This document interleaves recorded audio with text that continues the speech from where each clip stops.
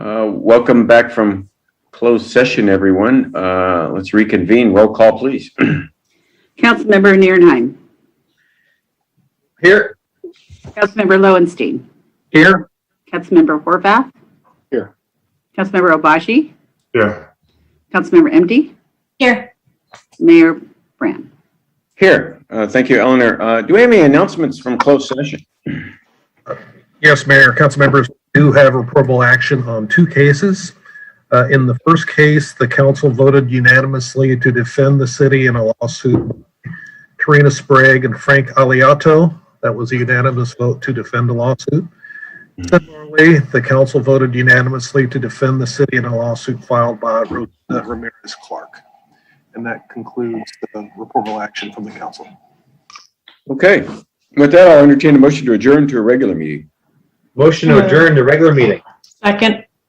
The motion from Councilmember Nierenheim, second from Councilmember Emdy to adjourn to a regular meeting. Are there any objections? Okay, so ordered. Now I'd like to call to order a regular meeting of the Redondo Beach City Council meeting. Roll call, please. Councilmember Nierenheim. Here. Councilmember Lowenstein. Here. Councilmember Horvath. Here. Councilmember Obashi. Here. Councilmember Emdy. Here. Mayor Brand. Here. Thank you, Eleanor. There's the flag. Okay, let's all rise, salute the flag, and take a moment of silence. Ready? Begin. I pledge allegiance to the flag of the United States of America, to the republic for which it stands, one nation, under God, indivisible, with liberty and justice for all.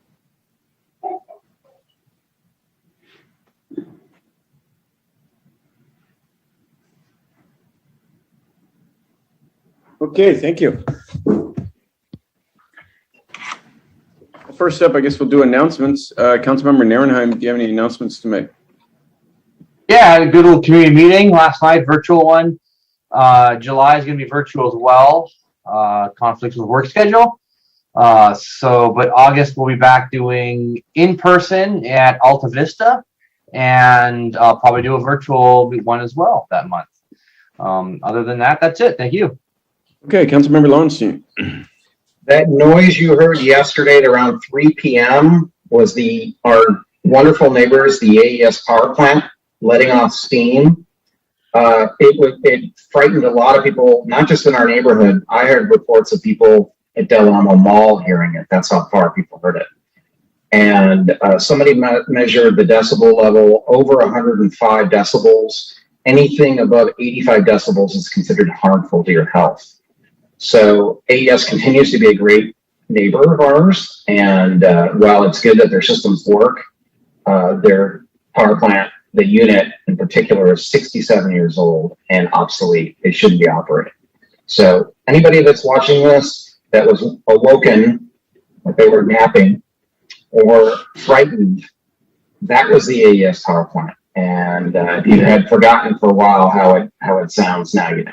So I just wanted people in our district to know that, and other districts. I heard somebody who was in District 3 that was 2 miles inland also heard it. So everybody, write your letters to the State Water Board, tell them to not extend the AES Redondo power plant past December 31st of this year. Thank you very much. That would be the State Water Resources Control Board, everybody. Councilmember Horvath. I thought that sound was Sackwith spitting on us. So, my announcement is community meeting will be this Saturday, 9:30 to 11 a.m. Virtually, emails forthcoming. Okay, Councilmember Obaji. I just will probably do my community meeting on the 24th, Thursday the 24th. Was thinking about doing it on Tuesday the 22nd, but if we don't conclude our budget discussions today, then we'll probably be back here on the 22nd. So, but I will send an email about that, and you'll also see the link on my council page on the city website. Thank you. Okay, Councilmember Emdy.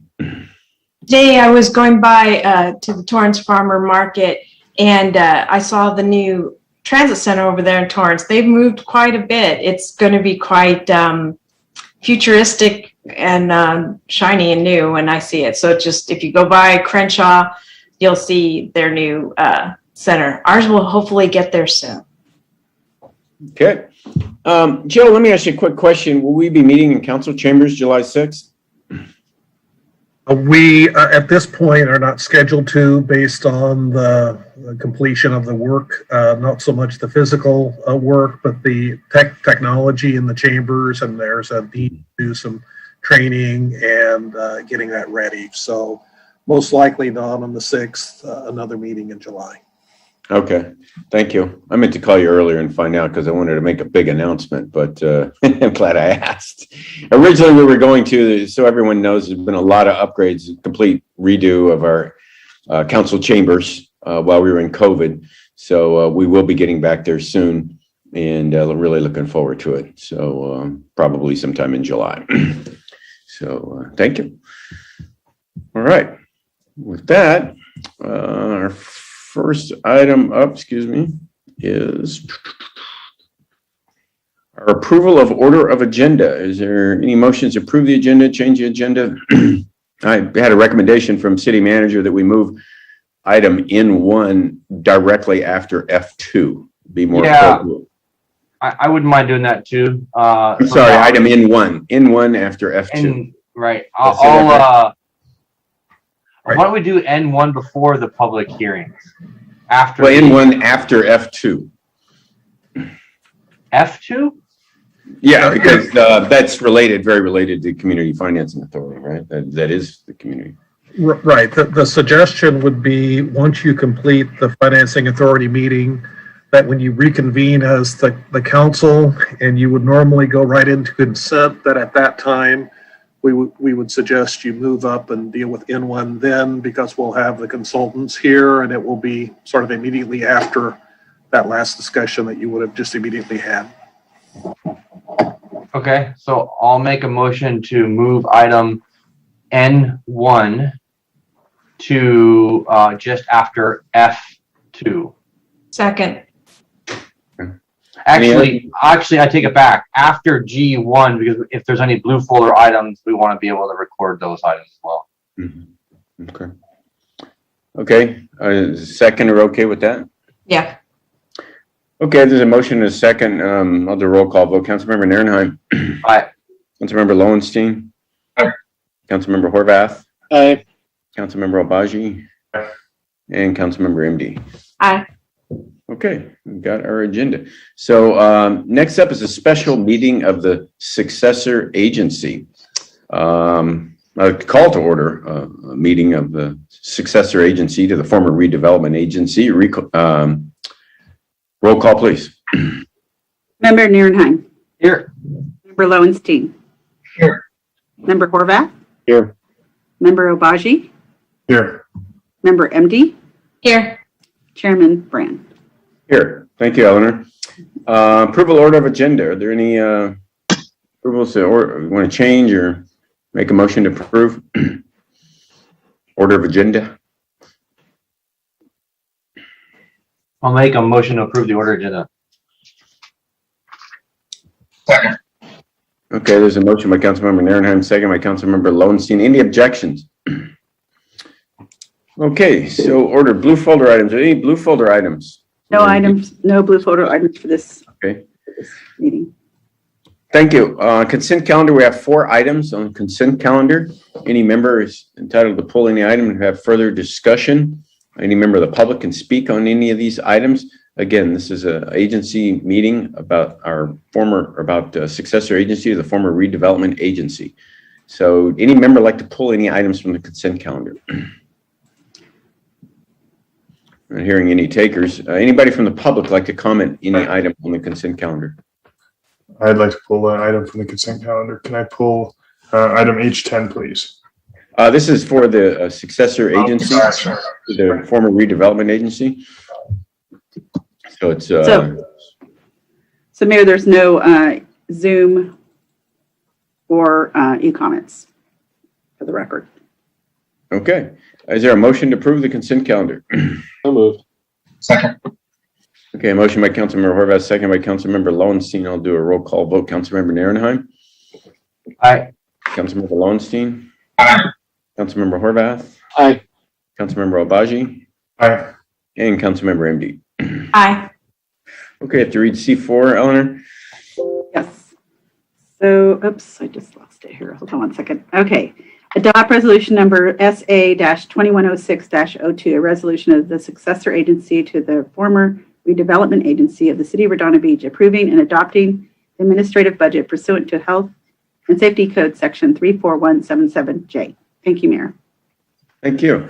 Time for public participation on non-agenda items. Again, this is a special meeting of the successor agency to the former redevelopment agency. Is there anybody who'd like to comment on anything not on the agenda? I have no Zoom, and let me just double check. And none on e-comment. Thank you, Mayor. Okay, thank you. There's no public hearings, old or new business. Any referrals to staff? Okay, I'll entertain a motion to adjourn. Motion to adjourn. Second. Motion by Councilmember Horvath to adjourn, second by Councilmember Narenheim. Any objections? Okay, so ordered. Now I'd like to call to order a regular meeting of the Community Financing Authority. Roll call, please. Member Nierenheim. Here. Member Lowenstein. Here. Member Horvath. Here. Member Obaji. Here. Member MD. Here. Chairman Brand. Here. Thank you. Eleanor. Approve order of agenda. Is somebody like to make a motion to approve the order of agenda or remove something? Make So change? moved. Is there a second? Second. Okay, motion by Councilmember MD, second by Councilmember Horvath. Is there any objection? Okay, so ordered. Blue folder items. Are there any blue folder items for? No blue folder items for this agenda, Mayor.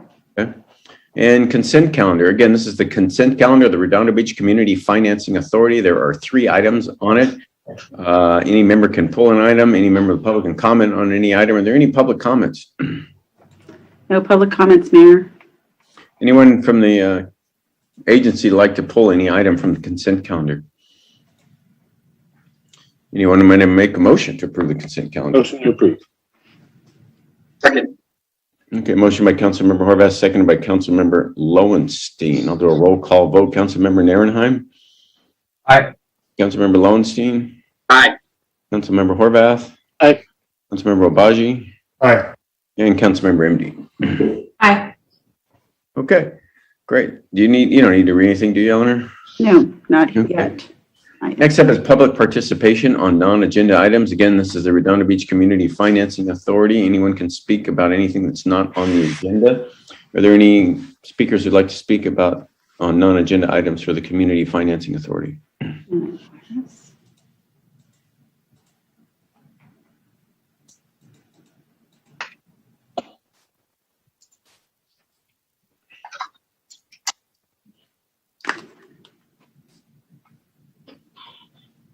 See anything, Eleanor? I'm sorry. We got 5 different things going on here. Okay, no for Zoom and no for e-comments. Sorry. Okay, thank you. So no public hearings, old and new business. We do have approval of the issuance of the Redondo Beach Community Financing Authority taxable lease revenue refunding bonds, Series 2021A, in an amount not to exceed $240 million. Is there a staff report on this, or is that the next item? There is a staff report. Great. Go ahead, Marnie. Hi. Good evening, Mayor and Council.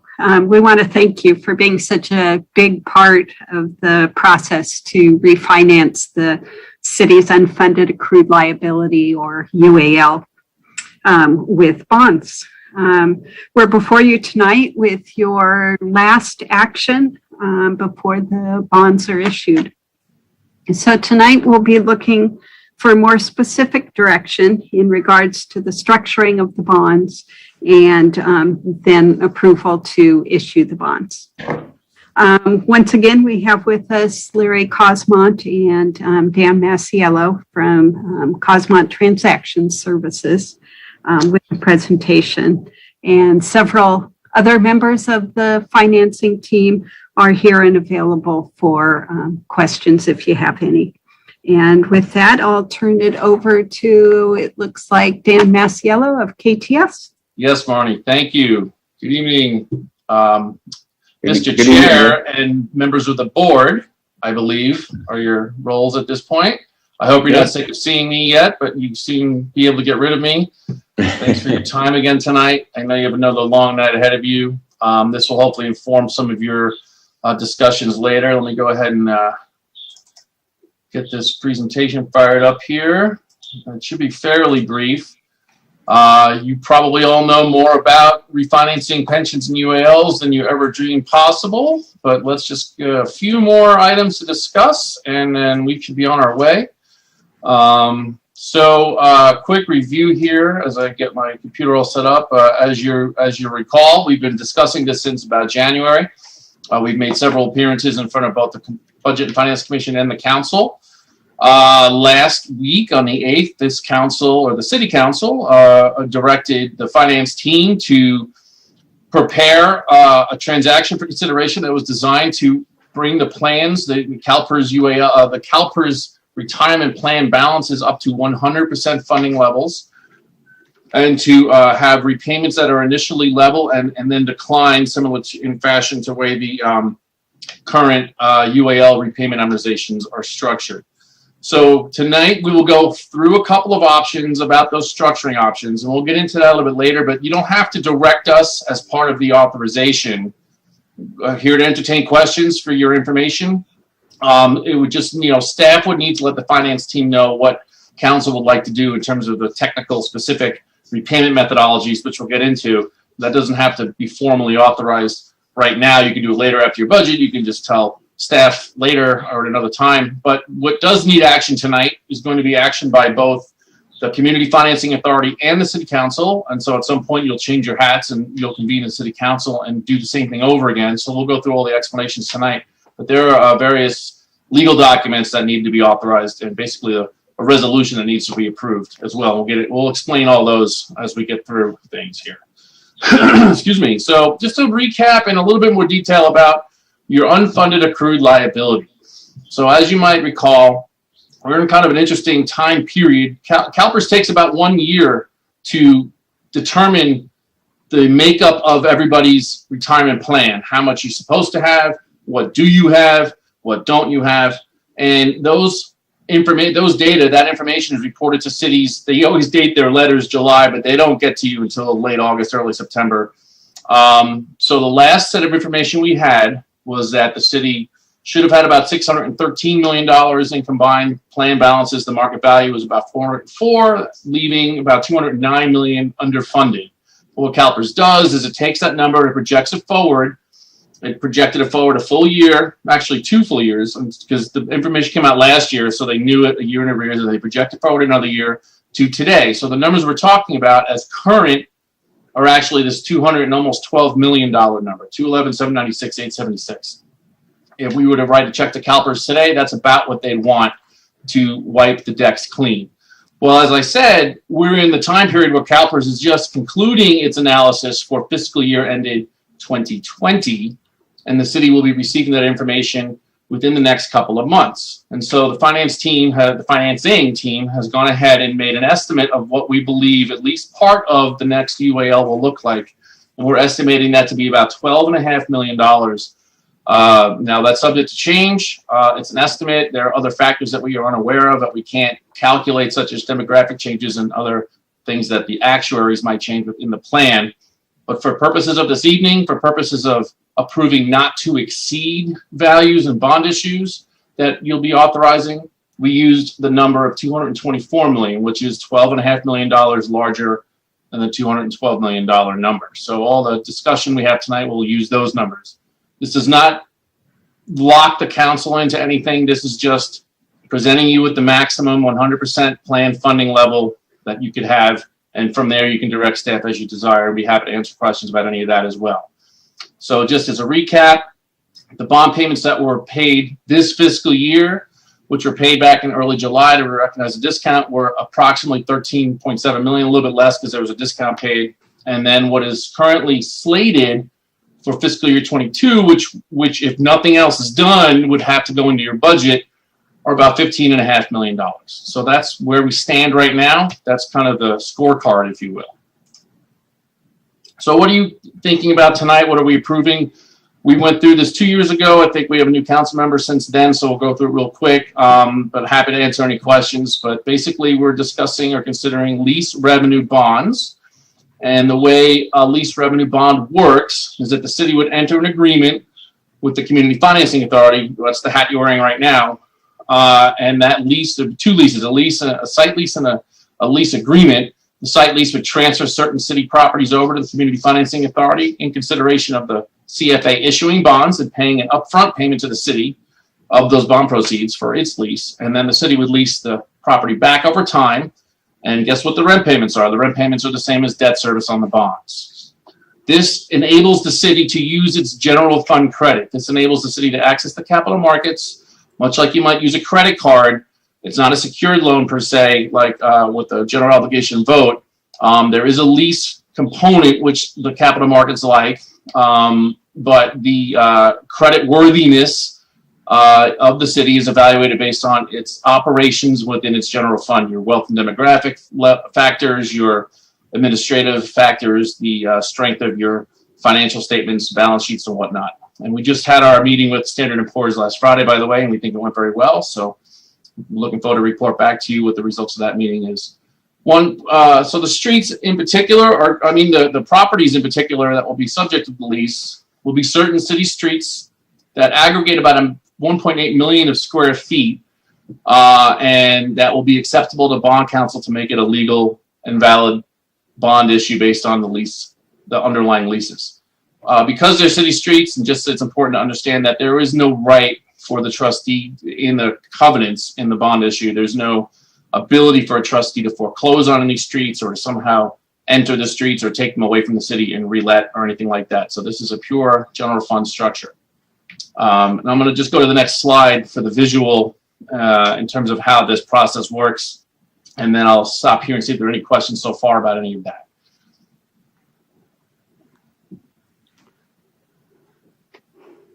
Great. Hearing none. Moving right along. Last week, we discussed certain structures and we kind of gave them some nicknames. These aren't official terms by any means, but since we've been using them here, we'll stick with the same nomenclature. We called the structure that the council directed for us to design a hybrid structure, and that meant that we tried to keep payments as level as we could in the earlier years, and then we mimicked the current version of the CalPERS amortization schedule, which, as you recall, and we'll have a graph in a minute, has a very steep decline after about, they go straight up and then they come straight down. And so the goal of the so-called hybrid structure was never to exceed any year of CalPERS payments on the repayment of the bonds. So as we started kind of getting under the hood and really working on this, a lot of parts are moving around. We wanted to keep payments in fiscal year 22 kind of low, and there's a range there. We're going to discuss that in a minute, what some of the options are. We wanted to keep the level period of payments under a certain threshold. I think the number 13 million was used. And we also, one of the goals of the hybrid was not to breach any previous CalPERS amortization repayments. Well, that's just a little bit too many things all at once that, are a little bit hard to arrange. And so we made some modifications, and we're calling the other options available hybrid modified. And they're all slightly different flavors, if you will, and we have them color-coded on the next page. But what we undertook to do is to give the council some options and flexibility if it would like. We could have a debt service payment next year is very flexible. We can have a minimum payment, and we're suggesting not to go below the interest payment that will be due on the bonds, which is about $5 million. And then for every year after that, we can have level payments until a point in time they begin to trail off and decline. It's that trailing off and decline period that we've adjusted a little bit, and there's variations on that. To stick precisely with the same CalPERS schedule, there's a dramatic decline, and it kind of undercuts the ability of the city to manage its payments over time. The lower the payments are in the future, the higher the payments have to be in the near term. And so we have some options coming up that tries to balance the city's desires and objectives, and to give you some choice. So without any further ado, all scenarios are considering this bond size, as I mentioned. That's basically the UAL payoff, as I mentioned earlier, over here, plus cost of issuance and whatnot, underwriter's discount, cost of issuance, which are all detailed in your resolutions in terms of good faith estimates. So the so-called scenario one is the payment structure we discussed last week, what's known as hybrid. And we can, one thing I didn't mention, any of these scenarios, I might have mentioned this a little bit, but we're able to kind of custom tailor to a degree the earlier repayment. So next year, the budget year you're working on, fiscal year 22, we put a target of about $12.5 million to run that scenario that we discussed last week. And what results from that is when we have the period of level payments for about the next 20 years, those level payments are approaching $13.8 million. So a little higher than we were targeting originally in terms of a consistent payment stream going forward to have in the budget structurally. This would be the least expensive option over time and has the lowest rate of interest because it is repaid quicker. So the average life, just like when you go get a mortgage, a 25-year mortgage is less expensive than a 27-year mortgage and so on. The interest rates are commensurate with that as well. Moving through all the other options, the scenario 2 and the scenario 3 are essentially the same option, but one has that $12.5 million budget payment next year, and one has just an interest payment of $5 million, a substantial difference. So that brings a lot of options to the table for the city. But we were able to modify and hit these level payment levels of about $13.5 million. But what we'll see in the next graph, in the next page, is that that requires higher payments on the back end in the years where there were very, very low payments on the CalPERS schedule. And this would be displayed graphically. This scenario 4 is basically keeping just an interest payment next year, but also having your annual, the level period payments at a lower level, closer to 13 million than 13.5 million. So again, that's the scenario that'll have the most cost, and that's the one that'll have the most shallow repayment curve at the end as the payments drop off. And just for good measure, as I was thinking about these first 4 scenarios, which were prepared by Stiefel very graciously, I put in this scenario, so-called scenario 5, which is kind of a mix. You have kind of a healthy payment in 2012, but not the full-blown 12.5 million. And we keep those payments over time. This was to illustrate that the scenarios 1, 2, 3, and 4 are kind of extremes. They're kind of the posts that are available to you. And so I wanted to get something that was sort of in the middle, just to illustrate that these are quite flexible. So these are for you to study and understand, and I'm certainly happy to entertain questions, but let me put the graph up because it might make a little bit more sense to look at it visually here. I'm going to try to color code these. So as you can see, this gray bar here is what we were calling the so-called hybrid, where we have a pretty substantial payment in the front end, and then it has a nice level period, but it's the highest level period. That was a $13.8 million. And then it never goes over the estimated CalPERS repayment schedule. Your payments are always, there's always going to be a savings, or at least not any sort of extra payments ever. That last scenario I mentioned with the scenario 5, where we have a substantial payment, about $9-10 million in 2012, but also have a little bit more comfortable level of annual structural payments of about $13 million. That's this blue line here. And you can see the demonstration, what I meant by these latter years. We're calling this a tail structure for a little while. So the various options illustrate here, do we want to have a declining structure where we pay a little bit more in the later years, or do we want to have a structure where we pay a little less in the later years? So for every dollar less that you pay later, you have to pay a dollar more earlier, and vice versa.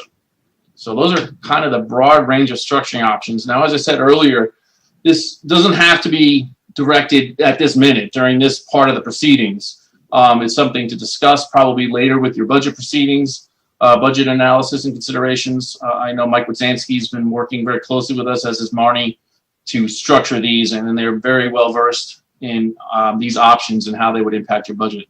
So I'm going to go ahead and stop there. I would imagine there might be a few questions about these options. And I might add a little bit more to this discussion, Dan, if I could. The Please.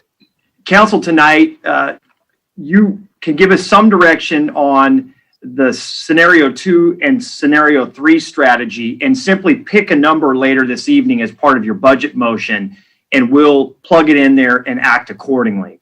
If for some reason you want us to be more aggressive in repayment and stick with the original hybrid model that will force the larger payment next fiscal year and the higher flat payment for the subsequent 22 years that we've described in scenario 1, you would need to tell us that as part of this motion, and then stick with the $12.5 million planned payment that was in the proposed budget. If you're thinking you are going to do something other than make a $12.5 million payment as we do the budget, I would simply say to us tonight that you direct us to provide a flatter tail structure as described in scenario 2 and scenario 3, but then you plug in whatever final appropriation you describe. And that's all we would need from you. We don't need to get into the weeds on exactly what that number will be now. We just need you to tell us you're comfortable with something in between scenario 2 and scenario 3 as you make your final budget decisions this evening. Okay, thank you, Mike. And thank you, Dan. You can stop sharing there, Dan. We have more to go, but if you want me to stop right now. Oh, I thought you were stopping. Okay, I'm just go kind ahead. of taking a break because we're going to get into the actual documents and approvals real quick. But this Yeah, was, no, go ahead.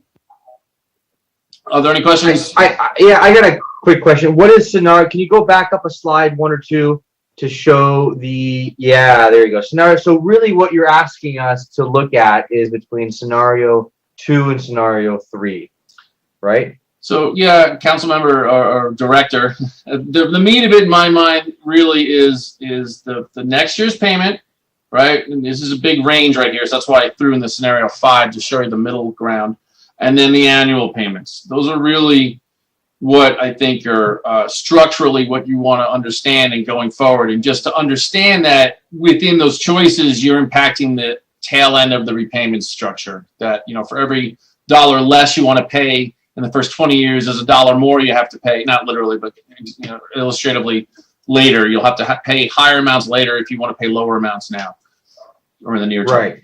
So it really is the difference between scenario 2 and 3, how much payment we want to do this year. And I mean, even within 2 or 3, I guess there's different variables and numbers there. Right, Councilman, you can see what it comes down to. If we only make a $5 million payment, over the life of the debt service, we're going to end up paying about $330,000 in total cost.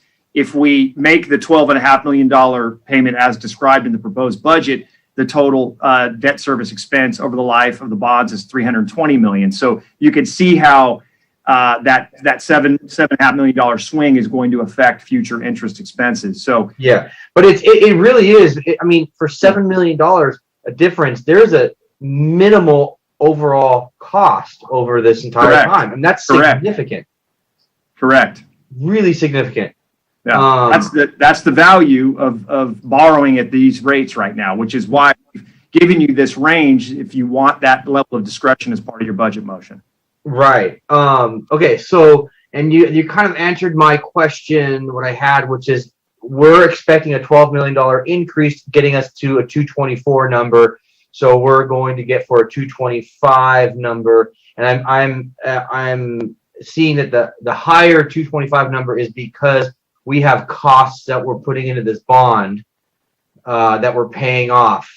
Correct, and providing some flexibility. You notice that the title describes a not to exceed of 240 million. Dan mentioned that we anticipate the number of being approximately 12 million as a supplemental UAL assessment this August.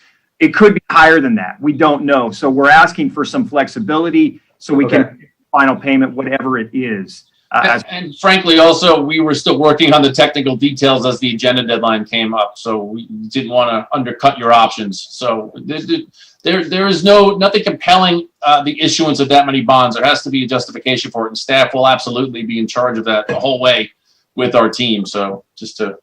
Okay. And I mean, I was going to ask this question later, but as we are sitting here talking about expenses on this, I saw on our agenda here tonight, we are approving the video production, the cost of video production. Mm-hmm. I thought that was going to be paid for by Stifel or whoever the company was. It'll be part of cost reimbursed to Stifel as part of expenses for their services. It's a. Oh, okay. That changes the whole thing around. Okay. All right. But those costs are going to be in the bond payment here where we're paying that. So Correct. in the long term. So Correct. it's just right. We're just moving money from A to B to C. Okay. And if the number is higher, okay, you answered that question. Perfect. And then scenario 3. Okay, perfect. That's it. All I have got. Thank you. Okay, go ahead, Dan. I see, I'm sorry. Councilmember MD has her hand up. She has a question. Apologies. Go ahead, Laura. Okay, so just to say that these are just scenarios, and whatever number we end up is going to affect what the total debt service is and all that, just depending on, so if we come in at 6 million, for example, it's going to change it a little bit. So just so we're clear on that. Once we do it though, can we prepay at all to debt service that? Once, in a couple of years from now, could we actually put a little bit more money in if we should choose to, if future council should do so? And the reason why I ask that is perhaps they might want to refinance the bond at a future date, so then they could prepay that bond off. Would that be possible? Absolutely. Very, very astute question, Director. I didn't get into that tonight, but there will be a call option on these bonds. As a matter of fact, these bonds, unlike about 10, 12 years ago with taxable bonds, they act and behave very much like tax-exempt traditional municipal bonds, which means in 10 years, and we're still negotiating that with the underwriter. Maybe it could be 9 or 8. We have to figure that out. But in not too far into the future, certainly not the length of the bonds, there will be a call option. The city will have the option to redeem these bonds, take them back from their investors, back from their owners at no premium, so at the amount that's outstanding. And that opens up a lot of doors of flexibility for both, if you want to prepay them early, even before that call option arrives, if the market supports that, if you want to start a sinking fund, which is a little bit outside that call option, but and as an extension to what you're asking. Hey, Dan, let me interrupt you, Dan. I think you need to explain what a call option is. Absolutely. It's just, a call option means that you have the right to call in from somebody who owns a security, that security. So if somebody owns your bond, the city owns or will have a call option on the bond baked in as part of the terms of the bonds. That means that the city may take the bond back, call it in from the investor at a certain point in time and at a certain price. And that price is par. It's 100%. It's whatever the face value of the bonds are at that. I don't want to get too complicated. But just for general purposes, if interest rates went down, we may want to call those options back and refinance the whole thing. Absolutely. Two things can be going on there, Mr. Mayor. The interest rates can come down, but also as you move along in time, you're moving along the yield curve, right? So your 28-year bond issue becomes a 18-year bond issue. An 18-year money in 10 years might be less expensive than what you paid for now. So exactly, as low as interest rates are, it's an option worth having, and it's a standard feature that the markets are used to. The city doesn't have to pay any more for it when it issues. Did he answer your question, Laura? Was that? Yep, I just wanted to make sure that. Thanks. Yeah, because I know he could go on and on and on. It's just No, it's perfect. I learn something new every time, Dan. Thank you, Dan. My pleasure. Okay. Councilmember Obaji, Member Obaji. Thank you. Thank you, Mr. Mayor. Question for Mike Wazanski. Did I hear you favoring, let's say, 1 through 3 or 1 through 4, but to exclusion of 5? Or did you want us to treat any of these, if we're leaning towards any one of these scenarios, differently than the others? That our concern is really twofold. One, what will be our level payment in the early phases in future years? We really want that number ideally to be in the $13.5 million range or less to provide some budgetary relief for us in fiscal year 22, 23 and beyond. But we're also mindful of the fact that, the more we pay now, the less we pay later in interest, right? Even though we are borrowing at great rates. So I think ideally, knowing that the council has some curiosity about maybe spending more of the potential savings in fiscal year 21-22 that would be provided through our core budget and what we've already set aside for our $15+ million UAL payment. I think what I would do is, if you're comfortable with it as a council, just direct us to act within the scenario 2 and scenario 3 strategy based on your final number here, whether you choose to leave it at proposed budget levels of $12.5 million, or you take it down to the $5 million interest only range. We'll plug whatever that number is in between there, and we'll level the repayment structure accordingly. That would be our base recommendation tonight. So choose just between 2 and 3, not really get caught up in the detail of 4. Of the other structures, yeah. We like the $13.5 million annualized payment. That's something we feel that we can work with in future years. Okay, you like that more than the 12.997 payment under. Well, that number's nice too, but what it would lock you in a little bit on what you would have to be prepared to pay next fiscal year at that $9 million figure. So we recognize that you might want a little more flexibility as you go through your budget deliberation. Got it. Okay. That's it. Thank you. Okay, hang on. Okay, then go ahead, Dan, carry on. Great. I'm just double checking a figure here. Sorry about the screen changes. Very good. So here's your graph. Now, what's before you tonight, we'll get into that in a second. So here's the approval process we just kind of started getting into. So we'd like the council to confirm the approach that we're going to modify the hybrid a little bit and not be precisely exactly how the CalPERS UAL repayment, which was estimated to be. And the particulars of the amounts, as we were just discussing a second ago, Mike and council, can be determined as part of your process this evening.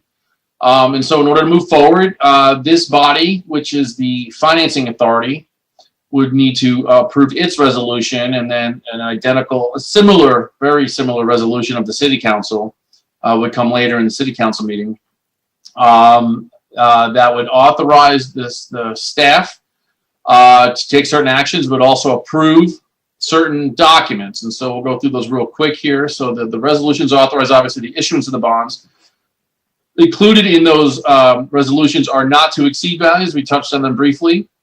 So we're projecting costs in the below 3.25% range. And so just as a safety margin, we're not pricing these bonds for 2 weeks. We don't expect anything monumental to happen in the next 2 weeks, but we put a not to exceed of 3.75%, an issuance par of bond value of not to exceed 240 million. We're estimating it'll be below 230 million at this time, maybe even lower in the $220 million range.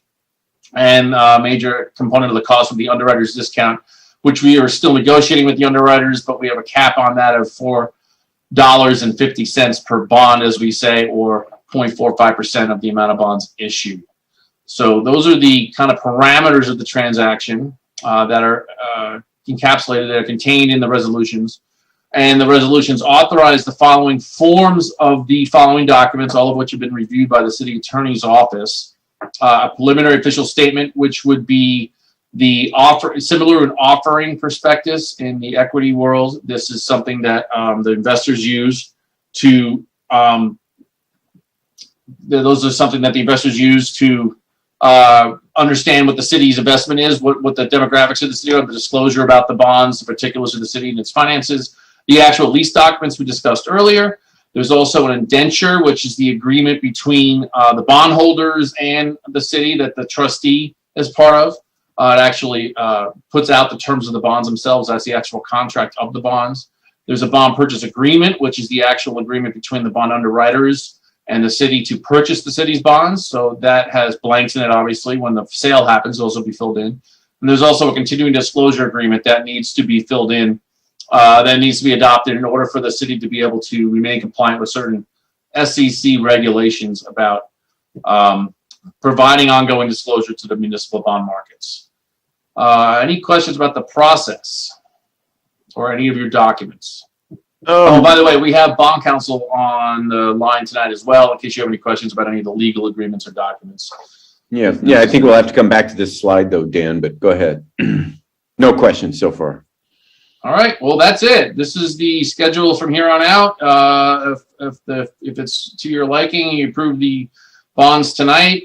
Tomorrow, I will call CalPERS and ask them to give me a payoff amount specifically for July 15th for the current balance of the UAL. We're anticipating to receive a bond rating from Standard & Poor's next Thursday, a week from Thursday.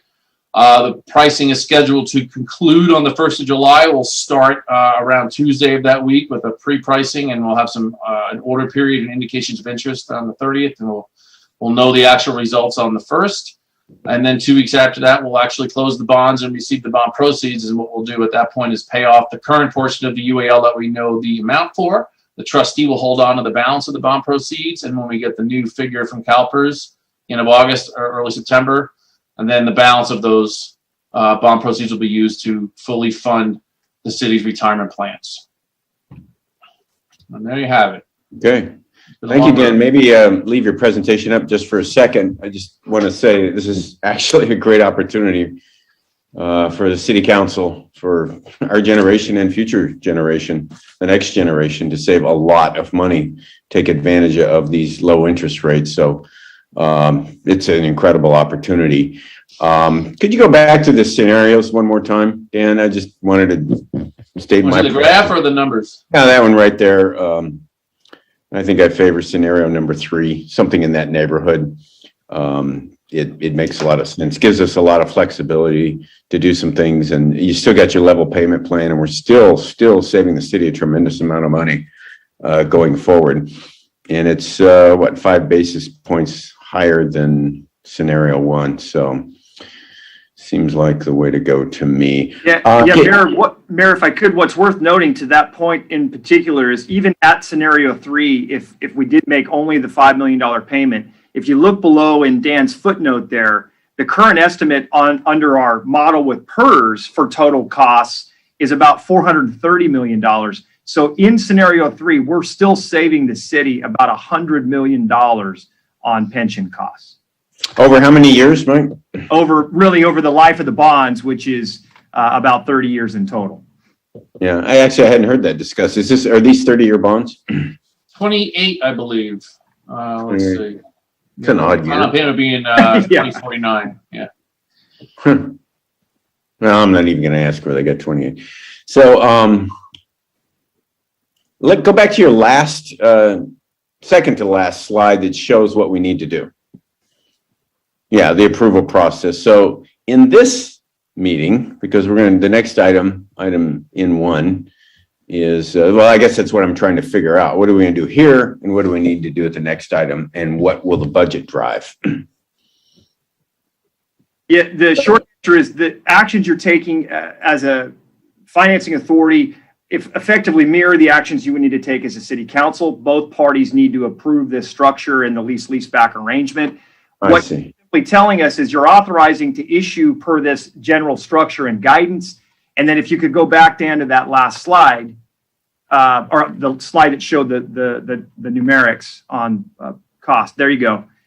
Whatever number, Mayor, ultimately the council decides as it relates to, not to get too specific, decision package 57. If you choose a $7 million payment in fiscal year 21-22, because you need the savings that would be provided by that decision for other budget purposes, whether it be capital, one time, or the like, we will simply then give Dan and Michael and our team direction to issue the bonds and create a repayment structure that anticipates a $7 million payment in the first fiscal year. You won't need to take any subsequent action. We'll simply fill in that blank on your behalf based on your final motion tonight.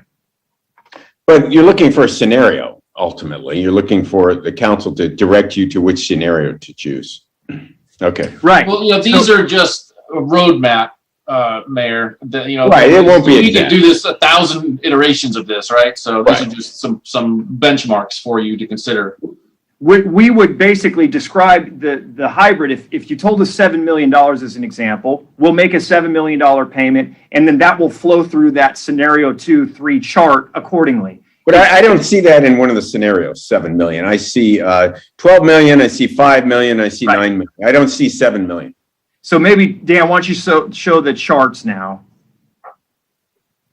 The graph. Yeah, so what would happen is The 7 million would flow through this and create a version that is somewhere between scenario 2 and scenario 3. So it's another scenario.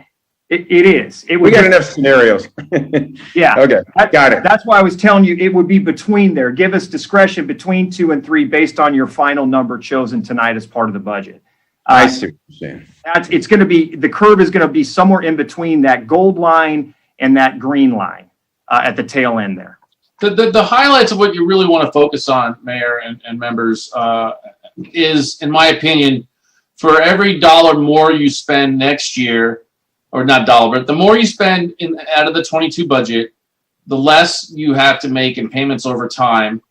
And you can also modify these payments over time in how steep or shallow you want these repayment curves to be. So you can kind of have your cake and eat it too. So if you like scenario 3, for example, but you really don't like this annual number, you can have scenario 4. But scenario 4 is the one that finishes its payment stream. I'm sorry, I'm pointing at the wrong screen. It finishes its payment stream with the highest level of repayments. So, you can modify it in that way. So you have your options of, lower payments in 22. And if you think 13.5 is too high, but you like 12 better, then you would, you can even go lower. I mean, we can even make it so this is 11. But again, this line will just go higher up here. It'll be, be level the whole way. We can do level the whole way. But that's not what we discussed last week. So this was a version of everything you discussed last week. Yeah, I like myself, I like having the flexibility of scenario 3 for right now, and then scenario 3 tails off in the later years. So, yeah. Anyway, let me go to the council comments, questions. Councilmember Obaji. I'll make a motion to direct staff to pursue a scenario 3-like scenario, paying between 5.012 and $5.5 million towards the bond obligation this year. So are you talking about interest? You want just a pure interest only, or do you want your second here between a 5.0 and a 5.1 between scenario 3 and 4? I was thinking interest and potentially, wait, in scenario 2, are we paying $12 million in interest, or are we paying $12 million in interest and principal? Good question. At the $5 million, and as you can see between 3 and 4, they change a little bit based on how long bonds are outstanding and how much interest is actually going to be due in the first year. So every bond that's outstanding, depending on how long they're going to be outstanding, the amount. So the interest amounts change a little bit based on the actual outstanding balance of bonds. So there is a little bit of a payment. This is an interest-only payment. $5 million is an interest-only payment. Okay. What I'm saying is pay up to... And the $12 million includes principal amortization. Okay. So what I'm saying is pay up to $5.5 million towards interest and interest. Wait, can you say it one time? Zane, I'd rather just do an interest-only payment this year. That's fine. Yeah. Okay. So I'll say that's the option. Yeah, interest only, or include some principal in that. Right. I don't want to include. I think if the value, the amount of money. Oh, sorry, I don't have the floor. Yeah, no, I agree with your point, which is that at the interest rate we're getting the money at, you can't beat that really anywhere. So you gotta maximize what you can get responsibly. So I'll go with that scenario 3 based direction. I'll second that. Just to clarify, there's like a scenario that's not up here, that you don't pay anything the first year. Is that correct, or am I wrong? There it is, but that scenario looks a lot different than this. And what I would note, and we had this discussion in part, although not directly, with our Standard & Poor's credit folks on Friday during our call. And we've talked about this with our underwriters. The prospective bondholders are very much interested in seeing at least some payment made in the fiscal year 21-22. Asking them to wait or delay that could impact the attractiveness of our bond issuance. And I can tell you that Standard & Poor's was very curious about how we were, if we were to structure a scenario where we didn't make a payment for a full year, that potentially could impact the way they view our credit. So We are strongly recommending that we at least make the interest-only payment this fiscal year, and clearly scenario 3 would achieve that goal for us. Okay, great. Thank you. Anything else, Nose? Yeah, actually, yeah. So I'm in full favor of just doing interest only. This is the cheapest money we can get for and we can have a lot of flexibility moving forward. We're in the financing district. We're not on the actual item N1. So don't we have to do this twice, technically speaking? You do, yeah, but we won't have to give you the same report. Okay. Okay. I just Take the action, yeah. And then should the motion include up to $240 million of bond issuance? Dan, unless you think that not to exceed has changed, but yes, I think we would ask for that authorization. Yeah, we don't need any more than that. That's ample cushion, if that's what your question is, Director. Yeah, I mean, we need to state that for you as well. No, that's all in the resolution. That's already all in there. And again, this is just really, you don't even need to formally direct at this point. I appreciate it, but you. Well, I'd rather just formally direct it, because that way, if things change, you can work on it now. And I don't know what's happening moving forward. I want to get this off our plate so we have some definity moving forward tonight. Understood. Personally. Yeah. Okay. Anything else, Nose? Yep, that's it. There's the motion. A second. Councilmember MD. Okay, I mean, I understand what Member Narenheim is saying about the interest only. That's the goalpost. That's the parameters that you're talking about with scenario 3. But I hesitate putting an amount now because we haven't had any discussion. What if we settle on 6,000? You know, that right now that's an $8 million differential. So what if we end up only needing 5 million to kind of close the gap? I don't want to put an amount until we've had the budget discussion, because we might be able to put more into the payment and save our money throughout the whole time.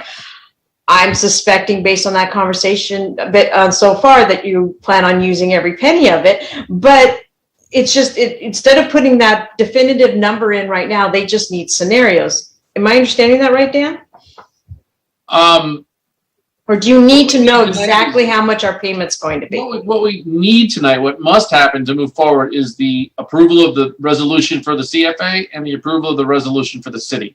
In those resolutions does not contain scenario choice. That's more about, you know, a staff council, and we're here to help, kind of collaboration, determination. It's not required to actually move it forward, but obviously staff is very interested in what you all would prefer to do, and that can be determined. We need to get a repayment schedule, an estimated schedule over to Standard & Poor's sometime by next week. I'd say the middle of next week. So it's not, you know, you don't have to make that decision tonight. It's certainly welcome to. But the only thing that needs to happen, if you want this to move forward, is that the approval of those two resolutions. Yeah, thank you for that clarification. Anything else, Laura? No, not right now. Thanks. Okay. Okay. Any comments from the public? See, I have none in Zoom and no comments from e-comments. Okay, there's no more hands up. There's a motion on the floor in a second. Mike Webb. Perhaps I missed it, but did the motion actually include improving the resolution? No. Oh, it did not. That's the one thing that you need to do. Yeah, can we go back to your second to last slide? Yeah, that's exactly what I was going to suggest, Mayor, because when you said to hang on to that. Yeah. Okay. Exactly. Because that's technically, specifically what we need to do. Okay. So, This is what my question was.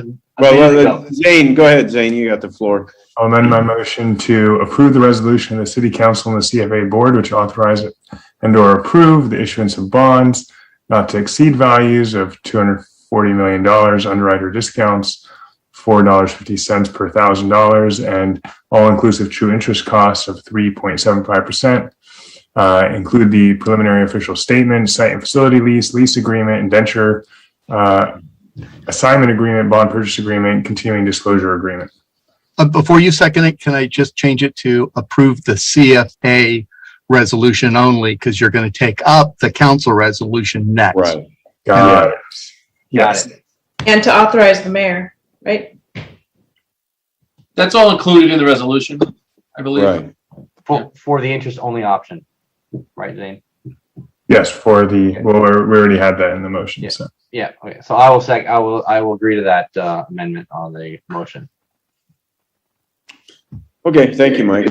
So there's a second and a motion. I'll do a recall vote. A recall vote. I think we have one of those coming. Councilmember Narenheim. Aye. Councilmember Lowenstein. Aye. Councilmember Horvath.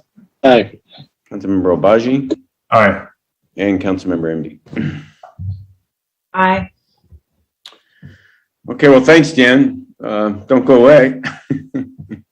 Pleasure. Okay, Mayor, I'm going to read. Go ahead, Eleanor. Adopt resolution number CFA-2106-02, a resolution of City Council, the resolution of the Redondo Beach Community Financing Authority approving the issuance of lease revenue refunding bonds, Series 2021A, federally taxable, approving a site and facility lease, a lease agreement, an assignment agreement, an indenture, a preliminary official statement, a final official statement, and a bond purchase agreement, and authorizing certain other actions in connection therewith as amended for the FACE agenda. Thank you.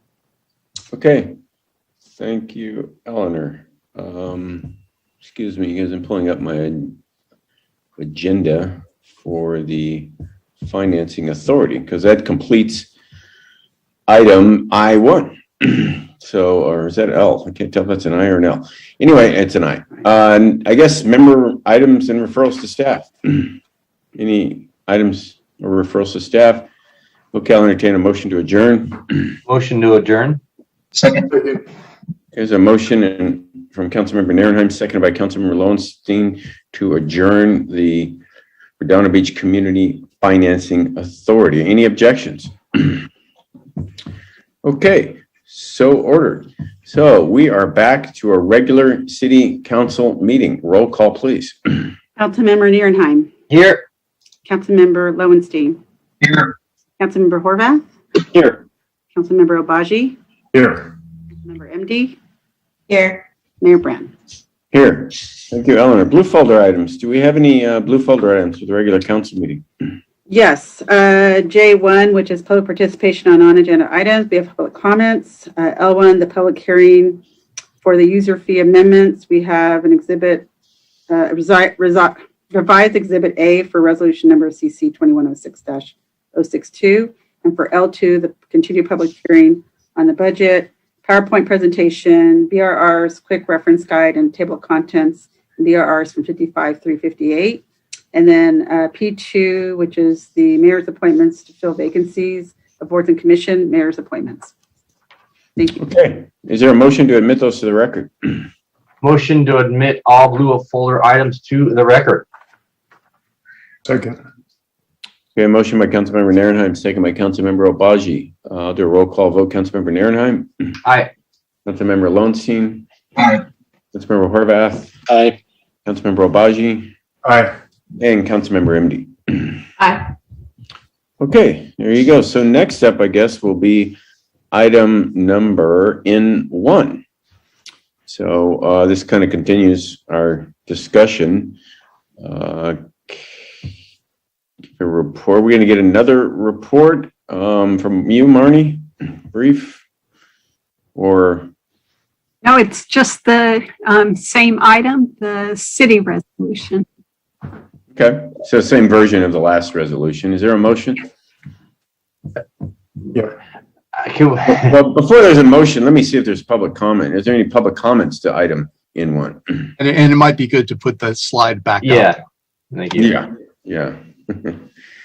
Okay, so Mayor, I have no Zoom or e-comments. Okay.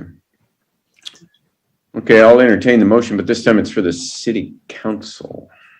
All right, we go back to the thing. Okay. Yeah. Actually, There we go. I have the agenda in front of me. Got it. Go for it. You're going to do it, Zane, or should I do it? I don't care. Why don't you go ahead and do it? All right. I move to adopt resolution number CC 2106065, a resolution of the City Council of the City of Redondo Beach, California, approving the issuance of lease revenue bond series 2021A, federally taxable by the Redondo Beach Community Financing Authority, authorizing and approving a site and facility lease, a lease agreement, a preliminary official statement, a final official statement, a continuing disclosure agreement, a bond purchase agreement, and authorizing certain other actions and connections therewith. At the scenario 3 level. Scenario interest only, and not the CFA, the other one. What's the municipal MFA? There's a difference we had to say, didn't we? Well, this is city council, not the CFA. Right. City council resolution. So you're okay. Got It's it. the same. Just for city council. So is that a second or? That's a second. Okay. You can take your slide down, Dan. I don't see any other hands up. Okay, well, I'll do a roll call vote. Councilmember Narenheim. Aye. Councilmember Lowenstein. Councilmember Horvath. Aye. And Councilmember Obaji. Aye. And Councilmember MD. Aye. If you read that again, Eleanor. Yes, adopt resolution number CC-2106-065, a resolution of City Council of City of Redondo Beach, California, approving the issuance of lease revenue bonds series 2021A, federally taxable, by the Redondo Beach Community Financing Authority, authorizing and approving a site and facility lease, a lease agreement, a preliminary official statement, a final official statement, a continuing disclosure agreement, a bond purchase agreement, and authorizing certain other actions in connection therewith. Thank you. Okay, thank you, Eleanor. We're on to our consent calendar. Tonight we have 18 items on consent calendar. Normally we pass all these items at once. Any member can pull an item. Public can comment on any item they'd like to and ask to have an item pulled. I'll start with Councilmember Narenheim. Is there any consent calendar item you'd like to pull?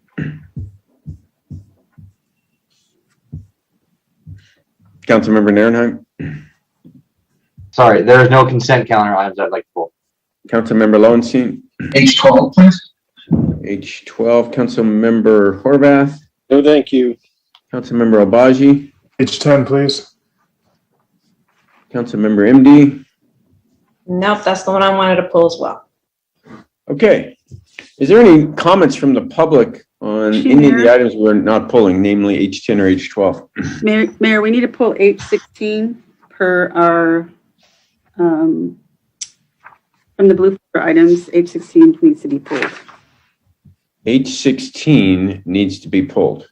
We haven't received the agreement yet, the retainer agreement from Fred Galante. They're still working on finalizing the petition. So as soon as I get that, I'll return it for the next council meeting. I just had it as a placeholder in case he could get it done. He wasn't able to, and so we'll put it on the next council meeting. So you're saying he's holding us up? He's working on their petition. I know what you're getting at.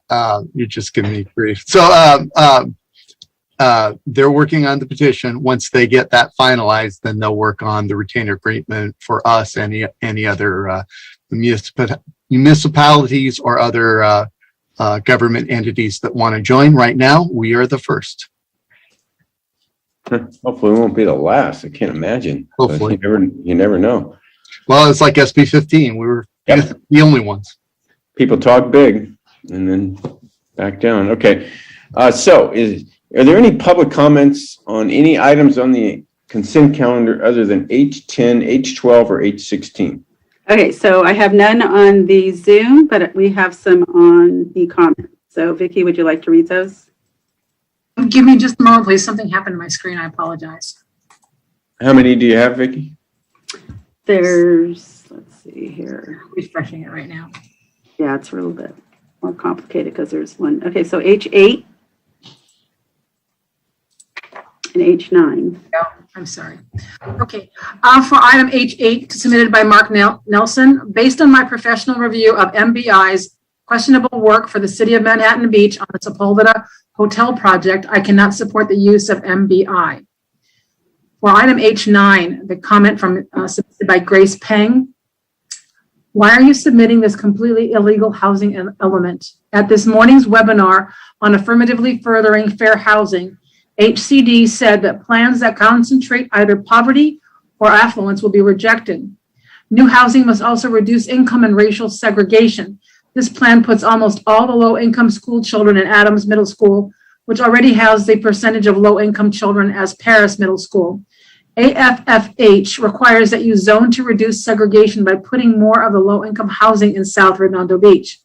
They are also looking at disparate impacts for health and pollution and travel burden. Putting 700 low-income units at the triangle north of 405 with people at extreme pollution and traffic risk. How are kids going to cross unsignalized freeway ramps to get to school? To everyone driving by the 405, we will be known as the heartless and loathsome city that put all the low-income people far, far away next to the freeway. HCD will also reality check the assumptions. We will not get 500 moderate income units from residential recycling. R1 to R2/R3 conversion results in townhomes that sell for over $1 million, which is not affordable to people in moderate incomes as defined by HUD. If you submit this, it will be rejected. We will also go on record as unable to follow directions. I don't want to be embarrassed to tell people I live in Redondo Beach. We are smarter and kinder than this plan. That concludes the comments for that was for H10. That needs to be reclassified. That even though it might have said H9, it was actually an H10 comment. I apologize. Yeah, that's what I was going to say. So that was a comment to H10. So just keep that in mind because that has been pulled by Councilmember Obaji. Just let me know if you want me to read it again. That's okay. I think everybody knows exactly what that was. Okay.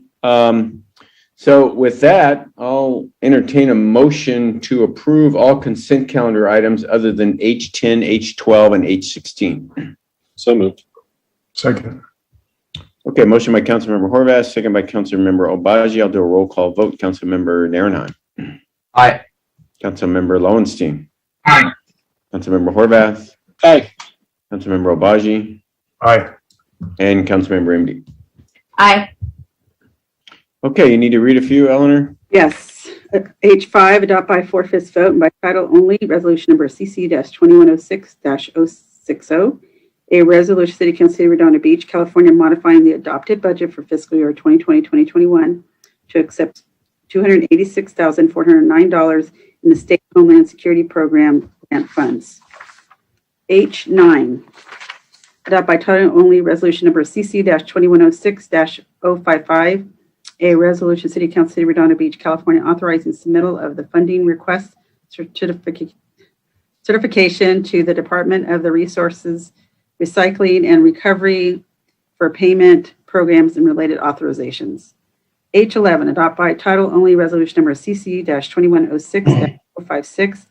A resolution, City Council, City of Redondo Beach, California, approving and adopting the annual appropriations limit for fiscal year 2021-2022.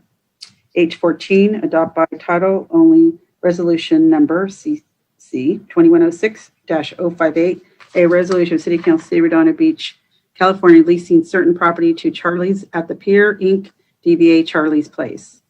Number H18, adopt by title only, resolution number CC-2106-061, a resolution of City Council, City of Redondo Beach, California, authorizing an exception to the CalPERS 180-day wait period pursuant to California Government Code Section 7522.56 and 21224 and Executive Order N-25-20 for the appointment of CalPERS annuitant Deborah Coheim as a part-time program coordinator. Thank you, Mayor. Okay, thank you, Eleanor. Councilmember Obaji, you pulled item H10. Sure. I just wanted to revise our density allocation south of in the Condon, Pomona, Kingsdale area, south of where the great room is, from 45 dwelling units per acre to 30 dwelling units per acre. If I recall correctly, those were not counting to our arena anyways, because they're such small individual parcels that haven't been aggregated yet. So I just wanted to convert those. They'll still get good value for them because they'll be multifamily, but they'll be adding less density to our area. Brandy, is that clear to you? So it's the area in the Kingsdale neighborhood that would be south of the area that's consolidated. Yes, exactly. Thank you. Is that a motion? RENA numbers at all, Brandy? That should not impact the RENA numbers significantly, no. Mm-mm. What about, I forget the bill number, where you can't have any net loss? Right, the SB 330, it should be okay there because it's going from the 45 to 30. I think we're okay because it's already at a lesser density than the 30. Right. So you're eliminating an upzoning because it does nothing. We're not eliminating upzone. Yeah. It's a single family home. So Right. we're still upzoning it. We're just not upzoning it as much. I see. Okay. All right. So is that a motion? Sorry. That's a motion. Sorry. Is there a second? I'll second that. Councilmember MD. Can I get clarification on that? Because I'm looking at page 3 of 6, and I'm looking at the table, and I know that it was in his motion last week, but I don't see it in the table at all. Am I missing that? What line would that table that he just eliminated be on? It's not on here because where it says gallery in North Kingsdale at 45 and 45 dwelling units per acre, 72, that's only the consolidated area. The area south of that, because it wasn't consolidated, did not contribute towards this table. But it was still going to change in zoning, even though it wasn't on this table? Yes, this is for the housing element for us to have the housing sites inventory. So this is that proposed housing sites inventory on how you're going to meet the very low and low. Okay. And then I would like to amend, to do an amendment to the motion, or I'll do substitute either way, in which, since we have a surplus of the very low and low, that we actually lower the commercial north area of housing overlay to reduce the density so that it would end up reducing it by 200, about 207 or less units. That's where we might run into an issue of that 207 is because of that SB 330 no net loss. If you recall, when we came back at the May 18th meeting, we had presented if we had done a density at one level or another, or because there was a couple of alternatives, when it got to a little bit lesser number, we were not in compliance with the SB 330. So if that is something that is considered by council, I'd say reduce it to a point where we're still in compliance with our SB 330. And what number would that be? I don't know offhand because we have to do the evaluation of the build out for that with that adjustment. And so I'm willing to do that, but let me explain to the rest of council where my mind is on that, is because if you're going to put that kind of density on 15 acres that has no other adjacent amenity to it, such as a park or any kind of amenity to it, and you're putting it next to a very highly polluted amenity, we need to be able to put in the zoning parks, some kind of a park, and also to include into the zoning mitigations that is recommended by the Public Health Department, which would mean if you read the Public Health Department mitigations today, I don't want to be specific today because in case the Public Health changes it to be more stringent even, as I want the zoning to have included in it that we will require mitigation for that pollution from the 405 freeway. So for example, in the Public Health today is recommending a sound wall, trees, and the windows have to be at a certain rating to make sure that the people who are living there don't the pollution is mitigated for them. And I think that that is the least we can do if we're going to put that kind of density into that area. So I would like to do a substitute in which it includes Mr. Obaji's Mr. Obaji's amendments and to reduce the density on the tech district so that we can still meet 330, but that we can lower that surplus a bit. And also in the future, when we go to zone it, that we require that it states the mitigations for pollution. Well, is there a second? Is that an amendment or a substitute motion? I'm going to do substitute. I'll second it. Let me ask a question for City Attorney. Mike, are we tying the hands of a potentially future council with that last part of her motion that we amend the general plan? Or what was it, Laura, where we have to insist that they do mediation? That we make sure we include in the zoning the mediation in it. It's just including in the zoning. What, I mean, Brandy, is that something you see in zoning? Is that something for zoning? Yeah, I think that where you would see the specifics would be in the zoning. So when you're going to do that zoning revision for the residential overlays, you can put, that information in there, those restrictions or requirements in there. And I'll ask Councilwoman if you could repeat that portion of it. That it's to direct staff to make sure to include in the zoning that is going to come forward that it has the mitigations from Public Health Department. And is it giving them the flexibility then, Laura, to reduce it without violating SB 330 or? Yeah, that's the other part of it, right? Yeah. So that's clear, Brandy?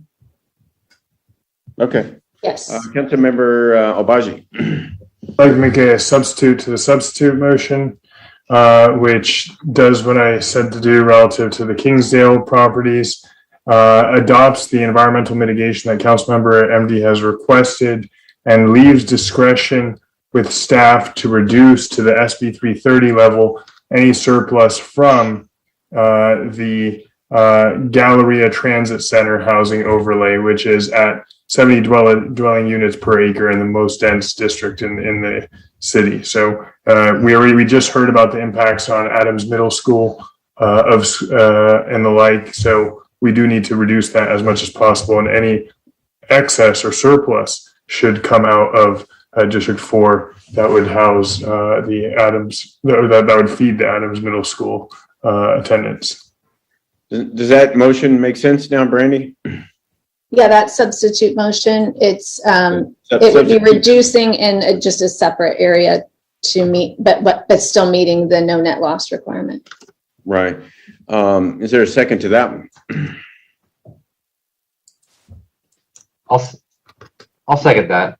I'm about to say there was no second. Okay, so there's a motion and a second to the substitute motion. Are there any public comments? No public comments on Zoom, and we read the one before related to H10, but there's no other e-comments. Okay, thank you. All right, I guess I'll do a roll call vote. Councilmember Nierenheim. Aye. Councilmember Lowenstein. Councilmember Horvath. No.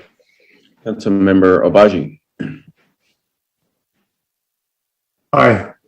And Councilmember MD. I'm going to vote no because I also feel that we haven't done outreach on school impacts or on all the statements that Dr. Grace Pang said. So that's what I'm going to vote no as well. Okay, so that passes 3-2. Next up was item H12, and it was pulled by Councilmember Lowenstein. Ted, I have a question for you related to this, the paving contract. Can you give me some boundaries in terms of where the paving is going to happen? Is it just for the right turn lane, or is it going to be, I thought we were paving that area in general from the 405 to Inglewood to Manhattan Beach Boulevard. Can you tell me that? Because I didn't see that anywhere in the packet. Okay, absolutely. What we're doing is we're widening the street and constructing the new dedicated right turn lane on the west side of southbound Inglewood at Manhattan Beach Boulevard. At the end of that work, though, we are going to be grinding and overlaying all the asphalt between the railroad tracks and the concrete portions of the intersection at Manhattan Beach Boulevard. So the concrete portions will remain as they are, but the asphalt portion on both the Lawndale side and the Redondo Beach side are going to be ground and overlaid. Okay, great. And that's part of this contract. That is part of this contract. That is part of this contract, and the city of Lawndale is doing a grind and overlay job on the balance of Inglewood from north of the railroad tracks all the way up to Marine. Okay, that was my next question. How are we going to do that? And this will be at the same time then after we will be doing it, then they'll be doing it. They're not going to delay it, right? It's the same time we've come to an agreement of that, or do we know? I know we're coordinating with the city of Lawndale. We can't have traffic control occurring at both locations, but I don't know sequence-wise whether they're ahead of us or they're going to be following. Andy? My understanding is they'll be just ahead of us. If they're not already out there, they should be very soon, unless they've had a delay I haven't heard about. But their intent was to go before us. Okay, and when will this actually occur? It usually takes us 60 to 90 days to get from the award through the contract execution and mobilization. So next 2 or 3 months, we'd start. Okay, thank you very much. That's it. So I'd like to make a motion to approve H12, please. I'll second that. Okay, there's a motion in a second. Are there any public comments? No public comments, Mayor. Okay. Motion in a second. I'll do a roll call vote. Councilmember Nierenheim. Aye. Councilmember Lowenstein. Aye. Councilmember Horvath. Aye. Councilmember Obaji. Aye. And Councilmember Emby. Aye. Okay, you need to read that one, Eleanor? Yes, Mayor. Adopt by title only resolution number CC-2106-057, a resolution of City Council, City of Redondo Beach, California, amending a contract to All American Asphalt in the amount of $934,948 for the Inglewood Avenue at Manhattan Beach Boulevard intersection improvements, southbound right turn lane project, job number 40960, project number MR 312.42. Thank you, Mayor. Great, thank you, Eleanor. So that concludes our consent calendar. Next up is public participation on non-agenda items. This is the opportunity for the public to speak to us about anything that's not already on the agenda. Everybody's got 3 minutes. Eleanor, do we have anybody who'd like to speak under non-agenda items? So I have some, let's go with Holly Osborne.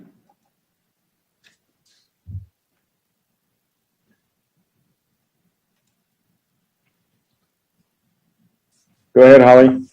Yeah, this is Holly Osborne, District 5.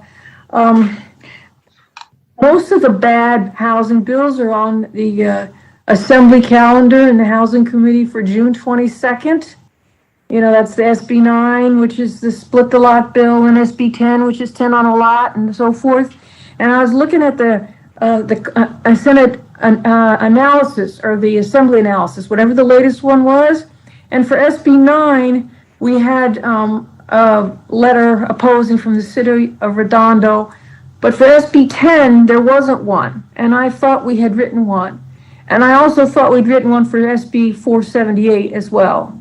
And I didn't check the others, but if Brandy's still on the call and she's got the letters, could she resubmit them for SB 10 and SB 478? Yeah, Brandy, could you or someone, Joe, call our lobbyist and make sure that that's registered? This has been an ongoing struggle. We write these letters and then these bills come up and then they're not in the analysis, our opposition. So I think Mike Arnold's aware of our opposition. In fact, I'm the designated opposition speaker on SB 10 next week. So I'm just amazed that our letter opposing SB 10 still isn't registered with the committee. Yes, I'll make contact with Mr. Arnold. Thank you. And all the ones we've passed, please run by him all the ones we have opposed and ensure that we're listed as opposition to the various bills or support, whichever we are. So we spend a lot of time doing this and then it doesn't show up. So thank you, Holly, for pointing that out. Okay. Anyway, any Next more? speaker, yeah, I have Jerome Chang.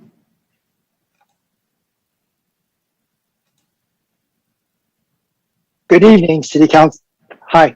My name is Jerome Chang, and I'm a 10-year resident of Redondo Beach up at North Redondo. I want to just let the public know about something that happened this past Sunday around 1:30 p.m.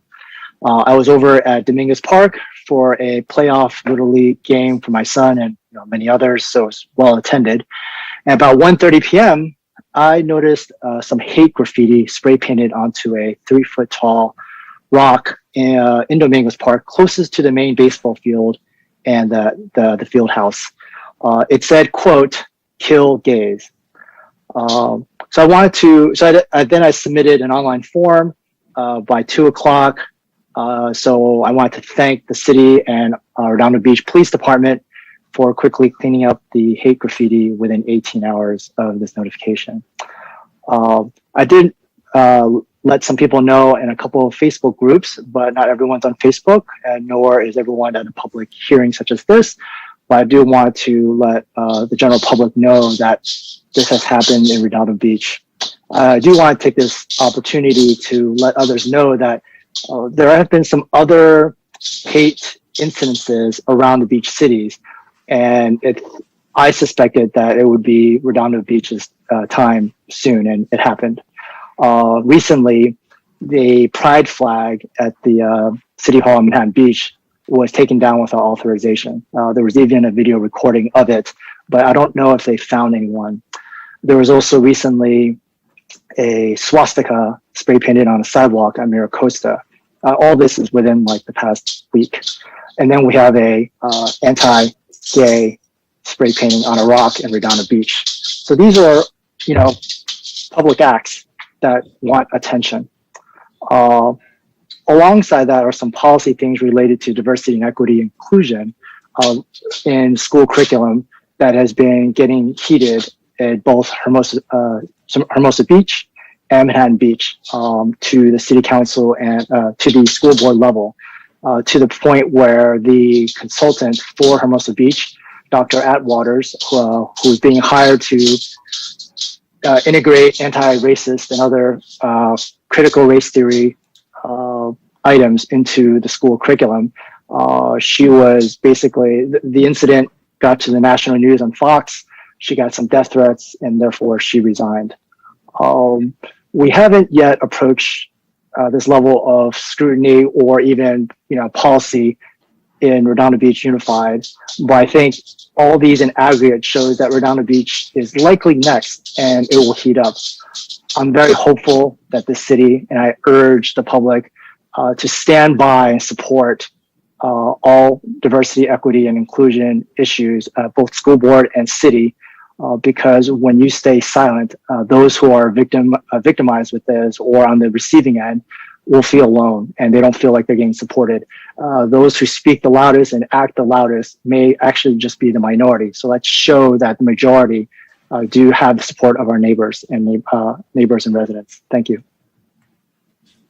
Thank you, Jerome. I'll just remind everybody, the city passed resolutions recently encouraging equity in all races, ethnicities, religions, classes, and thank you for that, Jerome, because we see it too, and we want to make it clear that Redondo Beach is quite welcome to everyone.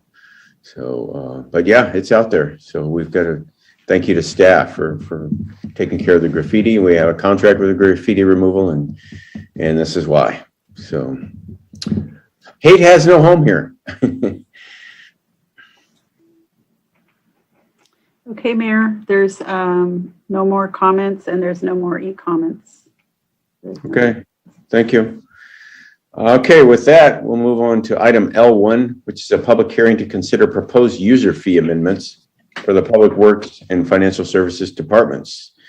And so with that, I'll entertain a motion to open the public hearing. Actually, Mayor, we need to do the ex parte communications. Oh, thank you, yes. Please.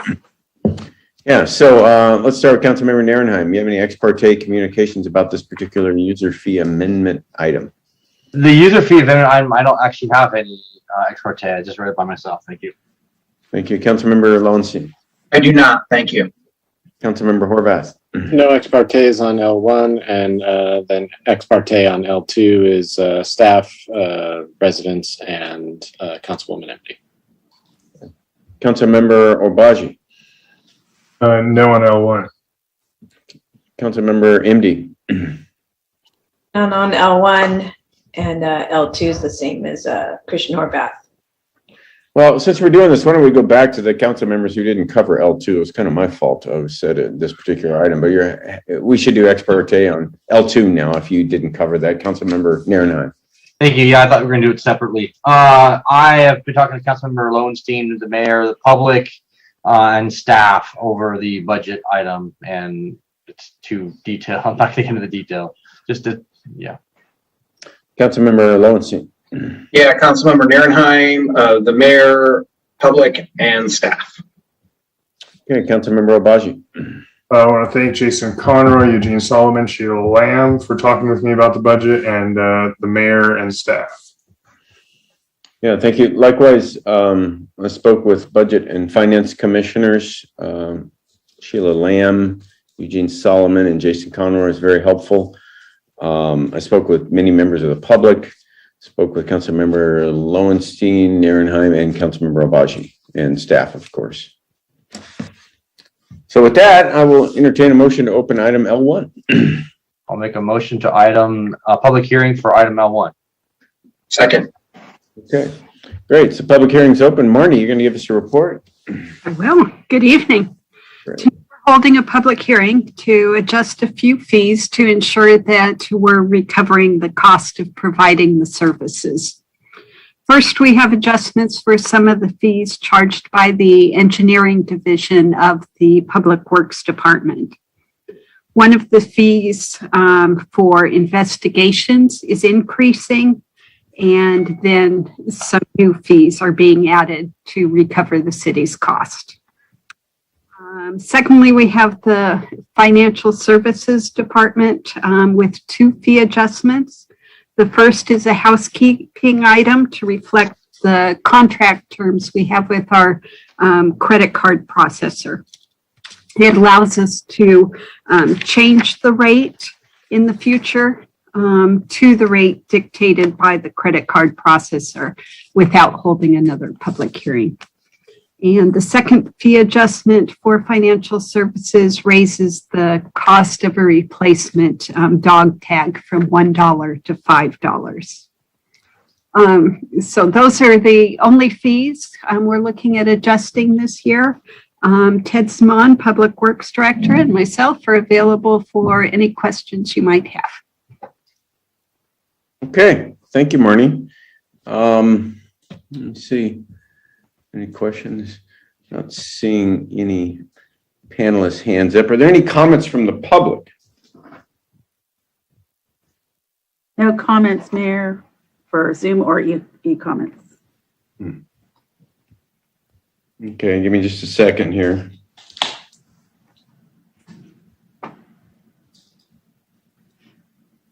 Get my lights set up properly. Okay.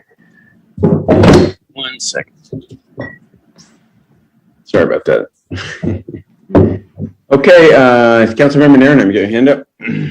Yeah, we're not, for the dog licensing, that's only going to be adding $175 to the, I guess, the general fund, right? It doesn't get specifically moved to a specific location.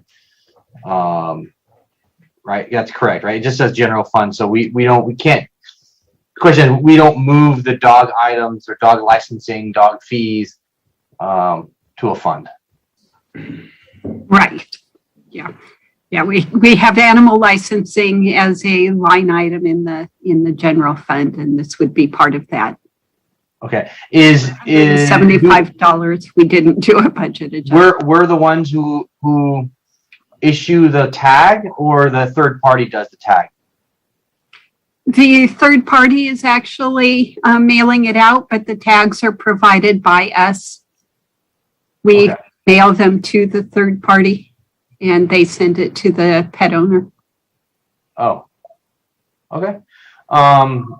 No other questions. I will make a motion to approve resolution CC 2106-062. We gotta close the public hearing Oh, first. yeah, you're right. Sorry. I'll make a motion to close public hearing. Second.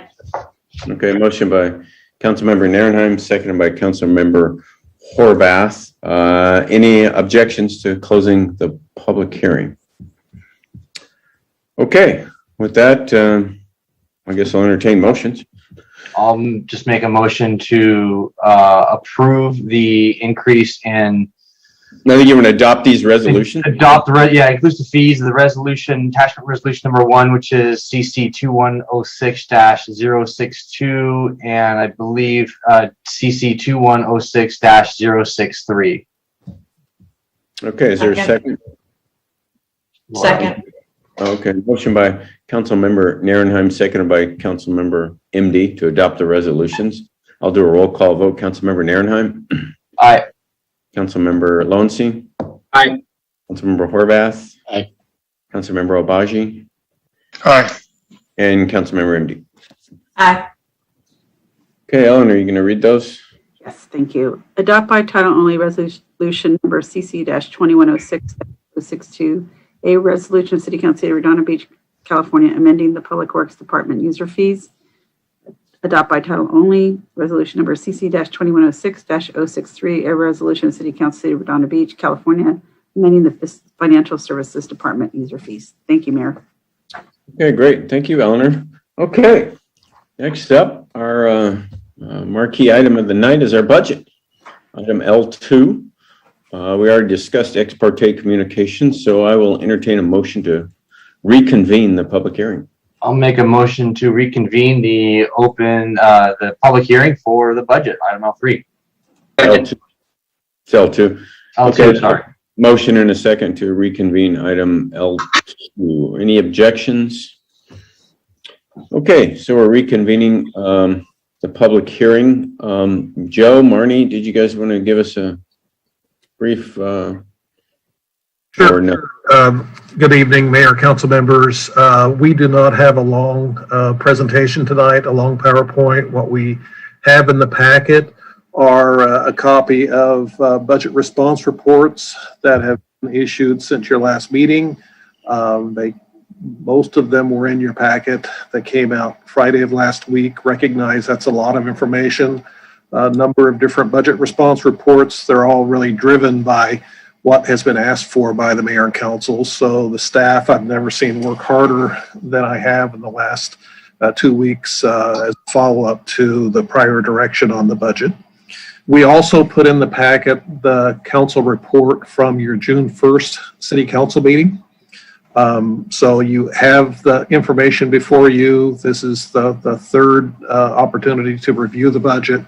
It's been reviewed twice by the Budget and Finance Commission. We have a budget response report with their input as well as input from different commissions that have recommendations and input for you related to the budget.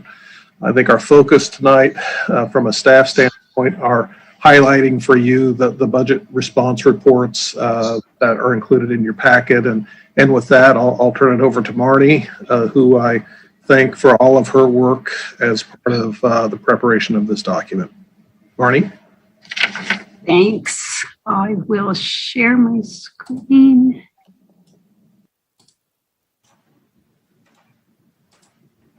There we go. So our continued public hearing on the budget.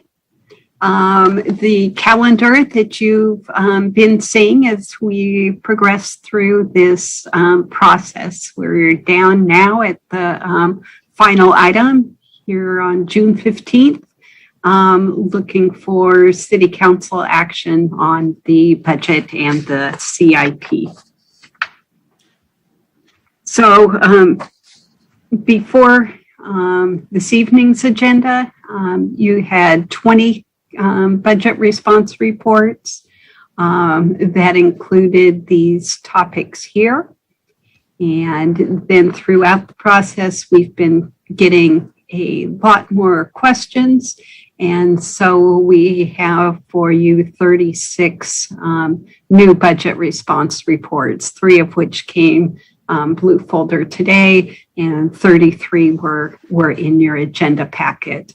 As the city manager said, it does reflect those items that you wanted to see more information. And this list is not exclusive, but gives you a flavor of the topics that are covered. And so our recommendation tonight is just to, as you have, reconvene the public hearing, take testimony. You'll then close the public hearing, receive and file the budget response reports, and then adopt the budget resolution. Okay, thank you. Thank you, Marnie. I want to start off my comments with thanking Marnie. Marnie is due to retire very soon. This is her last budget. How many years have you worked with the city, Marnie? It's been 39. 39? Gosh. 39. Okay, so, I just wanted to thank you and show our appreciation for your 39 years of service. It's your last budget, and you've always been just a consummate professional and so helpful and always answering all our crazy questions and in real professional manner. Sometimes I wonder how you keep a straight face. But anyway, I just wanted to give you a shout out right away and let everybody thank Marnie. I'd also like to thank Brad Lindahl. He's always been instrumental in our CIP project. He's retiring as well. I don't know how many years he's had, but he's got a lot. I don't think he's got 39. I don't even think he's 39. How many years does he got, Joe? It looks like he's 39, but anyway. Anyway, thank you, Brad, for your all your service to Redondo. I think he's got 20 some years. Is that right, Joe? Thank you, Mr. Mayor. It will be 29 years when I retire. 29. Wow. Well, her 39 makes 29. But 29 is huge. So thank you, Brad, for all your service. Both of you guys have been here since I've been up here for 12 years. It's just been consummate professional and always been extremely helpful and background people that do the real hard work behind the scenes that Joe mentioned earlier.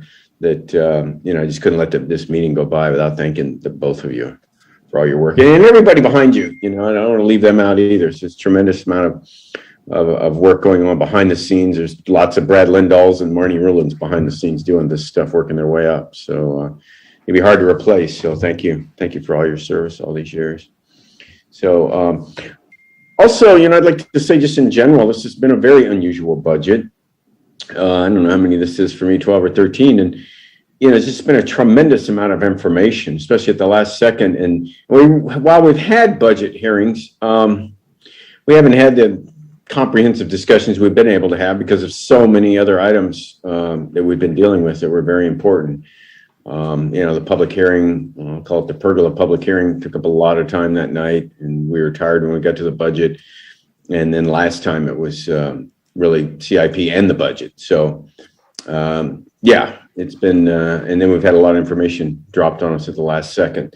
So I just want to make that observation. I know everybody's put a lot of time into this as well. And we're coming out of COVID. Things are open. And hopefully we're going to have a big comeback and a big turnaround. So everybody's working hard on this. I just want to assure the public in taking this all extremely seriously. And we have some big decisions to make tonight. So with that, I guess I'll just start with the council, turn it over to Council Member Narenheim.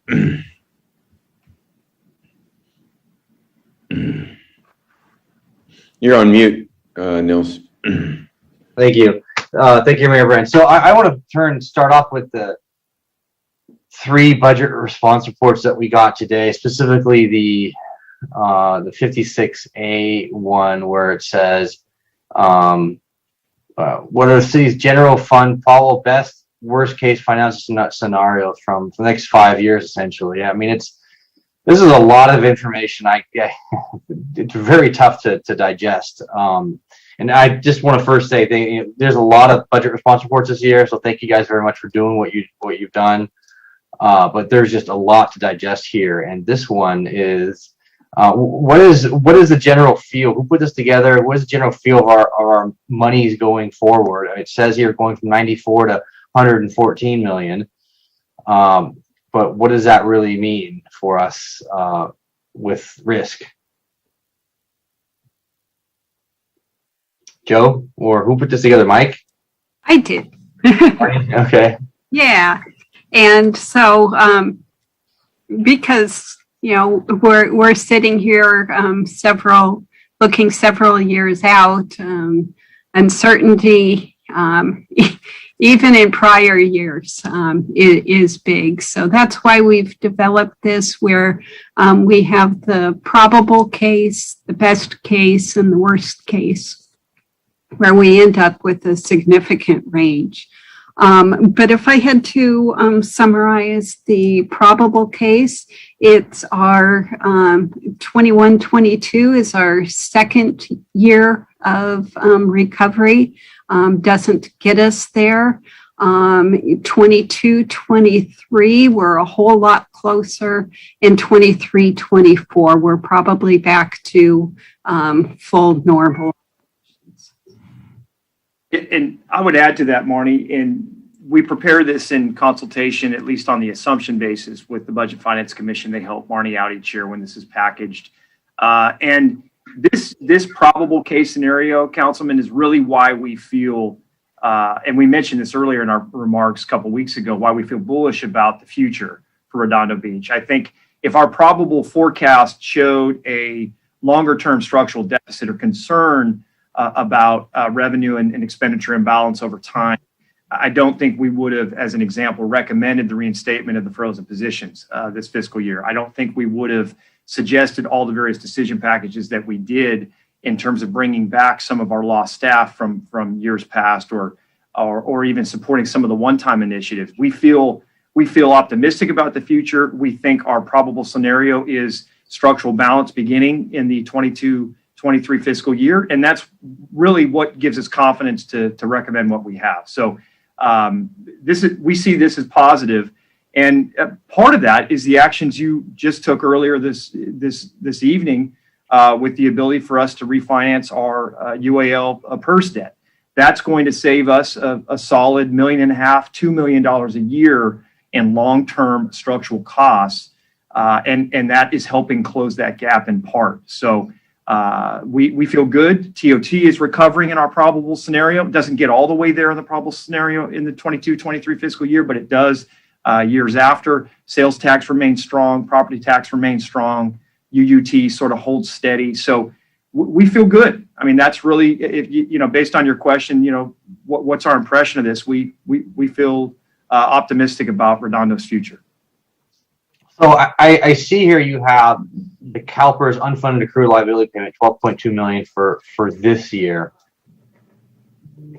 But just to be clear, Councilman, that's the general fund expense. So when you had your scenario 3 slide up earlier, the $13.5 million, that's the all funds cost to the bondholders. This would be the general fund portion of that figure.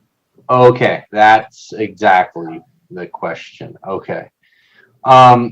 I saw with the internal service fund allocations, one of the BRRs, you have 25 million here, but the December 2020, we had a the BRR discussed, I think it was a $21 million, $20 million payment last year. So we're going up by 4 million this year, internal service funds allocations. Again, this is just the general fund portion. Okay, got it. Okay. And then we're looking at transit occupancy tax between this year, 4.1 million, forecasted double for next year. Does that mean next year we're expecting to be fully replenishing the Marine Avenue? Not quite. Had we felt that way, we would have been up above 9 million in our forecast. We still think that there's a chance that we're going to be continuing that repayment into 22-23 in part. That's why we were hesitant to go back to pre-pandemic levels. How much did they take out? They used the full $3 million of the authority funded reserve during the pandemic. I mean, it was the perfect storm for them to need to draw down on those funds. Okay. And property tax obviously is going to go up every year. Property tax usually franchise fee. Are we taking into account here the parking citations? Is that part of parking meter revenue as well, or just parking citations? I think it's just the sites, Marnie. Just citations, yes. So where does Parking meter fees is a couple items. Oh, that's right there. I see that. Yep. So we're expecting to only go in the next 5 years, an extra $100-something thousand. On the site side? Yeah, no, meter fees. With the increase of revenues that we've had with the credit cards, with the new meters that we're putting in place. Yeah, we could be more bullish there probably. We tend to be, particularly in these fee areas, Councilman, we tend to be very conservative in these forecasts because largely it would depend on us raising those fees, the fee structure, to generate significant increases. We've done well. I think we'll do well. We'll probably outpace these figures, but we like to be conservative when we do the probable forecast. I don't know, Marnie, if you want to add to that. No, that summarizes it great. I think the assumption on this was a 1% increase a year. So it was not a huge increase in the number of cars or a change in the rates. Obviously, if the per hour rate were to increase, we did not assume that. It was basically not status quo, but just slight increases. If you flip a few pages into that budget response report, which again, the assumptions were with input from the Budget and Finance Commission, and we have sent this budget response report to them as well when it was released just a few hours ago. Yeah, it's a 1% increase each year on the parking meter fee revenue. Fee revenue increase. Okay, right. That's not us raising the fee. Okay. But does that take into account the fact that we're now paying credit? It obviously would take that we're paying now credit card fees and other fees in addition. Yeah, the revenue side continues to flow in. The expenditure side is impacted by those charges ultimately. Right. Okay. Let's see here. So going to the deauthorization, frozen, eliminated, reorganization. Why? I gotta ask, like BRR 55. I asked this yesterday, Mike. Thank you guys very much for putting this together in such a short time.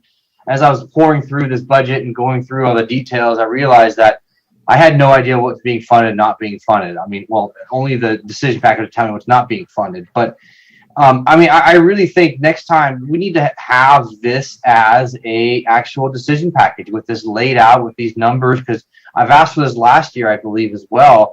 Because you just don't get this information from the decision package. And going to the second page here, the attachment A, I should say, really lays it out well. And I wasn't able to really comprehend until I saw this today what we're actually funding and not funding. So the positions that say not funded, we are keeping essentially frozen, correct? Right. We're proposing those for a refreeze, if you will. And the reason you didn't receive all of this detail in decision packages is because in the city manager's message, we described that all of the positions that the council by action last year froze were reinstated as part of our core budget. But ultimately, this lays out exactly what those were. And it shows by reinstatement, they're now refunded. And the area where you see them not funded is because we've come back with yet another subsequent decision package and said, we want to hold them frozen one more year. Right. The example would be the public works positions at the bottom of the frozen positions, the public services lead worker, maintenance worker one. Those, but for our DP, our proposed DP, those two would have been reinstated as part of core. Okay. 8. And then I can also add that just to kind of rewind the tape from our budget session last year, you may recall that we had all these positions, I believe, that were recommended in my budget as a permanent deauthorization. They were vacant positions for the most part, permanently deleted from the budget. Council was not comfortable with that. Council said, no, we don't want to take that action. We'll hold them vacant for a year, reassess if you can bring them back given next year's budget, how things are a year later, put them in the core budget. If not, we'll revisit this decision in terms of whether to fund them or not. So given the way things came together, we were able to, for most of them, include in the core budget. There are a few exceptions where we're recommending, again, as Mr. Rosansky said, to hold them vacant another year. And that's kind of the basis for the action before you tonight. So the Library Commission, I believe, had a letter, I don't know where it is. They asked for a library position to be funded, but we are funding here. Were they asking for an additional funded position to the two funded positions here, the library and library clerk, or did they not know that we are getting a librarian funded position? I can answer that question. They wrote that letter. I mean, I think they started composing it maybe back in, several months ago, because we only meet every other month. So at that point, they were assuming the position was still frozen.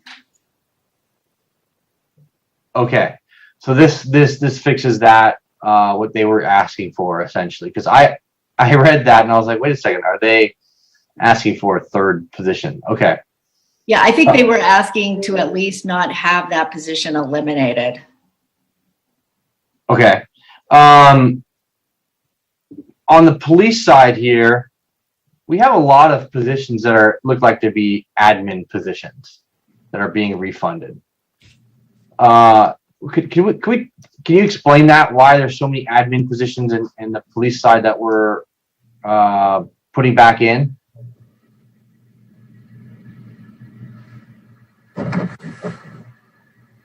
Maybe Keith, you want to provide some detail. Really, all of these positions were, as Joe described, positions that were proposed for elimination as part of last year's budget, because we felt like we could operate without them. In particular, in some areas, we could operate with them during COVID and sort of the change in internal processes.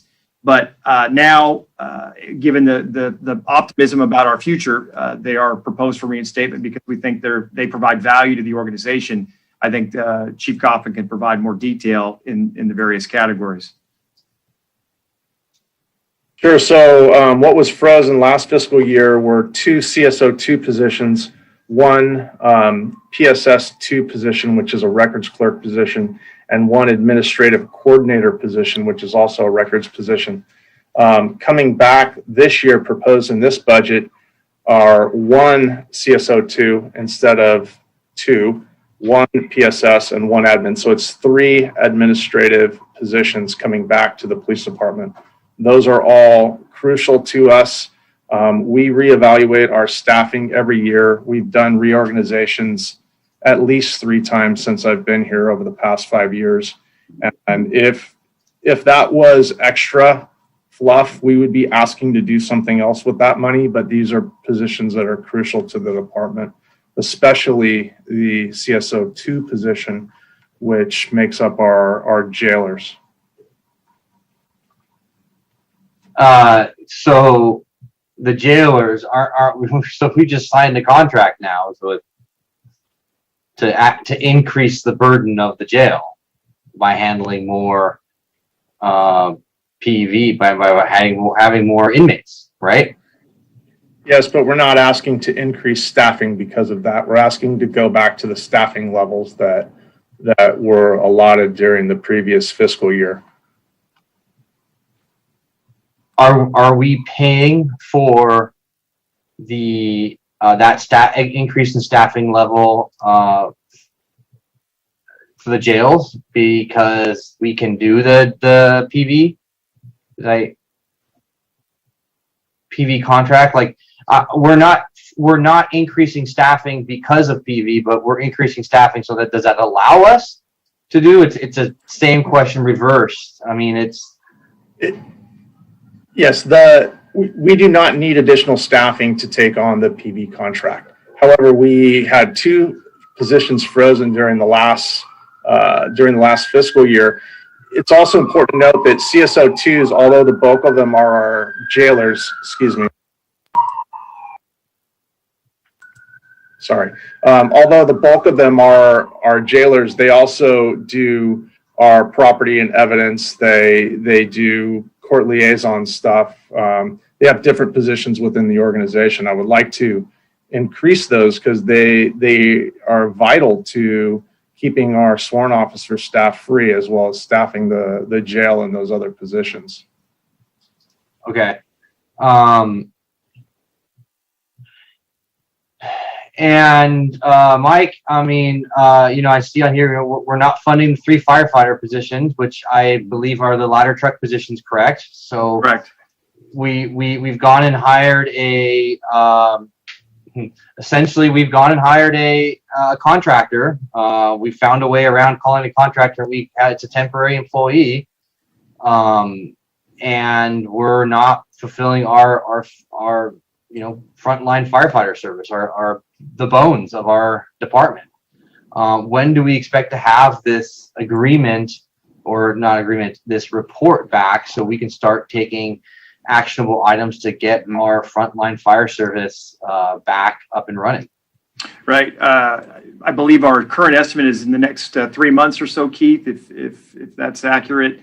And the idea is it'll provide us, we believe, with a variety of options that will touch on not just the 4th person on the ladder truck that we've discussed, but how we deploy our resources in general and how we might be more nimble in our response to our community's concerns. So we look forward to presenting that report to you and providing you some options. And I think, Keith, if I'm right, aren't we about 3 months out on that? Yeah, exactly. If you could refer to Budget Response Report 52, it'll go over the assessment, and near the end, we talk about a 2 to 3 months time frame to finish this. Now, please understand that we are through many of the interviews that we are doing to conduct the assessment. We have moved on to interviews with key stakeholders in the community.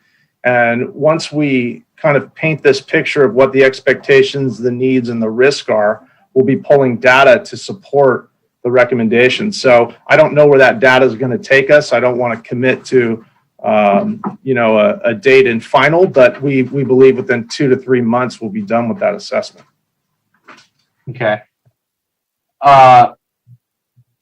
To that point of going down, I mean, going back to the firefighter position, just because we move services around, when we bring out a piece of equipment, we still need that 4th person on the ladder truck.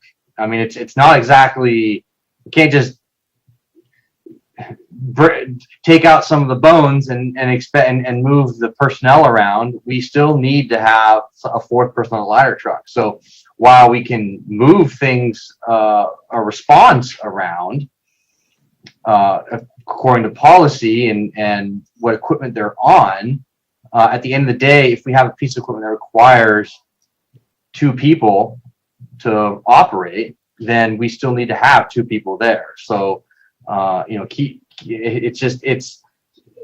this goes back to the county fire question, as well as the other question regarding South Bay Fire Services. We need to keep that in mind, that we're not anywhere near full staffing, and just because we can move people to a different piece of equipment and respond on that equipment doesn't fill the hole or the gap. I've been a firm believer in saying since last year that 25% cut of services is a dramatic cut. We're paying more for our fire department than ever before, and we're getting the lower level of service. And to me, it's priority one that we're getting that moving forward. What is the current status of working with other cities? Last year, Mike, Mr. Rosansky, I sent you guys out. Part of the motion that was passed was to form a committee with the council members and talk with other cities. And you guys went down the path of just doing it at a staff level, kind of the opposite of what I wanted. So where are we with talking to other cities right now and dealing with Manhattan Beach and other cities? Right. I think, we're in that preliminary discussion phase with them. It's laid out in part in the budget response report that Keith mentioned, that we are obtaining, I think, some perspective options for you all to consider. We'll be bringing that back to you for consideration. I don't know if we'll do that as part of the report, Keith, you'll have to help me here, or if we're going to do that as a standalone conversation, it may be a standalone conversation because it might precipitate some additional agreements that we'd have to work through to answer the question as to what each city's responsibilities would be during a pilot study or review. But we are working on it, and I think we've identified the potential for maybe savings through shared services and improved service to all three respective communities. But a lot of work still to be done there. I think maybe, Keith, if you want to chime in with any extra detail, that would be helpful. Sure. I'll go back to your first concern about the 3 people on the truck instead of 4. I'm concerned about it too. I wish we had 4.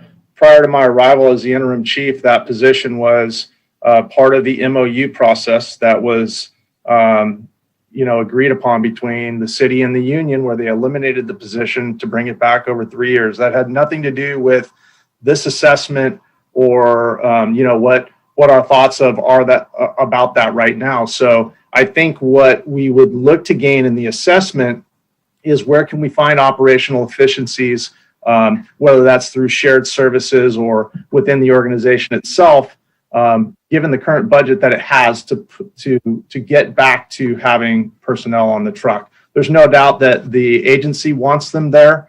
I would like to have them there, but the position was also negotiated away via an MOU. So it'll be part of the assessment. It's talked about by the members. We're not shying away from anything that's told to us or that we pull data on, or whatever the best practice in the industry is. So that'll come back to you in one way, shape, or form.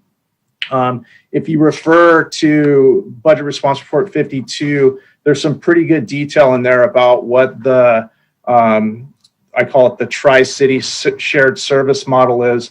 And to answer your question, Mike, we're not specifically doing an assessment and an analysis of that. However, what we're finding in the assessment of the fire department is that there are some inefficiencies that are created, especially at the executive staff level, based on the way that they're deployed, that would be solved by piloting this project. So I think what you'll see in the assessment is a recommendation that this would be something that should be tried because the pilot program could show greater efficiencies going forward. Now, I do say in there that I wouldn't expect a major cost savings from doing the first phase of the pilot program because it's basically going to eliminate a little bit of overtime, but it's not really what I think it should be done for. It should be done for overall operational efficiency, as well as potentially setting up greater efficiencies by additional sharing of administrative staff and the like. So there's more to come on that. Right now, where it's at is MOUs are being passed around through the city attorneys to reach the appropriate levels and the indemnification to start that. But we would be bringing that back to you as a council to talk about, obviously, before anything was approved through the pilot program. I mean, you guys are going down a lot of different paths right now without really consulting us and coming to us. I have a lot of concerns on there because I don't know all the options that are here, and now we're essentially seeing 4 different options: 1, go county; 2, do an administrative type of merger through a pilot program; 3 is find ways we can run our department differently. And 4 is just continue doing what we've been doing. And I've said for many years that we cannot be running our department the same way and doing business the same way. We need to be able to find better levels of service for lower overall cost. And saying a few $100,000 is great, but will that give us a really better level of service?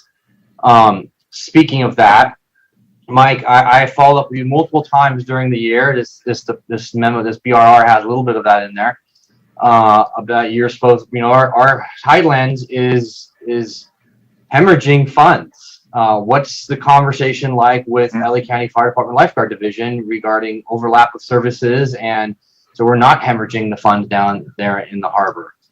Yeah, our preliminary conversations suggest that they can fill whatever void we would like them to fill. And it really will come down to, as we pursue, and we're assuming the council will direct this, a revised fire assessment cost, and then the subsequent conversation, we'll be able to ask them to provide quotes for specific options, whether it be a seasonal option, whether it be an evening shift option, whether it be to include advanced life support or basic life support, or anything in between. So we have the capacity to do that. They're willing to fill that void. We have provided and prepared the statistics that are necessary for them to help complete that evaluation. That will be part and parcel ultimately to our request for the more detailed fire study. So it'll be a component of that. And, you know, to your earlier point, we see us chasing down all these options as a good thing. And to run them as in a parallel format, I think helps inform and provide a compare and contrast for the decisions you ultimately will all need to make. Rather than to look at any one of these solutions in a vacuum, we're now able to actually evaluate them against other options. And I think in the long run, that's going to serve the community well. We're not going to make any of these decisions without you blessing them. If it's a Tri-City pilot option that we pursue, that's going to come back to you as a discussion item. You'll have to look at that conceptually, tell us whether or not you want us to do it. If you do, we'll execute some form of joint agreement to test the pilot and figure out what ultimately could become of that on a longer term basis. The discussion with the county, certainly we'll have a variety of options to ask them for quotes for different levels of service.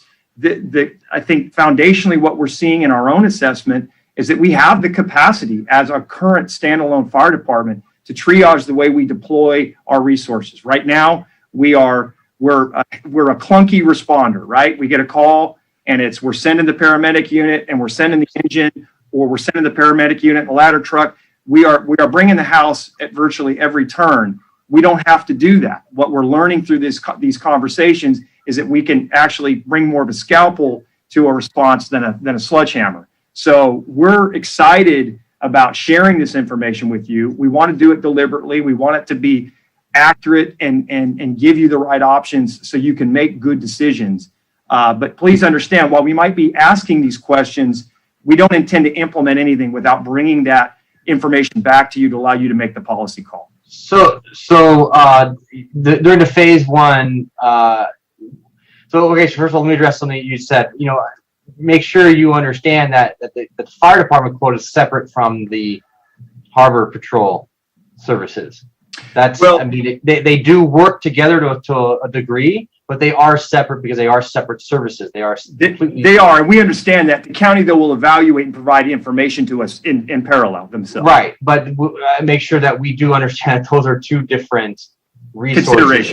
Considerations. Right. Yep. So going back to the phase one, I mean, you know, we're only going to be saving, it says in the report, roughly $80,000 for the sharing of the battalion chiefs. I would imagine that if we're going to get rid of a fire chief position and we share a fire chief and we share battalion chiefs, we'll save a few $100,000. You know, that's great. It's a good savings. To me, it's about getting a quicker response time. If we need to go to Manhattan Beach and say we need to borrow one of your paramedics to go to North Redondo as a shared resource, we have a better ability or quicker ability for them to respond to North Redondo. Just like the county would. The county has closer fire stations in North Redondo to North Redondo residents than our fire station number 2 does. So in a shared responsibility aspect, you get a better level of service. And even though that you're not going to save that much money, it does impact, though, what my point here is fire station number 2. It's kind of falling apart.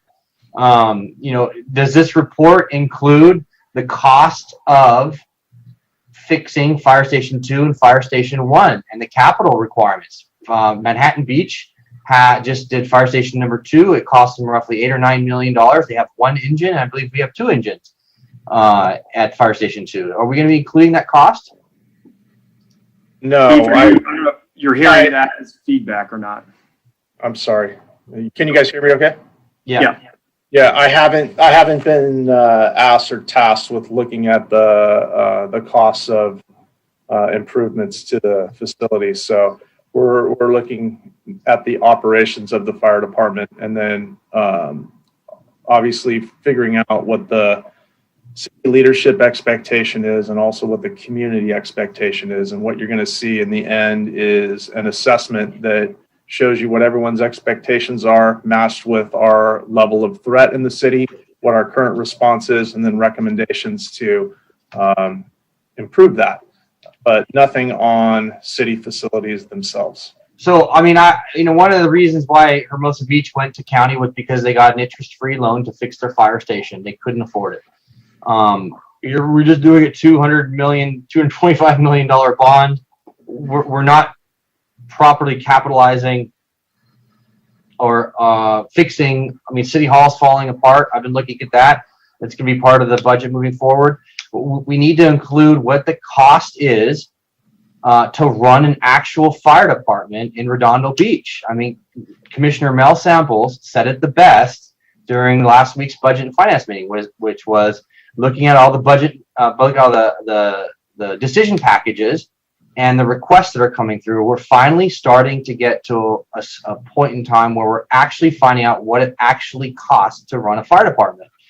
And, what we've been cutting bone, we've been cutting services, training positions, inspection positions. It's down to the bone. We have to include capital resource, capital equipment or capital buildings fixes. It's vital because that's going to be part of the conversation what we have if we start going with talking with the county, understanding what they have to offer us. You just reminded me a second ago regarding the community members. Who in the community are you choosing to talk to and why? Who's making those decisions and how many people are you going to be talking to? Because, I mean, yeah, what's the process on that?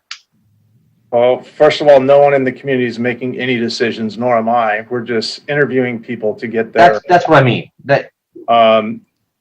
We're selecting people in the community that have an interest in business or family, or they're very active in the community.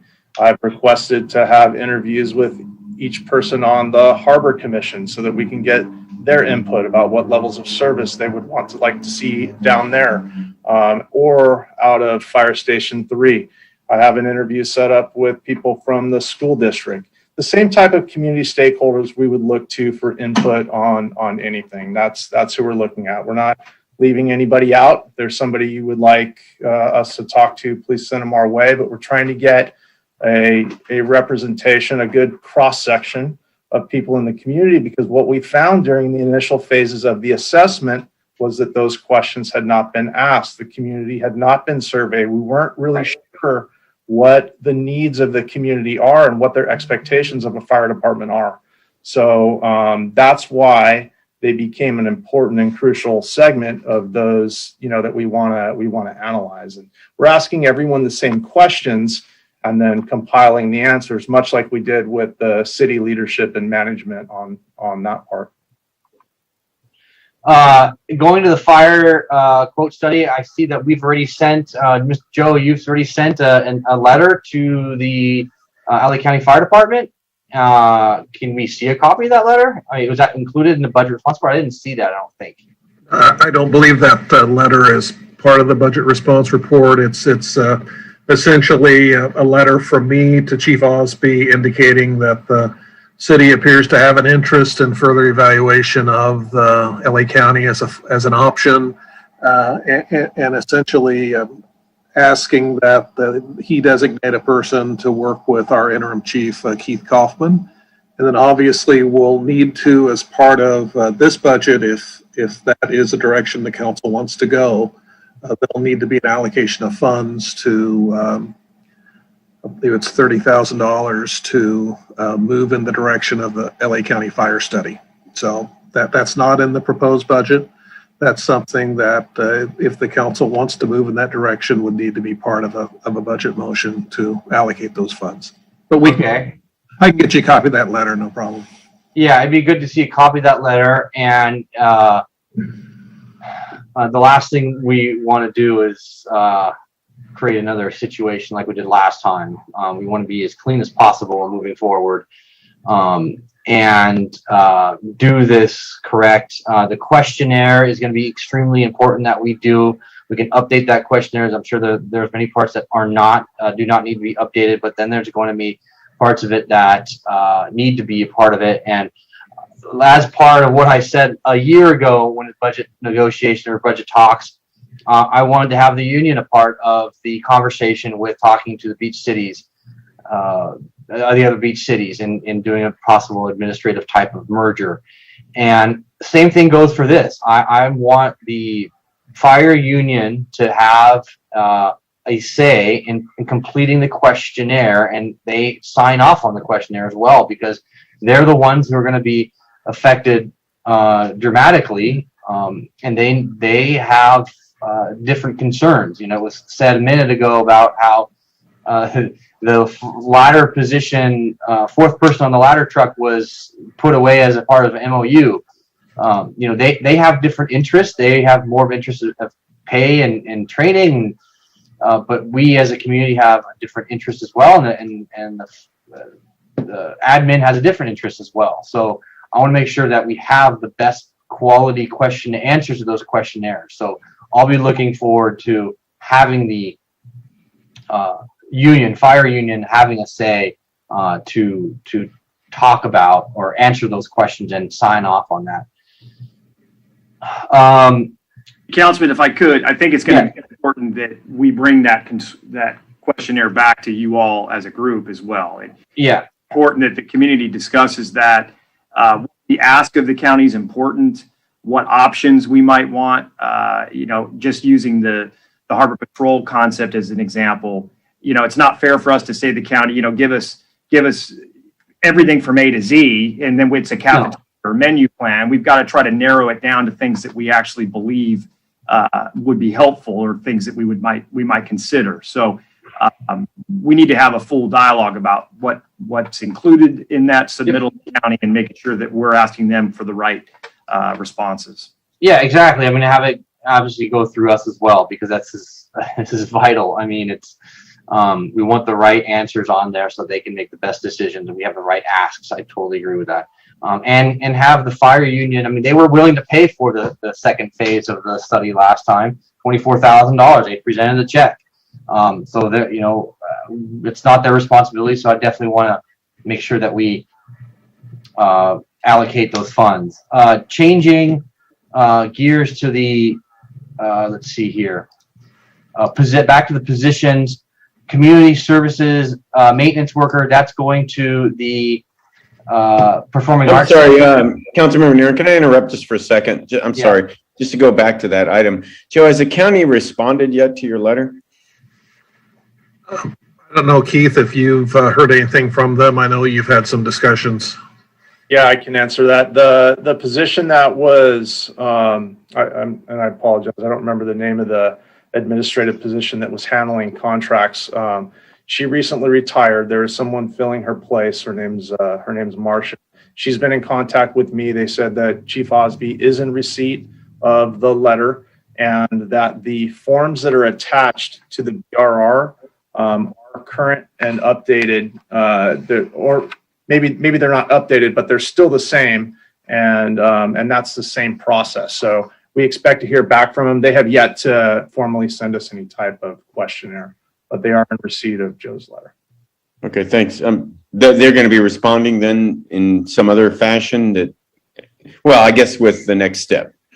Correct. Yeah. Okay. Thank you, Keith. Sorry to interrupt. No. No worries. You're good. So, you know, one of the things that I'm concerned about is on the Performing Arts Center, we get events running again as fast as possible. We're not putting in, part of your proposed budget is to not put in a cultural arts manager, which did that. Last time we had that position for $180,000 per year, community services, but we are doing a maintenance worker for that position. And I think actually that community services position, no, I thought Mike, yesterday you said we are on the new part, down below. Yeah. Community services, senior management analyst. Right. Can that be a shared position to get events going back? Is that a very specialized position? Right. The senior management analyst could certainly assist our remaining performing arts center theater supervisor in developing contracts or agreements between folks who rent the facility. But the senior management analyst's primary duty will be to support the director in general contract administration, whether it be user pay agreements for recreation or other kind of facility reservation policies.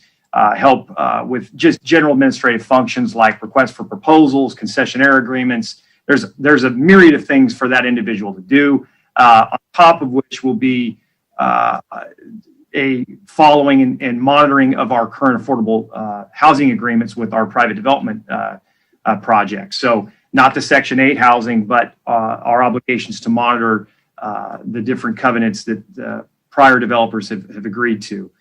So could it assist? Yes, but would it really be a primary task? No. I think in the current budget, absent any supplemental resources, we would be relying on our current theater supervisor and the part-time staff that support that position currently to help fulfill bookings and reopen the center. But your question, I think, is whether or not the addition of a manager would ultimately assist in that, and certainly it would. It's just a matter of resources and prioritization. Wait, so we have say that again. Who is overseeing right now the We have a technical supervisor, Jack Meyer, who is really the primary full-time staff member that's still in place at the PAC. And under our business plan, our operating plan for the center, that's more of a technical position, supporting kind of back-of-house operations, helping those who rent the space really engage the center and adapt to whatever needs they have from a facility infrastructure standpoint. Right now, we're asking Jack to sort of wear a couple of hats, which is to manage the technical aspect as well as some of the front of house booking and reservation. So he's carrying a double load under the current work plan. Okay. Changing gears one more time down to the harbor. Budget response report number 39.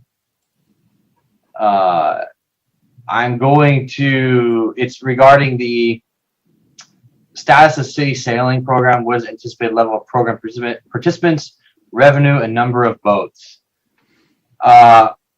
Going through it as a just tertiary overall, I looked at it and I came to the last page where it's showing that we're losing. I mean, granted, last year was a different year, so I won't look at that. But 19, 20, 18, 19, 17, 18, or 19, 20, we lost $32,000, and 17, 18, we lost $38,000. With 18, well, it says actuals of 18, 19, we actually made $4,500.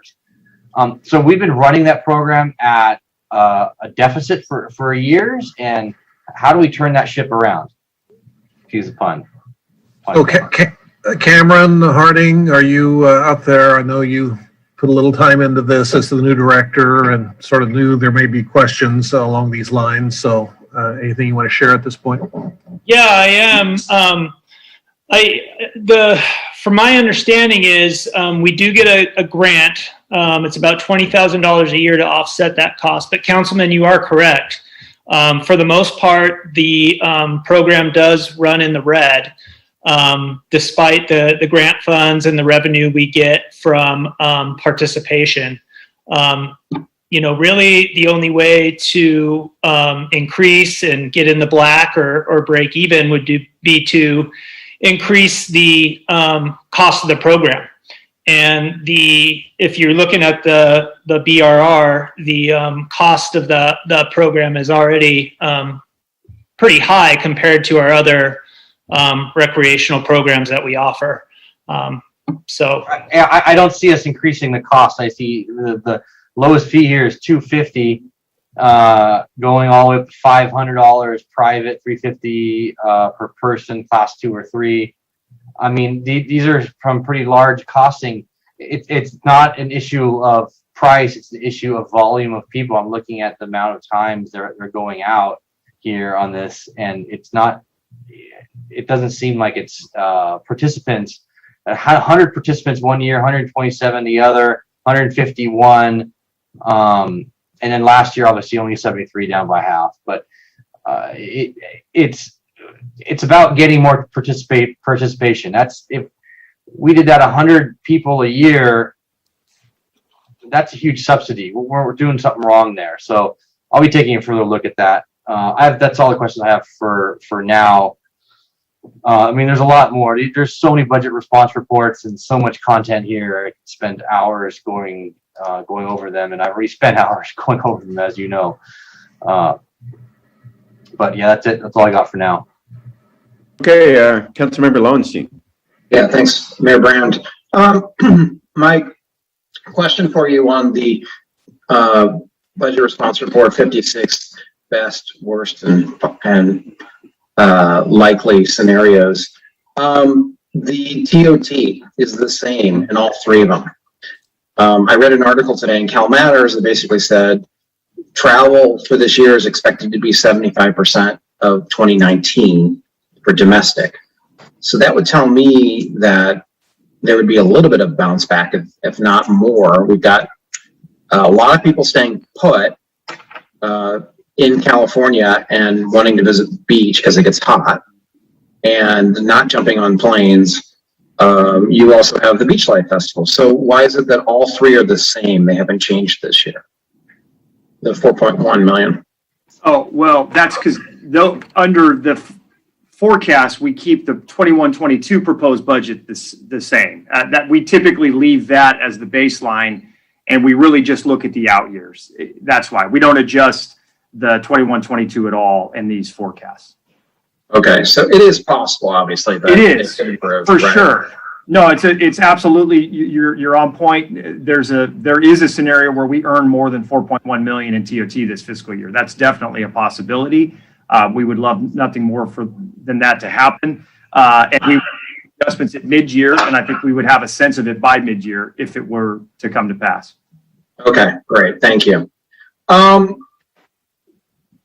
Back to 55, which is the positions that Councilmember Nierenheim was talking about. I'm specifically interested in the frozen positions.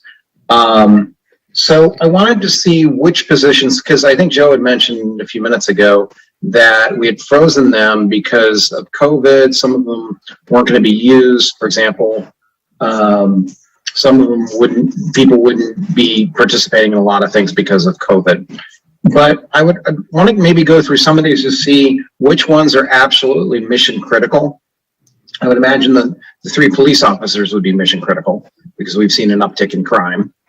But, you know, for example, the administrative analyst in financial services, the administrative coordinator in police, the library clerk, the maintenance worker in community services. Which one of these, or which of these, if any of them, are not mission critical? Because we have an $869 deficit that is, that's pretty tight. So I wanted to know, give us a little bit of breathing room, which one or which ones can maybe we put off for a year, assuming, that, we don't want to go in mid-year and make any cuts. Can you maybe talk to that, Mike, or anyone else, or the department heads? Sure. I think I would leave it to the individual department heads to sort of describe how they would envision using these positions once reinstated. I think the high level response is we've been able to live without them for a year. Speaking of the administrative analyst position in particular in financial services, there was concern about the volume of information that was received, in this packet and the decision packages and how they're effectively filed electronically and whether they can be sorted and searched. And that's the type of position that if we had it filled, we could spend some time paginating, collapsing, doing things like that to make this interface with the community much easier. That's really, for us, historically been the budget analyst position that's helped prepare the document each and every year on top of general functions beyond. So we think that is a position of need. We've missed it. We've lived without it, but it's not been easy. And as Marnie departs and starts, we certainly want to give our new director as many resources to support their smooth as possible. The police officer positions, I think, are obvious. Keith spoke a little bit to the civilian positions that are proposed for reinstatement. He might want to speak more regarding the administrative coordinator in particular. The librarian, certainly we'd like to see back. The library clerk, we have a little more flexibility with. We've lived without the maintenance worker position, community services. That largely was because the Performing Arts Center was closed, and that staff member is dedicated to that facility. That's the individual that really keeps it clean on a daily basis while we have renters in the space. We don't contract that janitorial. That's a dedicated staff member who is there tidying up during performances, and then when they shut down for the evening, doing the deep clean to provide a fresh space the following day. You all very much value the services and the care and quality of whether it's park maintenance, street maintenance, and the like in our public works department. I think we've all missed these positions. We didn't reinstate these positions lightly when we proposed the budget to you. We thought long and hard about it, and we felt all of the departments have been doing so much, and the goals and priorities of the community have not really relaxed, right? I mean, that's just the standard of care that this community demands.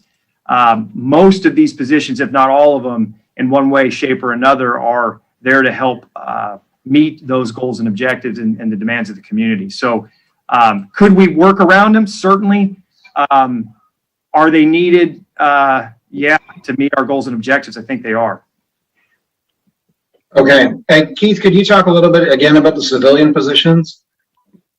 The three positions? I'm sorry, Todd, I cut you off. That's okay. The three civilian positions that you have listed? Sure. So one of the positions that's proposed to come back is a CSO2. That is generally one of our jailers. They do have other functions. That is, it's absolutely crucial for us to have that position. That's basically one step down below police officer for us. The PSS is a records clerk position, and then the admin coordinator is also a position that's in records. Records is one of the functions of the police department that we actually can't live without. If we eliminated a special team or something like that, we would figure something out. We cannot stop the records division. This is where the heartbeat of the police department is. We are constantly battling, keeping up just with what we have. So, it was very difficult to pick what positions in this agency to lean out during last year's budget. We really did it collectively as an organization based on what we thought would happen during that year. But everything's coming back strong. One of the things that we're experiencing here at the police department like never before, Public Records Act requests. We have all these unfunded mandates now that are coming down from the state.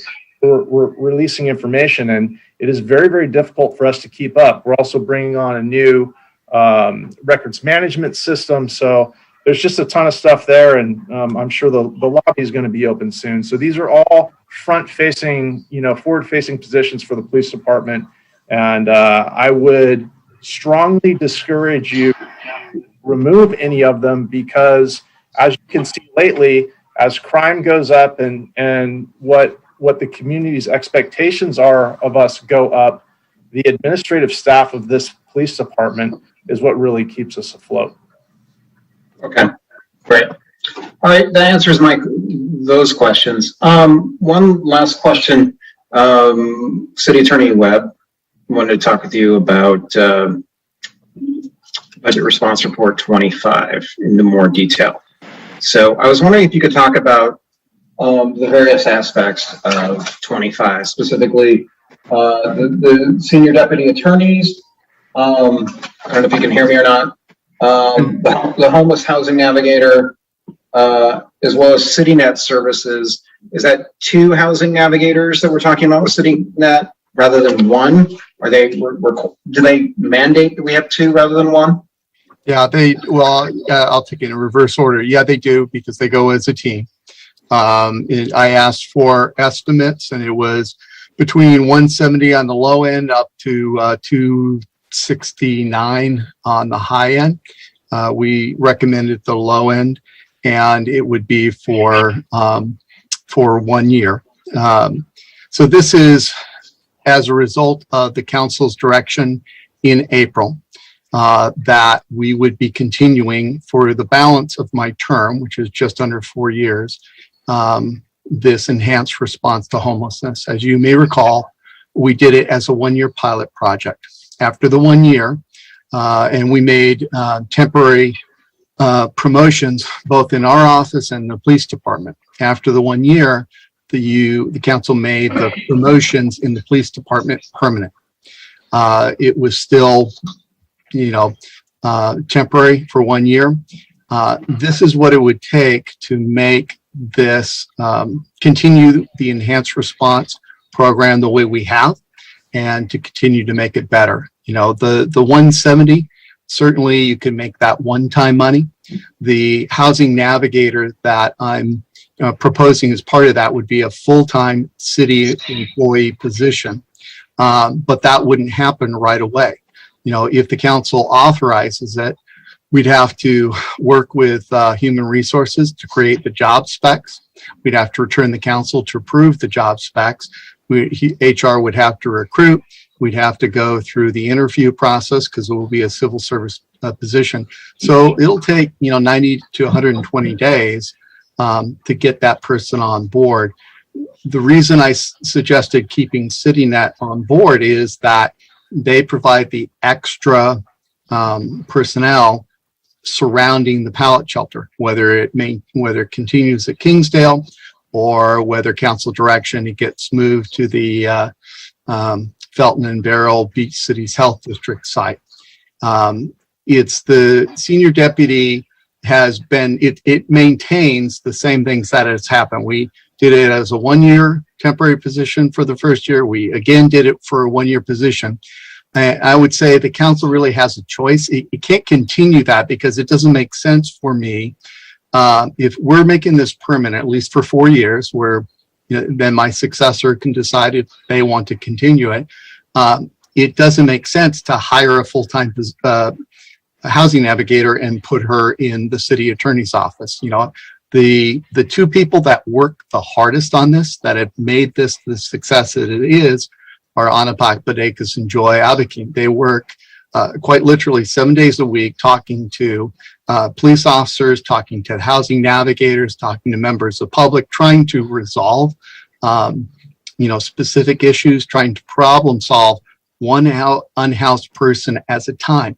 That is way outside their job specs as a deputy city attorney. But if we're going to make this permanent, that part has to be permanent. Alternatively, if the council wants to change its mind, because even though we've curated a program I'm proud of that has undeniably made great progress, you could put it in other departments. And then I would remove all the things that have to do with our office, put the housing navigator in some other department that it reports to the city manager, and just eliminate all the things, including outdoor homeless court, and we'll go back to doing, the core city attorney functions. I think there is a risk of a setback. I think the next 18 months, we're going to be doing well to try and maintain the progress we've made in light of all the challenges coming from outside the city. Once they remove the moratorium on evictions, you're going to have a lot of people facing homelessness.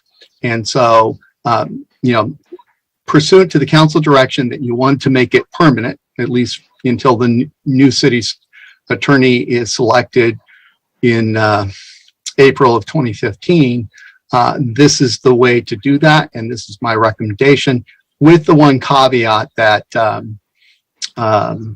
that you could make it one time. If I can, just so the members of the public. I have a quick question on the one time. Sorry to interrupt you, Mike. Can I share my screen if that's? Sure, yeah, go ahead. Yeah, that's, Sure. I have a question on the one time though, on CityNet particularly. Is it possible that Harbor Interfaith can do some of the things that CityNet does with having one person instead of two? Because then we'd have 3 people doing it. I'm just curious. I know they do surveys and everything else and the wraparound. Yeah, the problem that we faced with Harbor Interfaith, you may recall that Anna and Joy found an apartment in Wilmington that was within Spot 8. And that, even though most of the attention is on the pallet shelter, and understandably, that is full. We have 5 full-time people in the housing. Yeah. In Wilmington housing. And Harbor Interfaith, although they never came out and said it, they won't put anybody in that location because they're based, what I think is that they're based in San Pedro. And you may recall Councilman Buscaino was very angry about us housing people, even though there were 5 available beds that other service providers were, placing people from outside Wilmington. So the problem is, we need to have that availability. We may look to find additional, beds wherever we can find it. And if we have grant funds that can fund it, we can get people off the street. The changes and the one of the hardships or one of the difficulties in doing this as a one-time program is we can never make plans for the future. We can't tell people that, we don't know if it's going to continue because the council's not going to decide in June. But you'll see that amounts have changed in that we were able to talk to the county and get the $370,000, which I took the 6-month contribution that the city made and doubled it for my estimate of 370. And we found out, and council approved just last week, 245,500, and then we'll return with the CDBG modification for that. We've received, and the council has approved, a CDBG grant to pay for the professional services. The software, the 8,000 is a one-time, but there's a ongoing subscription, so that would be about 1,600. And the CityNet, that's my recommendation. You can change it, but since a lot of the early direction from council is, hey, try and find something in Spot 8, but not necessarily Redondo because we're not, really set up for it. Harbor Interfaith just can't help us with that. But I think a one-time makes sense because once we have this city homeless housing navigator, and he or she is only devoted to ending homelessness in Redondo, he or she can make those referrals in the future, and and she or she can help us evaluate CityNet. And so, so that actually leads to my last question, Mike. If we make it a one-time, then can it qualify for a grant? If it's CityNet, does it make it easier versus an ongoing? That's I don't know if the grant, so I don't know if the grant's available. I think I put it in one time just because I wanted to give, I tend to give the, what's the worst case scenario? And because I don't want to come back and say, oh, I thought it was grants and we signed a contract. If it's one time, then certainly we can pursue grants, and then we can keep it going as long as we can continue to find grants. Okay. Todd, can I offer some? Sure. Yeah. So in my the ongoing conversations with Supervisor Hahn's office and her team, I gave them 3 kind of packages, if you will, right? The high end one, which includes the 2 people with CityNet, all the way down to like bare bones. How do we just kind of continue as is? And so we're still in conversations, clearly, but I wanted to give them that range because if they were balking at, the high end with CityNet, to Mike's point, we could probably go without it, but I just wanted to try to see, could we get those monies? And so still going to work for it, but no guarantee right now if there will be outside funding for that. I think a lot of the other stuff we can secure funding for, and we've already secured some of it, but it's just, hit or miss. And now to Mike's point, he kind of joked about this a week ago. Now that everybody is starting to kind of copy us, right? Which is good. It's good for the sub-region and the region in general.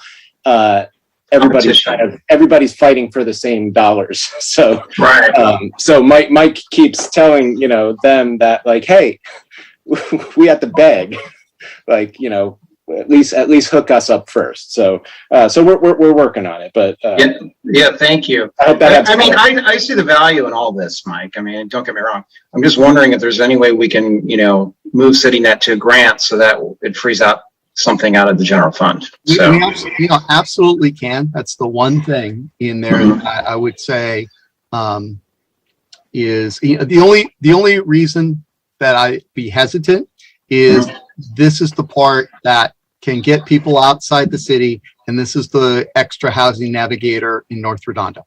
And so, I'm reluctant to not have that approved. And, for at least if you went with the Harbor Interfaith, for the period of time that until we get the person hired, we're not going to be able to put people in the Wilmington location. And so I guess one thing we could do, it wouldn't be ideal, but you could say for 6 months, could you sign them for 6 months? We absolutely can. Absolutely can. And just because you approve a budget amount, we still have to return with a contract. And so, put whatever, like if you want to have half that, then we'll return with a contract for half that. It won't include the census because the census is going to, it's the winter months, right? Right. Yeah. We want to make it as close as possible to the point in time. But that gives us, you can see what is the carryover amount is. And so, we in the middle of the year, if we definitely need it, then we can make a special budget appropriation. Yep. And just the other thing is that, because the county is doing their budget at the same time, it was, I'm really thankful to them that we were able to get the city contribution for the pallet shelter reduced so remarkably, because that's what we could find in CDBG funds, and it would have, taken away from other programs. And also the $100,000, to help support homeless court. That was great. We're still pursuing every angle that we can. It's just tough when, we're going to decide our budget and their numbers aren't solidified yet. Okay, great. Those are all my questions. Thank you, everybody, for answering them. I appreciate all the hard work with the BRRs and the decision packages. So that's it. Thank you. Okay, thanks everyone. Councilmember Obaji. All right, thank you. Thanks everybody for those good questions.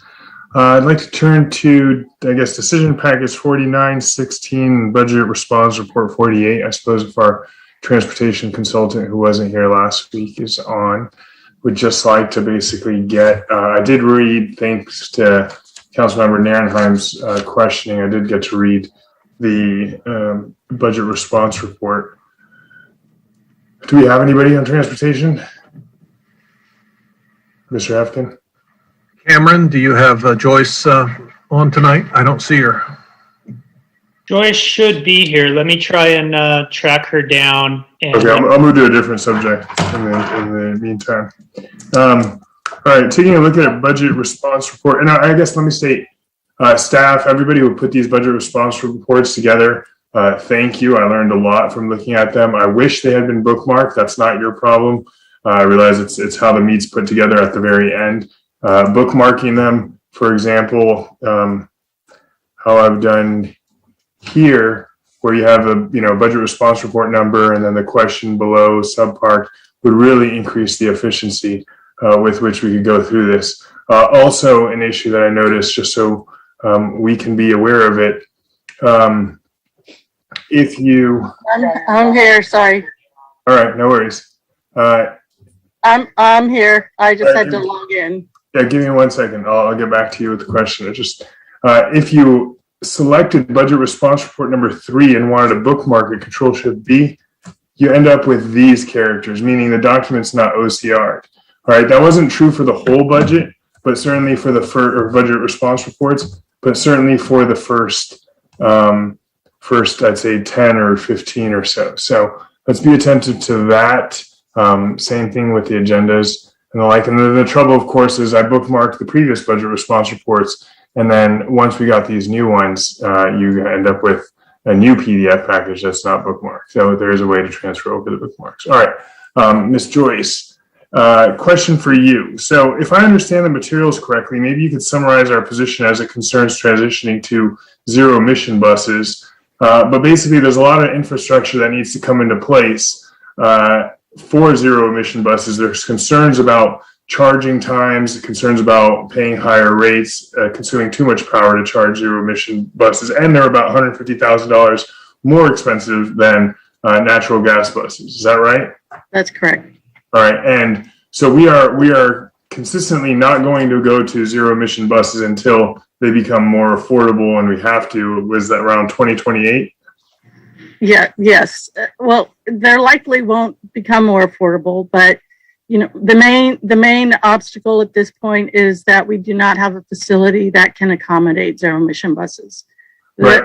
The current operations site is also where the transit center is being built. And the footprint of the operations facility, once the transit center is done, will be about a third the size of what we're currently using at that Kingsdale location. So once we transition to a zero emission bus, there's all the infrastructure that needs to fit on a facility, and whatever the type of technology we decide to use, whether it's battery buses or hydrogen fuel, will determine what type of charging system or fueling system we'll need to install at that new location. So there's, it's not just about buying a bus. You need to be able to charge them. We need to figure out how are we going to solve issues that may arise if there's problems with the grid and, if power goes out. A lot of issues that some of the larger agencies are trying to figure out and working on at this time. So we are mainly participating in several zero emission bus committees and learning from the other agencies, whether it's Metro or Los Angeles Department of Transportation. And Sunline Transit, that's out in the desert, they are one of the leaders in one of these coalitions, and they're actually using all three. They're using zero emission buses and battery electric and hydrogen fuel to try and figure out what types of issues that may come up and how to solve them.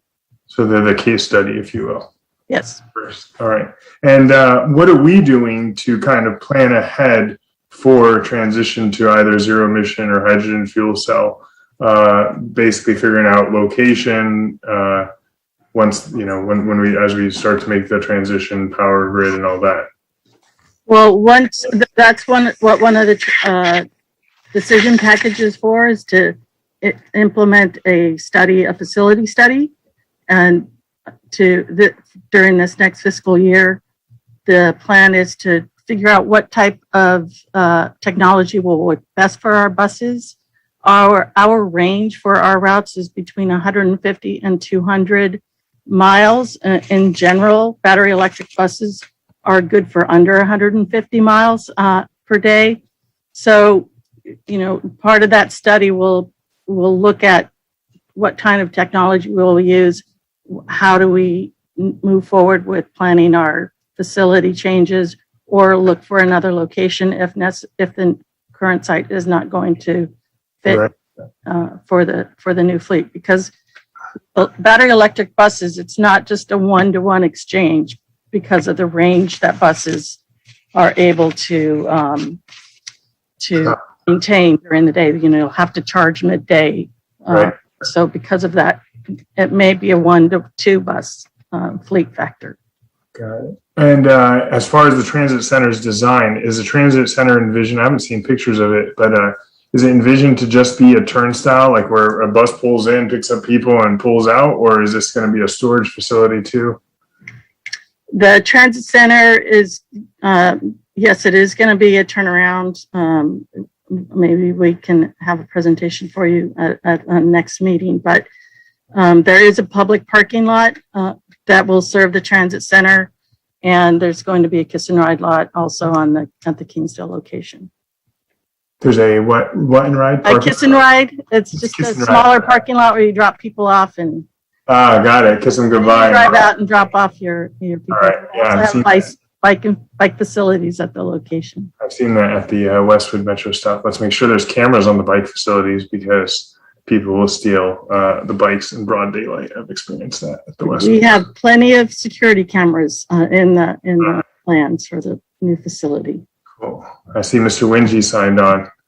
Something you want to add? Just wanted to add that I wasn't sure if your question was regarding to overnight storage of buses at the facility.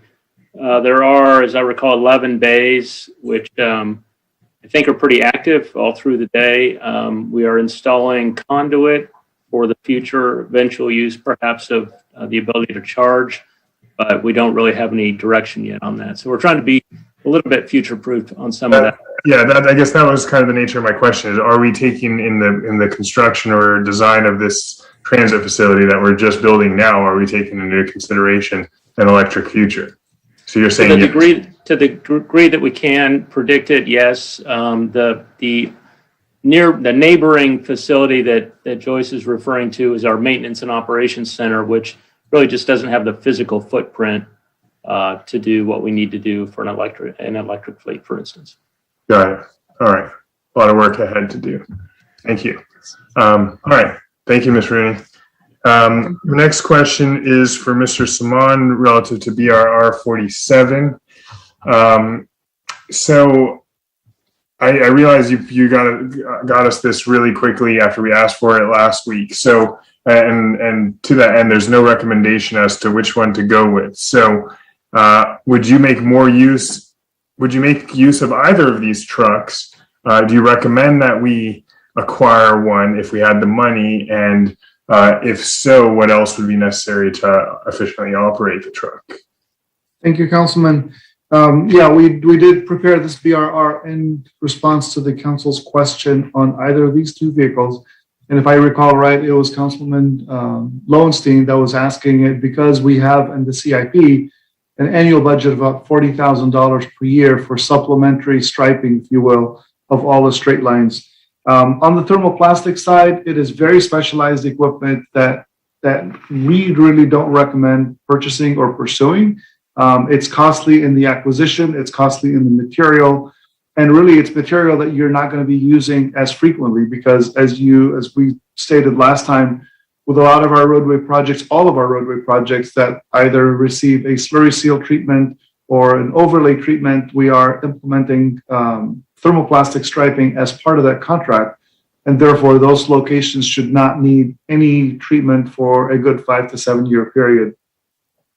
On the striping truck, the paint striping truck, it's an interesting offer. I'm not certain I would recommend it at this point. Again, as we resurface more and more of our roadways with the thermoplastic, it's going to be reducing the amount of striping that we would do. This truck is approximately $300,000 to purchase. It took us, if I'm recalling right, almost a year to actually receive the last striping truck that we have today. It's a stencil truck, but it was a long time for them to be able to manufacture and prepare the truck for us. In addition to that, I think if we were to purchase a new piece of equipment like this, I could see us needing a couple of staff members to not only operate the normal paint striping truck, but also the stencil truck that's there. So that would be 2 full-time positions in the range of $170,000 to $180,000 a year. I think at this particular time, a supplement by an outside contract at $40,000 a year would probably suffice. If we see the need arise, it's something that I think I would support or recommend at a future time. Okay. And the supplement that you would invite is not part of a current decision package. Is that correct? It is not. It's actually part of the CIP proposed budget. Okay, so it's already in the CIP. Correct. All right. Thank you. All right. Mr. Klein, did you want to say something? All right, cool. Thank you.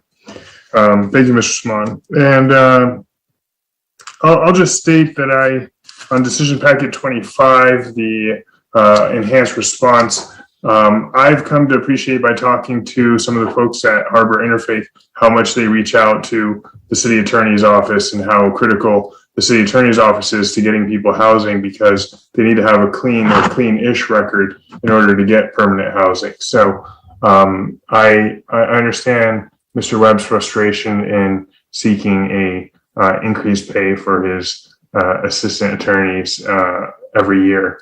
So I would favor making that recurring, continuing with CityNet this year, but making that one time so that we reassess and we remain dynamic in our response to homelessness. We don't get tied up and complacent, but we continually assess the situation on the ground. And I also heard a story from the mayor on how he was having a meeting at the Ralphs with the management there and others. And there was somebody out there sleeping at the Ralphs or sitting there, and CityNet came up and talked to them and tried to help them out and relocate them to better housing. What else? I had a question on BRR 30. It was slightly confusing to me. As for Mr. Saman, it's slightly confusing to me because it seems like the work was already underway, but I didn't know whether this is asking for $80,000 or whether it's already going to be spent as part of your ongoing budget or something to that effect. It is, again, this is part of the inquiry that was brought to us by the city council. We are in motion to do that, as you've seen some of the work that's occurring out there. It is taxing a lot of our current employees, and the information that you have here would be the supplement that employee needs by allowing them to go back to a lot of their normal duties. And obviously the work that's occurring on the right-of-way today is very specialized work that a lot of our current full-time staff is going to be implementing. So the information that you'd see here is mostly to supplement that staff by not allowing other normal duties to slip in any way, fashion.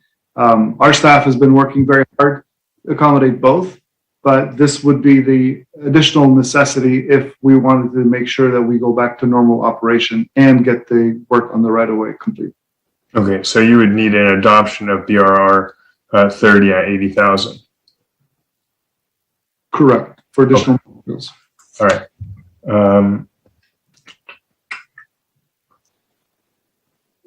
I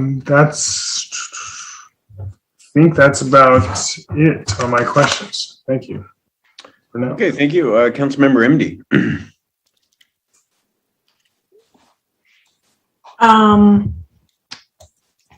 I would actually, if we could hear from Mr. Gunter first before I get started, I would appreciate that because I'd like to hear what he has to say first. Okay, he seems to be the only person right now waiting to speak. So, Mr. Gunter, are you there?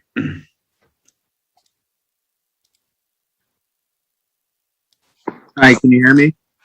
Yeah, loud and clear. Welcome. Okay, do I have video as well? I can't tell. No, you don't. Okay. Don't worry. Okay. We don't do that. All right. It's going to be fairly brief. Hi, thank you, council, for having me here. My name is Ben Gunter. I purchased last year the bookstore on Artesia Boulevard. It's Dave's old bookshop.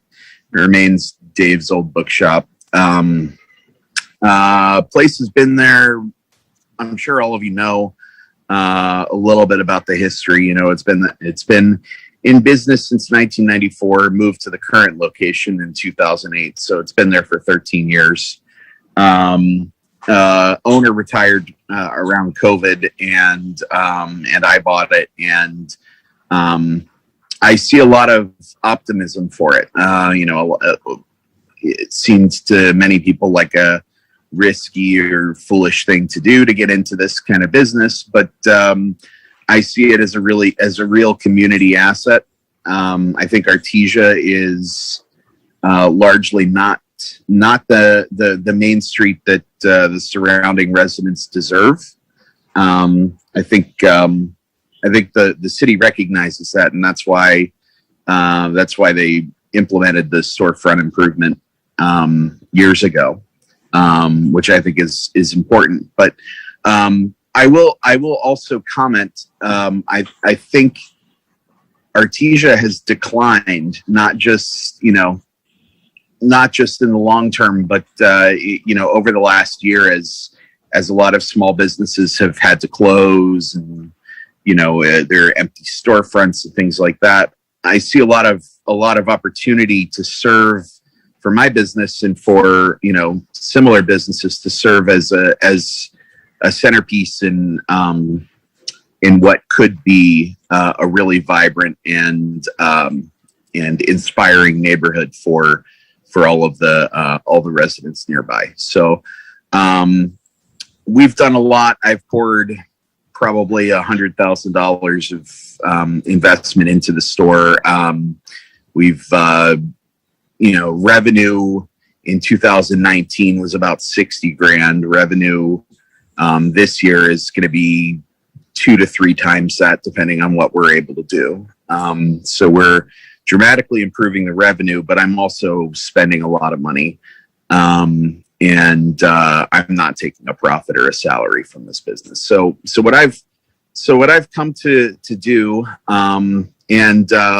also I should note, I'm now on the board of directors for the NRBBA, the North Redondo Business Association. So I'm also, soliciting feedback and talking to people there. And I intend to be at the city council meetings in the future. But what I just wanted to do was introduce myself and say, as far as storefront improvement goes, as far as any projects dedicated to vitalizing the Artesia corridor, I'm happy to be a partner in that. And we have plans ready to go. I have an artist on staff who's designed murals, who's designed windows, storefronts, like all kinds of signage things. Mr. Gunter, I'm sorry to interrupt, but you have a 3-minute time limit, which you exceeded, but I'll ask for a motion to extend you, for a minute or so, but be sure and get your ask in. So is there a motion to extend Mr. Gunter? So Second. Any objection? Okay, go ahead, Mr. Gunter, take another minute or so. Okay, thank you. I'll just make it brief.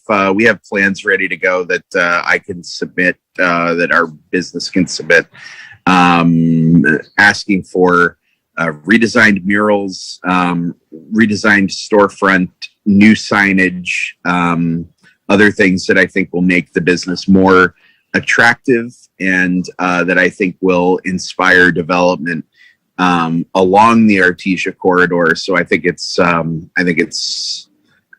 for me a slam dunk as a stakeholder in the community, and obviously for my business. And I'm understand the history of matching funds, and I'll do that as well. We're looking at something like $20,000 to $25,000. Okay, well, thank you, Mr. Gunter. Go ahead, You're Laura. Okay, thank you very much. So, I just basically, I agree with a lot what was said.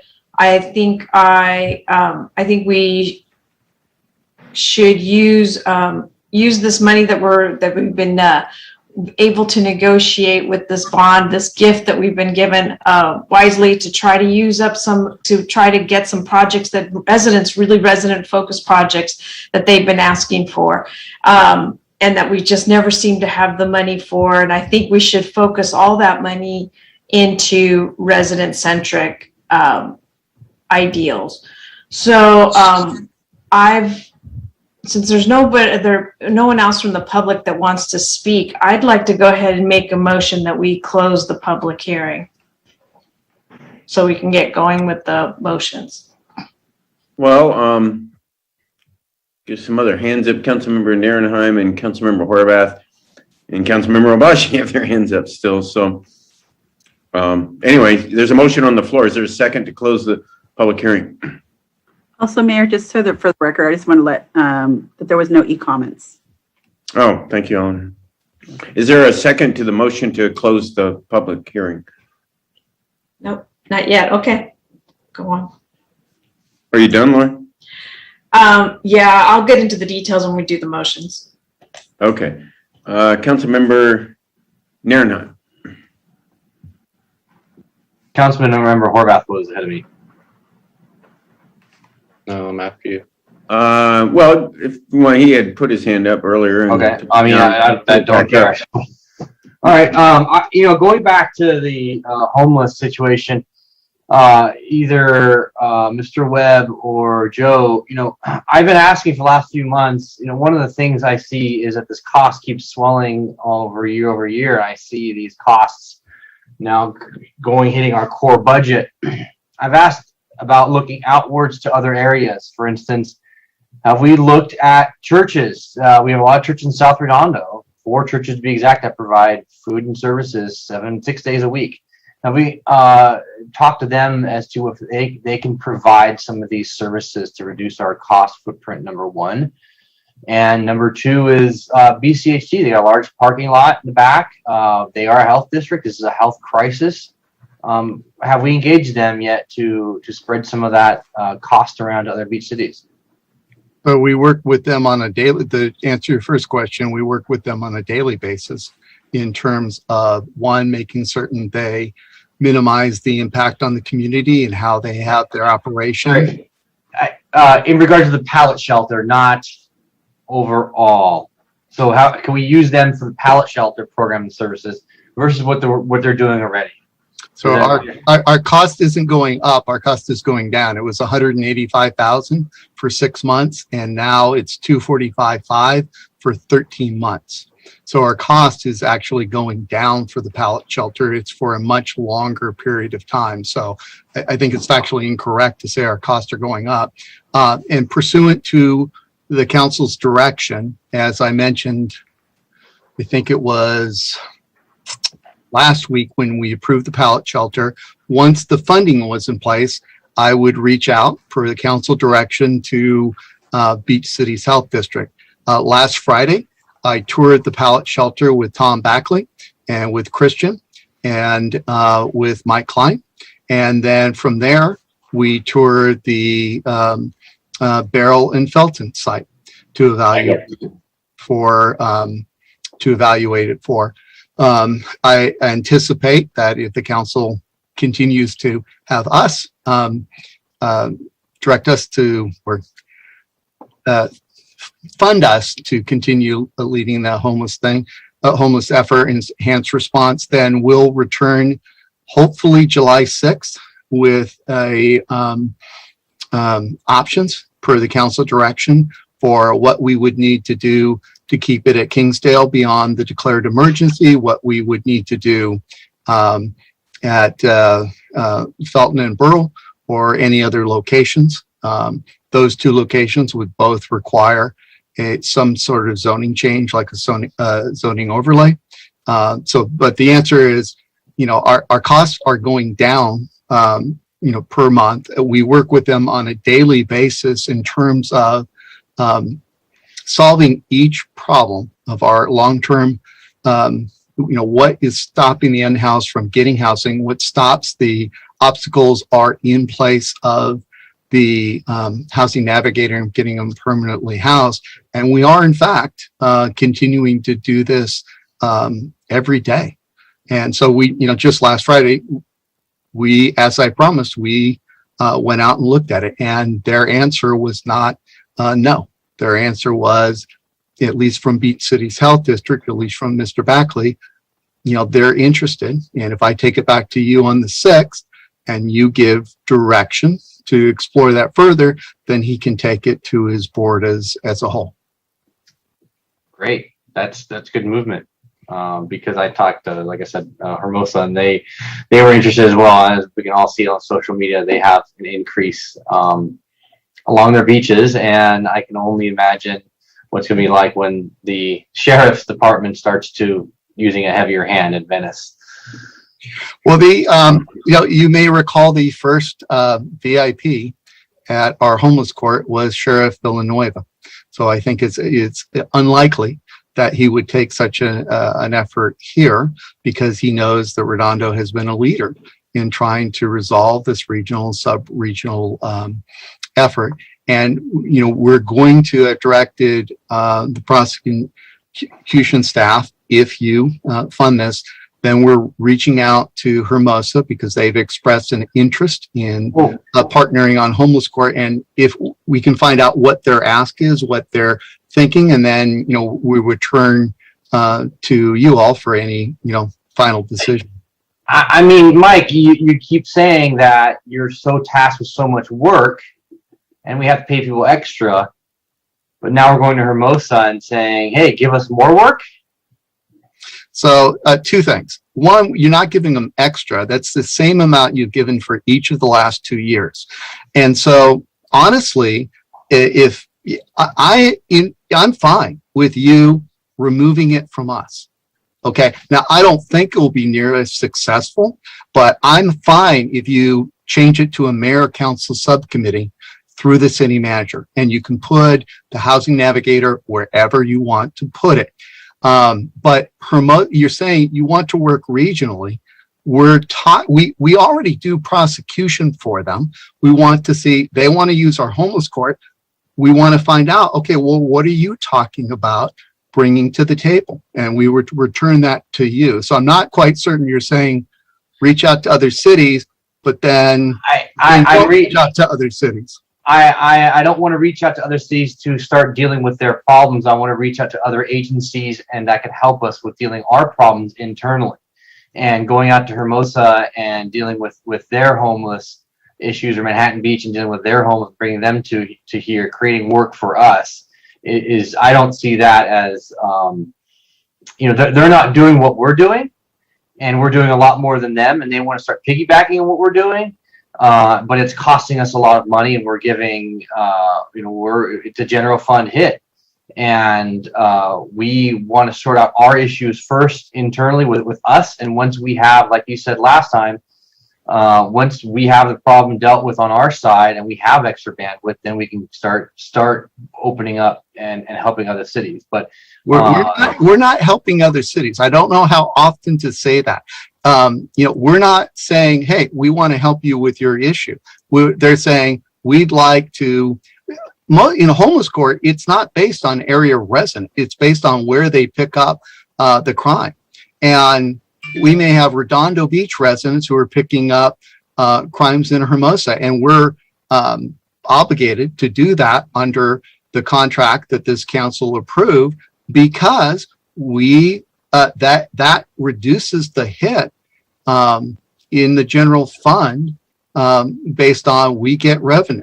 And I could foresee there are options, but you would have to approve them. But there are options, just like you said, explore looking at doing prosecution for Manhattan. Well, that reduces the hit on the general fund, and they have a much smaller number of unhoused individuals. So, maybe I'm missing the point here. Is Manhattan Beach providing prosecutorial services and they're just coming here and using our infrastructure and we charge them for that infrastructure usage?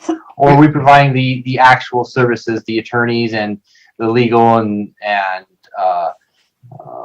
those personnel services to prosecute? So none of this is part of this budget. And what you told us to explore was Manhattan Beach doesn't want to continue with the DA because, as you approved a council resolution, they're not prosecuting any quality of life crimes. And that can have a spillover effect because criminals don't pay a great deal of attention to city boundaries. And so what would come back for you is they would be hiring us as Hermosa wanted to hire us. If you want to end our contract with Hermosa, we can end our contract with Hermosa, but then you're going to have a $200,000 hit to our general fund. And so these are just exploratory. I mean, because otherwise I don't understand what your question is. If your question is, how can you help us with our problem? Well, they're no more going to want to do that than you want to, or I want to solve their problem in a vacuum. It's all about finding ways that we can cooperate with each other to more efficiently address something that is a problem California-wide, county-wide, and we don't want it to get like it has been, like it's become in other areas of Southern California. So am I missing You're missing the fact that you're increasing the workload, and you keep saying that the reason why we're giving these raises now is because we have an increase in workload, and we're responding to weekend emails or weekend requests and increase in services, things outside their primary scope. So it's not an increase. It's just making permanent because you're making the program permanent. So the first year you gave those raises and you gave a temporary position for a police captain in the police department. Last year you made the police captain permanent. It's part of the core budget. We didn't know if we continue our effort beyond a year. So you added those duties. I am more than happy, and I'm sure they're more than happy, if you end it being our office. I invite you to personally handle it as part of a mayor council subcommittee working with your city manager and figure out how you can address the growing problem of homelessness. I don't think I have as much confidence that it will continue to make the progress we've made. I think other cities are copying our program for a reason, but you can make it permanent and we can go down this path, or you can take it over. And I invite that. And then we can return to our core city attorney issues. Right. So, it's an increase in workload that you volunteered to do. And while I'm more than willing to move forward on permanentize a lot of these things, because we're making great headway and great strides all the way throughout, I'm going to be very careful about adding other cities that haven't been doing what we've been doing to our current workload, and saying that we're offloading costs. We're still increasing the workload. It's not just free money. I would say I can't use a strong enough word without cussing to say I didn't volunteer for this. I got volunteered for it by Mayor Brand and Councilman Horvath and the other council members that voted for the budget. Now, you consistently voted against the budget that started the enhanced response program to homelessness. So you've been consistent. But to say I volunteered for it is completely wrong. What I didn't say, I didn't refuse it, because it is a true issue to quality of life in Redondo Beach. It may be the top issue in Redondo Beach and elsewhere in LA County. But for you to say that nonsense that I volunteered for it, I didn't refuse it. I'm glad I didn't refuse it because we made progress. Other areas are copying our approach because it works. But I am more than happy. I am volunteering for you to take over it as part of a mayor council subcommittee. Okay. So next item, let's see here. Petitions, there's a lot of, let's see, art, culture, arts, position, HCE. All right, that's it. That's all the questions I've got. Okay. Next then is Councilmember Horvath. Yeah, a couple quick questions for Ted. Ted, there he is. Ted, the CIP page 32 for the traffic signal communication and network. I just want to make sure that that's integrating into the South Bay Fiber Network per our goals, and because we're also connecting with LA County and Metro, and LA County does handle a lot of our signalization. Is that a fair statement to make, or? Yeah, absolutely, Councilman. That is going to be a fair statement. And as a matter of fact, I see Chris chimed on as well. We were in conversations earlier, a few days ago, as a matter of fact, to make sure that that connectivity is there so we can optimize the use of that network. Okay. The CIP, page 20, the citywide striping. The COG has put together a local travel network, which is, kind of on the backs of the South Bay bicycle plan. Clearly, this council has desires and goals to create safer ways for people to get around. That program is pretty much, if it comes to this council and we accept to incorporate it into our our plans, it's pretty much just striping and signage. Would striping for that be included, putting in sharrows and whatnot as part of the CIP, or would that need to be additional? It could be a complement of both. On one side, we could buy the stencils, and obviously we have a sign crew that does signage installation. Depending on how extensive it is, it could be done with in-house staff by buying the additional materials. But if it is extensive, it could be incorporated into the annual striping contract, and we'll just increase it accordingly if it becomes anything significant. But we believe at the rate that I've seen from the South Bay COGS presentation, it should be relatively minimal for our city. Okay. And then final question, to piggyback off of something Councilmember Obaji was asking you related to the right of way and work. The $80,000 that you addressed to his question that's materials only, correct? That is correct. Yes. Okay, and so the 500 hours you've identified for staff time, that's going to be overtime if that was to happen, right? It's not that can't be incorporated into to standard pay time. Is that right? It would be, especially since our staff, as everybody has been talking about, staff reductions over time. Our parks maintenance crews are spread thin. They're working extremely hard to get a lot of this work implemented. And the only way we can accommodate new or significantly new items is through some overtime, yes. Okay. All right. That's it for this moment. Thank you. Okay. Thank you. Councilmember Obaji.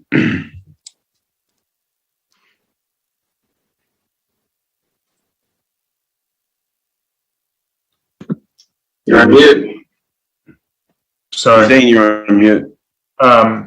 So looking at BRR 12 about the safety improvements for Artesia, Felton, and Ringe, I think because maybe more people are going to the beach or getting out and about, finally when turning on my street, Phelan here, let me share my screen.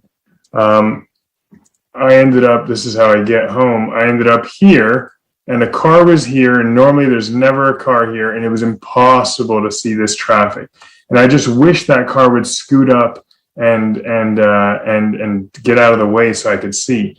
And if you ask me, this is whenever this was designed, is a defective design. That left turn lanes should never be set outside from each other so that they block each other, but instead should be directly across or else to the inside. So my question to you, Mr. Saman, is I see that there's $50,000 in that BRR 12, $50,000 for design and $25,000 for actually doing every intersection. I know that we're going to end up redoing Artesia altogether, but is that right that if we add intersections, I'm noting that Green Lane, Blossom Lane, McKay Lane, and Phelan Lane all have these poor designs as far as the left turn lane.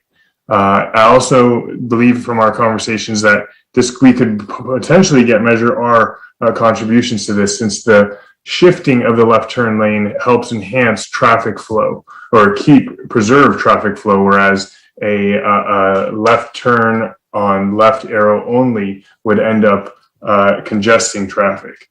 So is that accurate, that basically if I add $25,000 for every incremental intersection, we'll get there? Yes, that's correct, Councilman. And I think we broke down the BRR into two different items, either one as a physical shift on the median, or as you said, if we were to do a signal upgrade to go with a fully protected arrows. Yes, the protected arrows would probably have a negative effect on coordination and basically delay time through these intersections. But yeah, it would be $25,000 per location in order to make those modifications. All right. And the left turn arrows would not do anything for our non-signalized intersections, right? That is correct. All right. And then I had a question for the well, I guess the clerk notes that for us to move to ranked choice voting, we're going to need a charter amendment. So I suppose we can do that in referrals to staff, is figure out what we're going to do to make any revisions we need to do on the charter. But congratulations on being invited to present, Madam Clerk, to the other cities on successfully running the elections here off calendar. Another question I have relates to BRR 51A, I guess. And I didn't get to read this because I just found it, or 51 and 51A. How much money is needed to be allocated essentially to start enhancing our code enforcement presence in the city? If you're talking about above and beyond where we're currently at, and then with the addition of code enforcement coming over, I would probably suggest it would be about $25,000 per part-time employee. The way that I would look at something like this is bringing on part-time MSOs to increase that type of response. So 4 of them maybe to really go after it would be my suggestion. But again, it's something that, code enforcement will be new to us. We're going to have a small adjustment period. So whatever type of flexibility, if that system is to grow, we'd like to have flexibility in bringing the program, up to a greater number of people. Yeah, Councilman, specifically BR 51 lays out an option for $30,000, which we expect would provide approximately 20 hours per week of additional part-time staff resources. Okay. And Mr. Kaufman, Chief Kaufman, is that enough to get you guys going, or you'd prefer to have a couple of those? Or well, if you ask me, I always want more, of course, but we have a huge demand on what it is we're doing. But I didn't write that BRR. If that would be great to start, though. That's usually how we grow our programs. We bring on part-time staff. If we establish a full-time need or a need for greater staff, then we would increase. But there's going to be a bit of a learning curve for our department. We have good supervision in place, so I think we'll create some efficiencies. But the model's going to change a little bit. It's going to be more of a in-field response. So our ability to bring people in and train them takes a bit longer because there's some safety aspects to it. So I wouldn't want to create an expectation where you think that an increase in budget is going to, mean in month 1 in July, we're going to hit the ground. No, I'm not expecting that at all. I realize it's a process and it's new to you for that matter. So, all right. Thank you for that. I will say thank you to Ms. Forbes and Ms. Salcido, because I did see that SCE had its temporary use permit revoked. I got that message from a resident right before this meeting.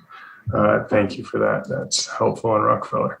And let me I would add, though, that they have appealed that revocation. So good. Let's go. That's the process. Let them appeal. All right. And thank you guys for standing by our residents. And finally, I think that's about it as far as my questions. Cool. Thank you. Okay. Thank you. Councilmember MD. Okay, I'd like to make a motion to close the public hearing. Second. Close the public hearing. Is there a second? Second. Okay. Is there any Councilmember, any discussion? Councilmember Lowenstein? I'd like to make a motion to continue this till next week. You mean a substitute motion? Is that a substitute? Did I say substitute motion? I'm sorry, I didn't say that. Substitute motion to continue the hearing till next week, the budget hearing. I'm going to second that because there's just so much more information here right now. We got these budget reports today. We got 1,000 pages worth on Friday. We got the bond issuance that we have to deal with. So I would agree with that. I'll second that. I have a meeting next week. Yeah. By doing that, you're going to postpone the bond issuance, won't you? No. So, not based on what they Let's said earlier ask today. Mike Witsansky that question. Mike, I thought we Yeah, you gave us the direction you needed. What we'll have to just assume and plan for is the $5 million payment, the interest-only payment, and we'll proceed accordingly. And then you'll just, if you end up not spending those savings that are laid out in Decision Package 57, I would just suggest they roll into a general fund balance and are held for later allocation. So can we get a better sense next week of, I forgot who was that said that regarding calling CalPERS tomorrow, how much we owe, and more of an exact figure for next week? No, that won't help with the second tranche. We won't have the second tranche information until they provide the circular that they titled July, but it's actually going to be more like August. So we'll get the payoff number. It'll be a little more refined than what you saw today, but that's not going to move the needle on the rougher estimate for what we're anticipating in August. So you've given us all the direction you need on the bond. We will react to that accordingly. We will plan for an interest-only payment in 21-22 based on scenario 3. I mean, you made that pretty clear in your actions tonight. Okay, Councilmember MD, did you want to say anything else? You had your hand up still. Yeah, because I was going to make a motion of just start the process of of what we go through, because I mean, just listening to all of you, I think we're kind of close on where we could make this happen. So, but I'm obviously not going to get there, but. I was just going to say, there was so much new information that we got even today that's why I made the motion, substitute motion, because I feel like this is an important, very important budget for all of us. So another week would help us digest it more. Yeah. I would have to agree with that. I mean, this is as complicated a budget as I've seen, and there's a lot of opportunity. There's two. And like I said, we really didn't have 2 budget hearings before this like we normally do. I don't feel like we did. And plus we got hit with a lot of information at the end. And plus, you know, it's, what is it, the 3rd Tuesday of June, and there's still plenty of June left to do this. So, yeah, I mean, I honestly think it's a good call. But anyway, there's substitute motion on the floor. I don't see any hands up. Any comments from the public? Anybody from the public who hasn't commented? No, we have no comments. No comments, no Zoom. Okay, do a roll call vote. Councilmember Narenheim. Aye. Councilmember Lowenstein. Aye. Councilmember Horvath. Respectfully, no. Councilmember Obaji. Reluctantly, aye, because we have an important obligation here, and there's no way we could have done our diligence already on every one of these decision packages. So, or not decision packages, but budget response reports. So that's why. And Councilmember MD. No, and I have gone through all the decision packages with staff quite thoroughly, so I'm going to vote no. Okay. Well, I guess we'll come back next week. Everyone plenty prepared. And I appreciate that a lot of people up here have working jobs, and they don't necessarily have the time to spend all that time with 3 days notice. And so, yeah, it makes a lot of sense to me. And it's complicated. There's a lot here and a lot to consider, and we get new information all the time. So anyway, well, there you go. Continued the public hearing. Let's see you next week at 6 o'clock, I guess. So next up is item N1, discussion and possible action regarding the issuance of lease revenue. I'm sorry, N2, discussion and possible action on potential Redondo Beach Municipal Code amendments to regulate sidewalk vending in compliance with Senate Bill 946. So yeah, there's been a lot of concern about the sudden pop-up of sidewalk vending in Redondo Beach, particularly in some very high-profile areas. Anyway, Randy Forbes, you're going to give us a report on this. I do have a report. I'm not seeing Jillian on from the city attorney's office, so I wasn't sure if Mike Webb was going to handle that, or somebody else from that department. I can give the general background and the information that we provided you, but I know that she had very specific questions that we wanted to make sure that, we had direction on. So this is, in January of 2019, Senate Bill 946, the Safe Sidewalk Vending Act became effective, which largely decriminalized sidewalk vending. For jurisdictions to regulate, there are very limited regulations that a municipality can put into place. And so our regulations were no longer valid, and we couldn't utilize those. So, as the mayor mentioned, we're now seeing this uptick in sidewalk vendors, or the interest in sidewalk vending.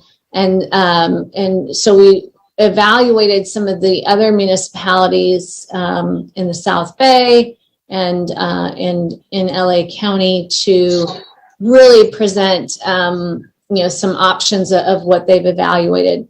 Pursuant to SB 946, what jurisdictions can do is they can limit the hours of operations with very specified parameters. So it's not just arbitrarily picking hours. They can prohibit stationary sidewalk vending in residential areas, but roaming sidewalk vendors must be permitted to operate in those zones.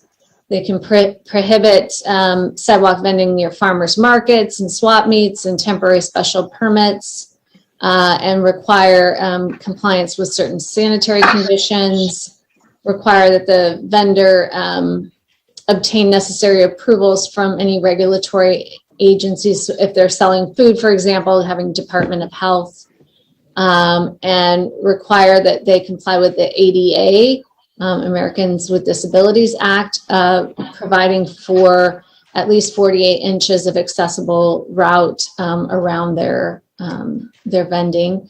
And certain information about the business operations that we can request. And with that, we could, if we adopt that ordinance, we can implement the licensing program. But there are certain things that we can't do. We can't require them to operate only in a specific area unless there's some findings of health, safety, or welfare. The vendors need to, we can require them to ask for permission from businesses or non-governmental organizations. So we can ask them to submit an application for that. We can prohibit vendors from operating in parks. Or excuse me, we can't prohibit them from operating in parks unless that park has a concessionaire agreement. And we can't restrict the total number of sidewalk vendors. And with that, I see that Jillian's on. So I'm going to turn it over to her because she's going to be looking at it from that legal aspect of the findings that need to be made. And there were some exemplar ordinances that were in the packet from other municipalities. The city of Torrance had some really good regulations regarding the hours of operation and some of the requirements for what can be in the vending stand itself and what can't be. So, and there are just some different things in different ordinances that you may be interested in. With that, I'll turn it over to Jillian. Good evening, Council. Brandy pretty much covered a lot of the aspects of the ordinance that we, a lot of the aspects of the state law, which we need to comply with. And essentially, the reason that I brought to you examples of other cities' ordinances, as well as the law itself, is, as you can see, particularly from the bill summary and description that we provided as one of the attachments, essentially each and every law restriction that we place on sidewalk vendors needs to be backed up by an objective health, safety, or welfare concern. and as I stated, and I believe that Brandy stated, that is the reason that we didn't want to bring you an ordinance. We wanted to ensure that the specific concerns of the community and each of your districts are considered, as well as the fact that each of these regulations is supported by findings made by each of the council members, or obviously by the council as a whole in the end. You'll see in the ordinances that we provided, the recitals or the whereas section shows a lot of those findings. However, we were hoping to have specific findings for the specific regulations that you're seeking, in addition to having just an idea of what your major concerns are, so that we can come back with an ordinance that embodies all of those regulatory concerns. So I'm here for any questions, and I'll turn it over to the council. Yeah, thank you, Jillian. I have a question. Absolutely. Can we charge a permit fee? Yes, we may. And we can have a specific, first of all, we can require that the vendors possess a valid Redondo Beach business license. That would be section 6-1.22 subsection F, subsection 38, which is peddlers. The only thing that I would want to ensure is that what the requirements for receiving a business license comply with the provisions of the law. You'll note that there are specific areas that we can't, information that we can ask for and information that we cannot ask for. Further, we can create a specific permit process for sidewalk vendors, and that can come with a fee as well. Is there a limit to that fee? Well, as with most fees, it needs to be related to the cost of essentially reviewing the permit, as well as the potential enforcement costs of ensuring that the regulations are followed. Yes, and I'll look at the law. I don't believe there's a specific number that is cited as a maximum amount. But just generally, we couldn't charge $5,000 for a permit. No, it would need to be reasonable and within the bounds of the potential cost of reviewing permits and again, as I said, enforcement of the regulations. Just to comment to the public, because I get a lot of calls and a lot of complaints. People are very angry about these pop-up merchandise booths and food booths just everywhere. And anywhere on the sidewalk, the entrance to our waterfront on Torrance Boulevard is very political in nature. One of the vendors was selling a T-shirt with the Speaker of the House of Representatives in a gun scope, her face in a gun scope in a T-shirt. I went and bought one just to show everyone. Sorry, I don't have it with me right now. So that seems like a public safety issue, inciting violence against one of our public officials. There was a president, the CIA, or I'm sorry, the Secret Service would have already visited that booth. So it's a problem, and we should certainly direct you to come back with some sort of, maybe based on some sort of action we can give you tonight. It's very restrictive. I mean, this bill was written and passed by the state legislature, and it really just opens up. I mean, as you said, or as Brandy said, they just come in and get a permit and put it up all along the sidewalks, and we can't control it. Put it up in the parks unless we have a concession. It's crazy. It's crazy. Yeah, the law certainly significantly limits the way that local jurisdictions can regulate this particular activity. And as I said, we sought to find examples of different ordinances, but particularly ones that were as restrictive as possible within the confines of the new law. Right. Okay, Councilmember Lawrence. Yeah, Mayor Brand, you actually asked some of the questions I had. A couple things. One is the permits that have already been issued, would new permits need to be issued after this ordinance? So I'm sorry, are you permits that have been issued for sidewalk vending? Yeah, so for example, the person that Mayor Brand was talking about, would they need to get a new permit after the ordinance is passed? So once the ordinance goes into effect, on a going forward basis, they would need to comply with the regulations of the ordinance, yes. Okay, so there is kind of a sunsetting of currently issued ordinances based on this then, right? Well, yeah, obviously depending upon the actions and behaviors that we're discussing, if they are outside the confines of the ordinance that we pass in the future, then yes, they would need to first of all come in and apply for and receive a license specific to sidewalk vending, whatever licensure program that we put together, and additionally would need to, on a going forward basis, comply with all of the regulations that we put into place. Okay. The second question I have is, is there a limit to what a person can sell on the sidewalk? So you'll see in some of the ordinances, there are limits in the way that the items can be sold. And there are items that we must allow to be sold, such as food. And I'm trying to find the exact reference. It just basically says merchandise offered for sale.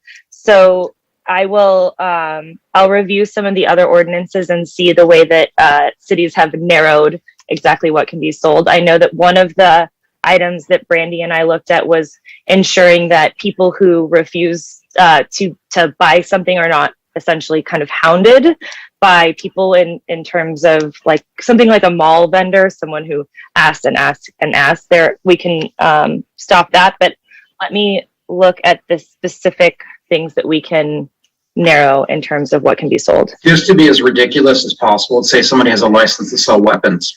Can they sell it on the sidewalk? No, I mean, there are other, obviously they need to comply with the other laws that would be applicable to the sale of particular merchandise. For example, we, as Brandy had indicated, we can enforce sanitary condition requirements, as well as verifying that all vendors that sell food have the necessary LA Health Code licensures. So the example of weapons, those cannot be sold pursuant to many other state and federal laws by a sidewalk vendor. Okay, so we're really looking at food and merchandise. But that merchandise could be nunchucks. You don't need a license to sell nunchucks. Honestly, I'm trying not to be ridiculous. Okay. I'm trying not to be ridiculous, but you know what? Somebody is selling T-shirts that advocates violence. So I don't care. I honestly don't care which political party it is. I just have a problem with that. No. To me, that's incitement of violence. So I don't think it's much different than selling a weapon, quite honestly. All right. The standard may contribute. The standard under Brandenburg versus the United States is that you can only prohibit inciting violence, inciting speech when it's intended to incite violence and likely to incite violence. So the question is whether it's intended and likely to. So, and that's a really tough burden to meet. Otherwise, we're going to face lawsuits from these folks as soon as we try to enforce it. You can't scream fire in a crowded theater. Right. There's limits to First Amendment. That would be negligent, right? But there's limits to First Amendment speech. I just told you what the limit is. So you got to figure out how we're going to regulate it within that limit. Yeah. Well, all I'm saying is I'm not trying to be ridiculous, but when you start selling things that advocate violence, whether it's intentional or not, that's in the eye of the beholder, quite honestly. And we might need to have to back something like that up. So I just, I'll say that. The other thing I want to say is I don't want our city to become sidewalk vending central. Mm-hmm. I mean, that's just how I feel. So I want this as tightly worded and as regulated as possible, because I'm in favor of people making a living. I'm just not in favor of them doing it on our sidewalks. That's just my opinion. If I may, for example, one of the items that Torrance put in their regulations was no vending to customers in cars. So it can only be to those people who are pedestrians or bicyclists on that that walkway. So I think that they're, pulling some of those stricter standards are going to be really important for us to really address that, because some of those, that we've seen are located, and that's exactly what they're selling to, or people, are going to see that and pull right over. They're not going to be just walking by. Well, the other thing is, I understand one of the vendors actually threatened people. Can the permit be revoked? It's because of bad behavior or something like that. I think that there were some of the ordinances that we had provided. There were some that talked about that they couldn't use certain language. I can't recall exactly which ordinance, but I want to say that there was one. Okay. If I may, was there anyone that you particularly, you had the budget, so you may not have had a chance to review it. Was there any of the ordinances that you particularly favored, or is the direction just to have as restrictive an ordinance as we can? That's really the second one, is as restrictive as ordinance as possible. Okay, and that helps. It's just, to me, sidewalk vending belongs in Venice on the boardwalk. It doesn't belong in the Esplanade. It doesn't belong on our sidewalks. It doesn't belong in our bike paths. It doesn't even belong on our pier. It really belongs in a place that's equipped for it. And our sidewalks are not equipped for it. I don't want this leading to violence. I don't even care which political party somebody advocates for. To me, that's not the point. The point is it's crowding our sidewalks. Sidewalks are not meant for selling. They're meant for transportation. And that's one of the problems I have with it. I also have a problem with anybody that uses threatening language one way or another. They should have their permit revoked. And I just feel strongly about it. I don't think that's right. And I don't care the person's political views, but anybody that advocates violence against either party should lose their permit. So anyway, that's it. That's what I have to say. Todd, can I ask you a question while you're still? Sure. I'm just curious because I don't see this in my district. I'm going to assume it's more in D1 and D2. But do you feel like there's any relation to just the wackiness of this past year, COVID, recalls, just everything going on? Because I don't recall this being as big of an issue in the past. So I'm just wondering, regardless whether we, pass something and make it restrictive, if this is just kind of something that's happening as a result of the times. Yeah, it's a valid question. Partially, but obviously the ordinance or the law was passed, state law was passed probably before COVID, I would think. So this is something that's been obviously on the mind. I think it was originally passed for street vendors in the city of Los Angeles, if I'm not mistaken, people with food carts and things like that. No, I was just wondering if you're seeing it proliferating more in this past year, like because businesses are shut down, like people are doing things that maybe they normally wouldn't do. That's what I was kind of getting. It's possible, but I know that there's been one vendor that's been in District 2 in 2 different places. And I know that Councilmember Narenheim had said that people had inquired about the Esplanade and doing it on the Esplanade. So I just don't think that this is where it belongs. And if we can be as restrictive as possible by still adhering to the law, that's a choice that as a city council we can make. And, if honestly, if you want to conduct business, find a way to get a store. That's how I feel about it. We had the same issue, if you think about it, with stand-up paddleboards before. We had that issue, remember, in the harbor. In some ways, it was mobile. So, and we put a lot of restrictions on people doing that as well. And what people are using is they're using the benefit of public rights of way and not paying rent for that. And, that's taxpayers' money that goes into it. And then to add insult to injury when people get threatened when they stop by and ask them, a question or they don't like something, that's the real problem when it's taxpayer money. So your question's a good question, Christian. I don't know exactly but bad behavior should never be rewarded. So that's it. Thank you. I think the bigger issue is we got a lot of sidewalks and parks in Redondo Beach. I don't know that we have a municipal code banning it. Let me ask Jillian that. Jillian, do we already have a municipal code that's being overridden by the state law to ban bending inside of parks and on sidewalks? So we have a few different ordinances, municipal code provisions that regulate this behavior. I believe we attached those to the report as well. Specifically, there is Title 3, Chapter 7, Article 20, vending from stands in public ways, which is obviously specifically addressing this type of behavior. Additionally, there is Title 4, Chapter 15, which is registration of canvassers, solicitors, itinerant merchants, salesmen, and peddlers. And then there are also provisions with regard to sale of merchandise on the pier and wharves.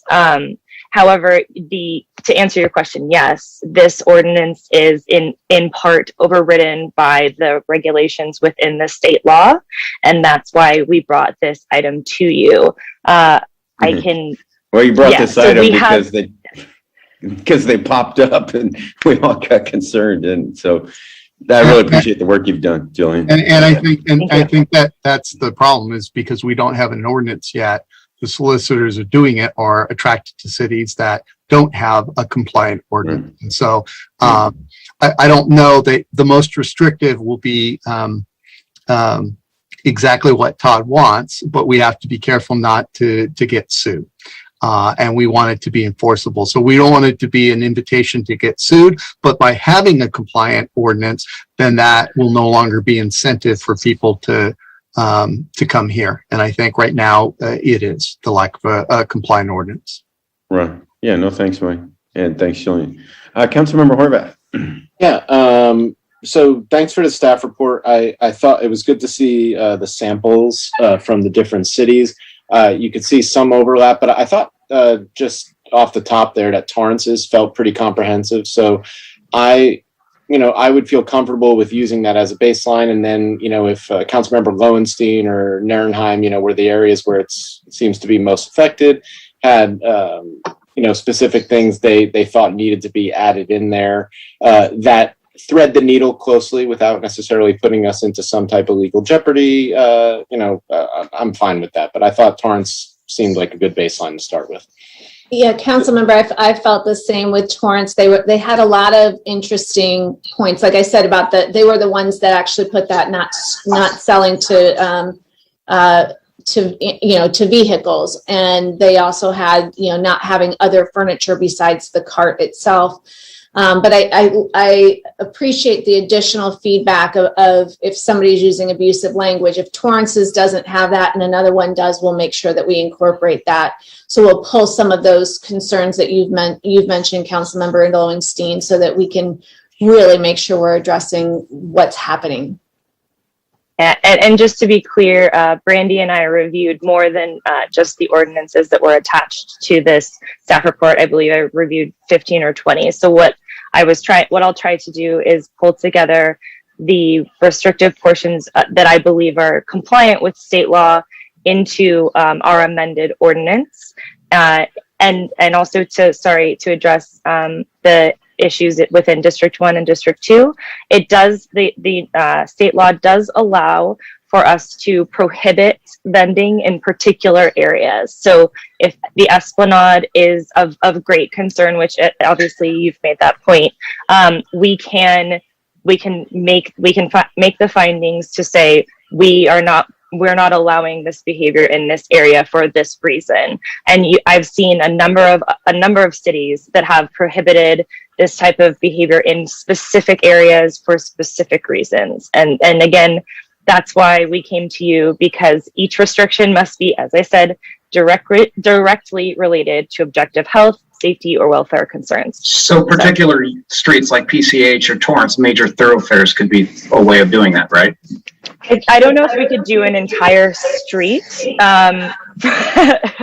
like the, Because but I would they're say very busy specific streets. areas. They're Yes, very busy yeah. streets where a lot of, pedestrians could be put at risk by fast moving vehicles.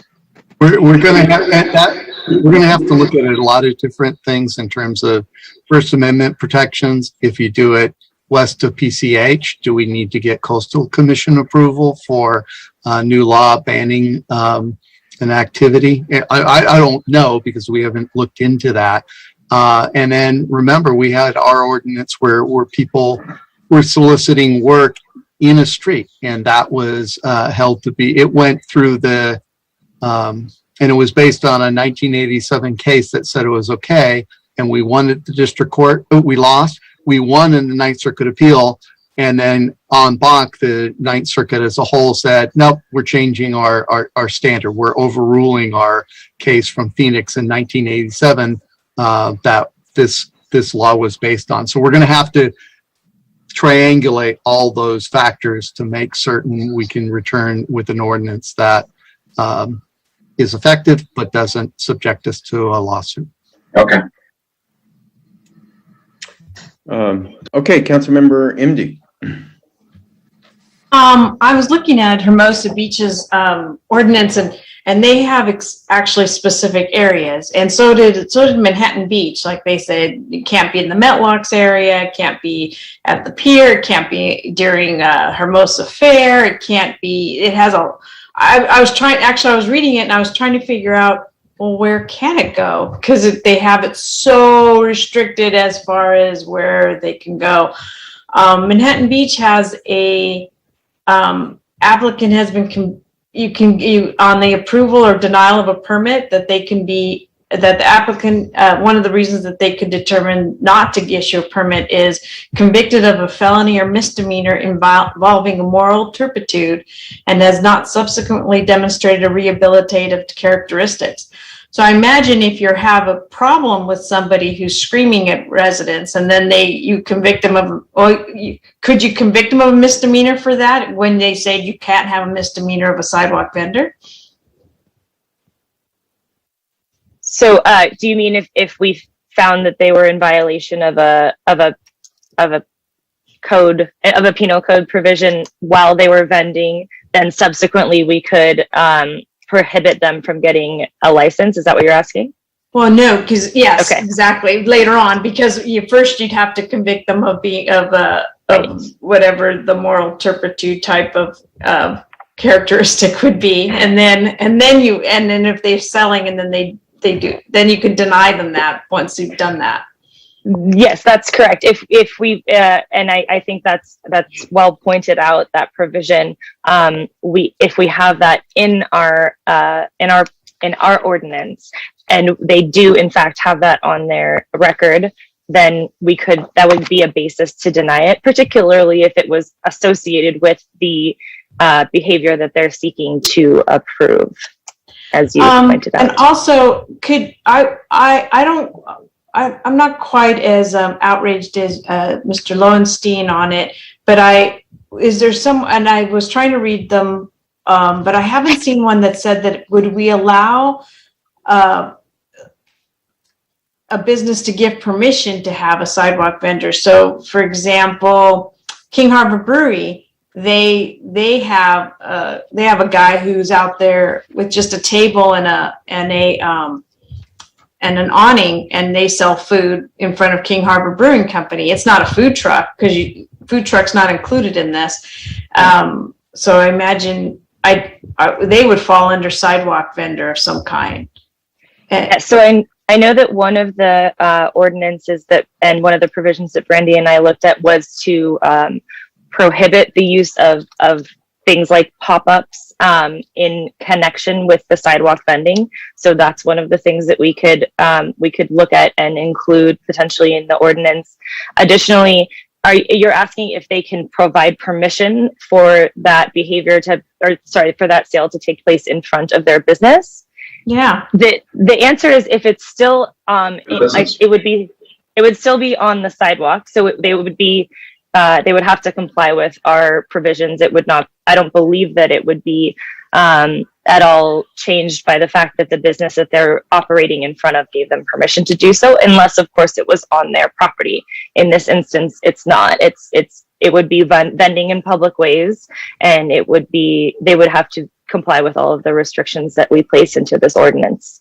So somebody who has a pop-up and is selling food in the parking lot of King Harbor Brewing this would not apply to them.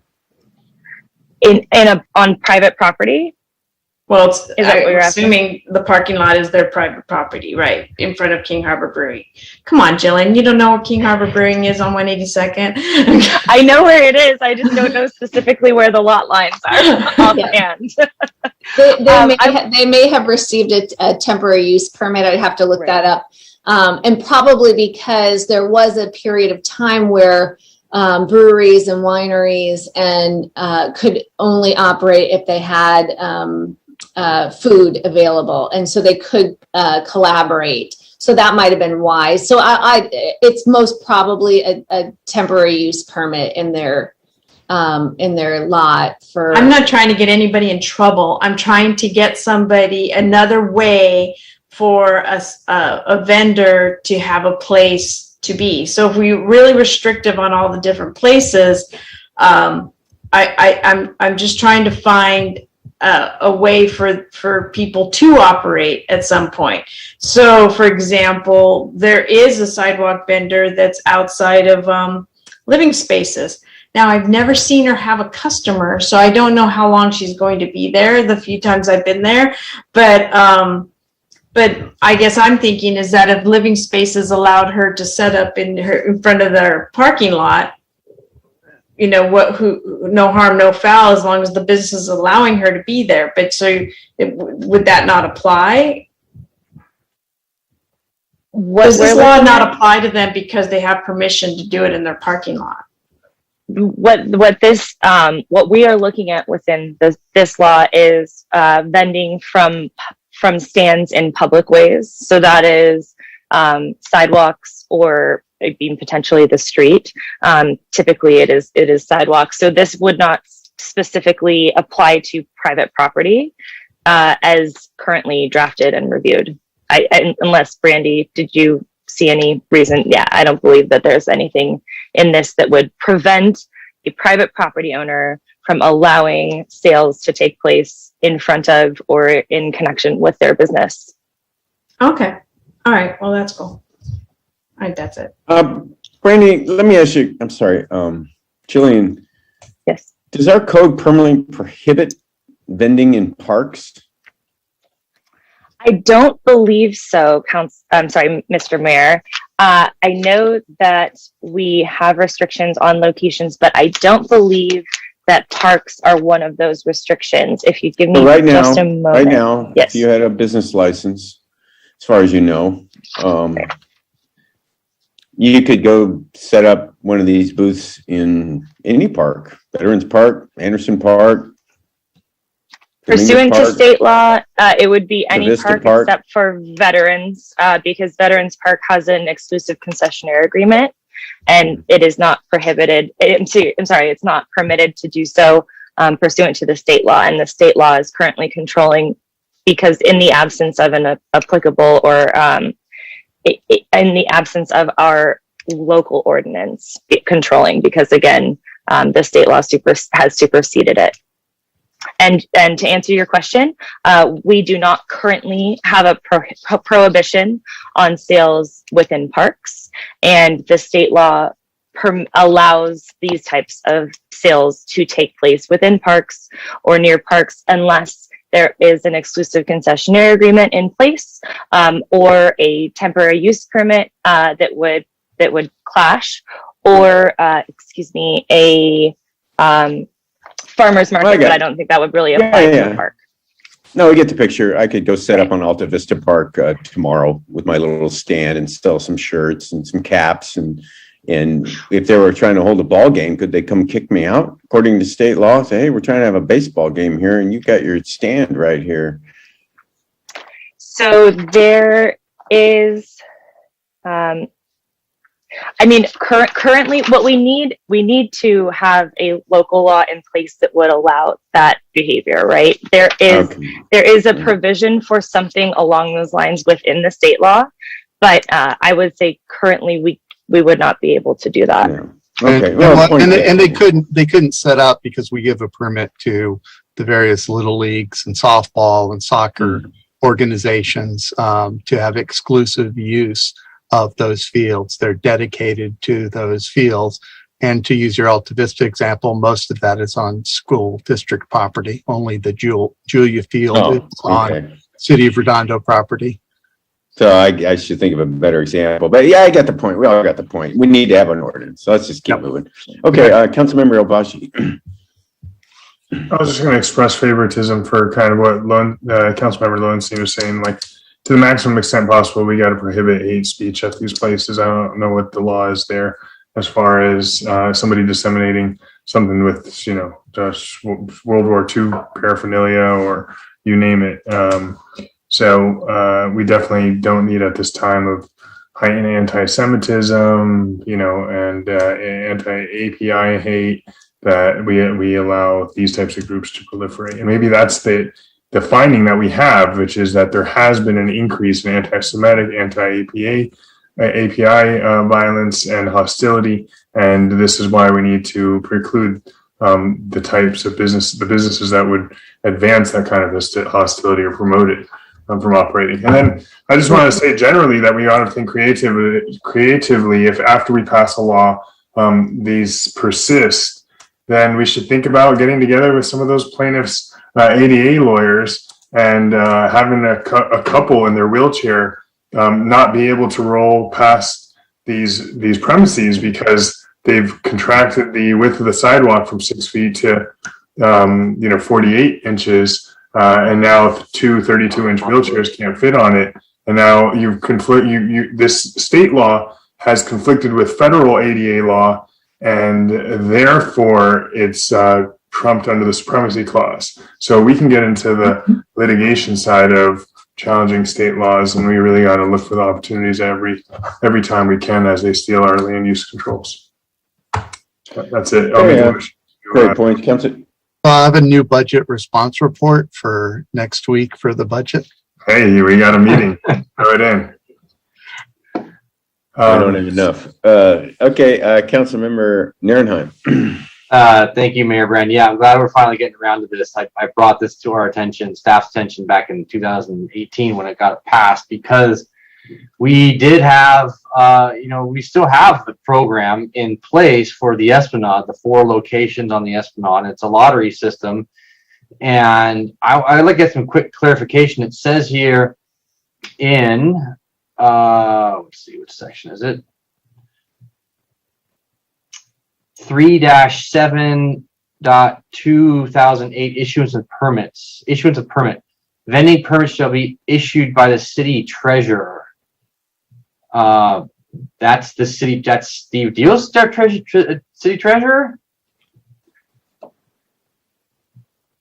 Yes. So you're asking currently. Why would the city treasurer be in charge of issuing the permit? My guess would be that it's because the city treasurer issues the business licenses. And so this was drafted basically in connection with that. However, when we draft the new ordinance, you can direct us to have the permits be issued by a different department if you don't think that's appropriate. But I'm assuming that that's why the city treasurer is listed currently. Well, I saw the permit, and it was signed by our planning office. Yeah, not the city treasurer. Actually, that's we only have one portion. Like, so we have reviewed it and we sign it for the review. That does not issue the permit. That goes through and is coordinated by the finance department, which I'll turn over to Marnie. Yeah, it's just old language. The city treasurer did have the licensing function and transferred that over to financial services some time ago.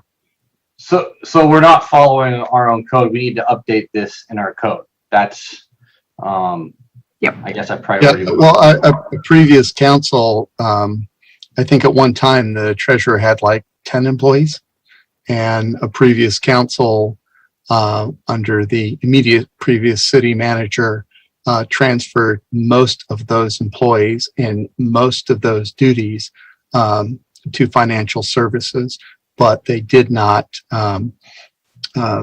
modify all the sections of law that went along with those duties. Okay.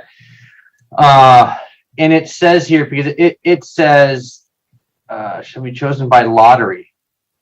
So technically speaking, this program is still open and running for the Esplanade, because 3-7.2004 limitation of vending sales, no permit shall be issued for sales, food, beverage, goods, wares, merchandise from any stand or vendor's vehicle other than for specifically designated areas. With regard to that area in the city on the west side of the Esplanade between Nob Hill and Paseo de la Playa, the 4 locations within said area for which permits may be issued pursuant to section 2003/2008 will be designated by the city manager's office. So, I mean, those locations are still there. If we have to, I mean, one of the reasons why this has come up since a year ago is the amount of complaints I've been getting from people vending on the Esplanade, and I'm going to be very specific about this. I don't think there was a single ticket given, and I've forwarded well over 20 or 30 complaints. There has been a pizza guy who's stopping in the middle of the Esplanade. When I say the middle, I mean in the middle of the street, the 2 yellow line marker areas, stopping right there, building pizzas, and then vending them. People would cross the street to get to his vehicle. Then there's been the orange van guy. He's there almost every single day. And he's moved to the county parking lot. The county has given him or attempted to give him some tickets, and then he moved back to the city area. There's been a lot of other issues with this. And I would say if we're going to allow something like this, and we're being forced to allow, well, we already have this program, to allow people with current brick and mortar businesses in Redondo Beach to have first rights to do this in said locations before outside vendors are allowed to come into our city. So I agree with that. That's good. If Casa Playa wants to sell some bean and cheese burritos on the Esplanade, let them set up there used to be a hot dog stand there. What about food trucks? They don't allow, so the spot on the Esplanades that are specifically designated are not large enough to allow a food truck. Food trucks are not regulated within this Senate Bill 946. Yeah, that's a separate issue. So I was going to get to that, but we can talk to that now. But so food trucks, people that have a food truck, they can just show up on the Esplanade and start doing their thing. They have to have a business license for us as well, right? Right, and we basically have just a very small amount of regulations as associated with food trucks, specifically that they cannot operate within 500 feet of a school or on school property without permission. The laws surrounding food trucks are different from this issue. There are a number of lawsuits, and we reviewed that a couple of years ago when we brought a potential food truck ordinance. Regulatory ordinance to the council. This administrative report and the research does not address that issue particularly because it is a different area of law. Okay. Okay. So, it has to be one of the actions I would want to have in this ordinance is the vending should not infringe upon ADA access on sidewalks. And we have the ability to phrase that in a way that they have to be parked on the street and vending towards the sidewalk.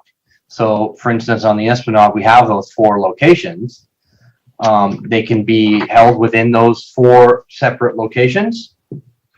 So the state law allows us to regulate in any way associated with ADA regulations. So essentially, the state law already requires that these businesses, which is to say sidewalk vendors, must comply with all ADA regulations. And as Brandy brought up, one of those specific regulations is to allow at a minimum 48 inches of sidewalk for passage of ADA, or excuse me, for ADA compliance.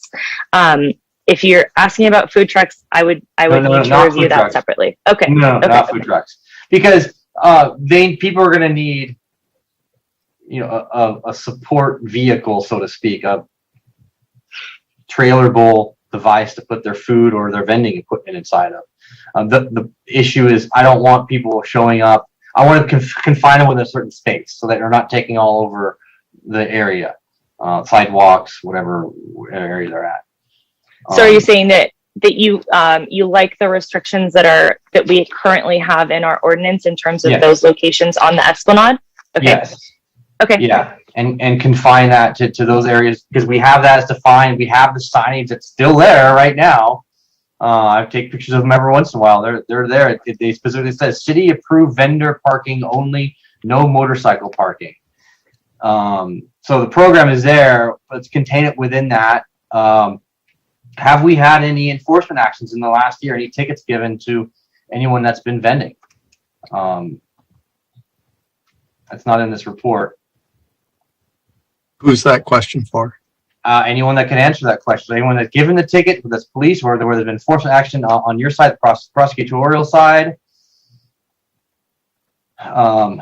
Brandy, on your side for code enforcement.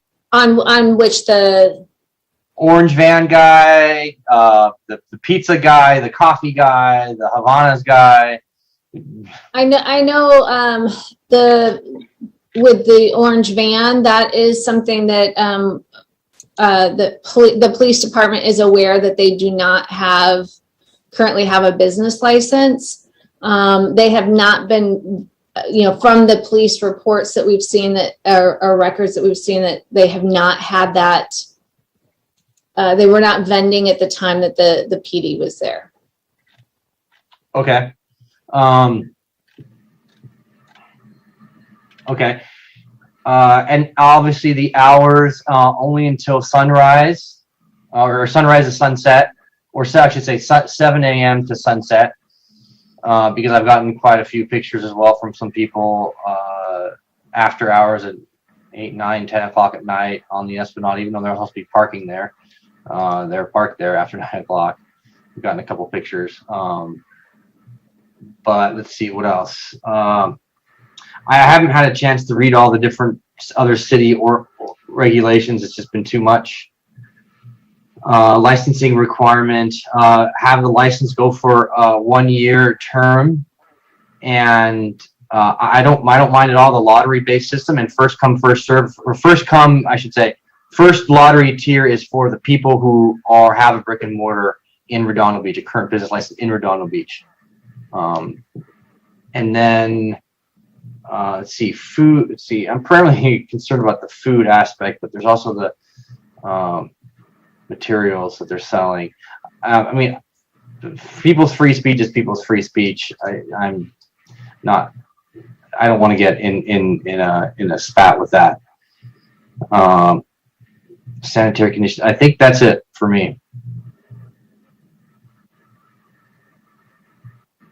Okay, I guess staff is going to need like direction on what to do next in terms of come back with an ordinance that addresses some of the concerns they've heard tonight, and clean up our ordinances that are no longer valid. I think, and Julian and Brandy, correct me if I'm wrong, but I think just the comments that you said can form the basis for returning with an ordinance, and the administrative report will say, using the Torrance as a model, keeping the locations on the Esplanade, making it stricter as long as we think it's constitutional and won't put us at risk of a successful lawsuit.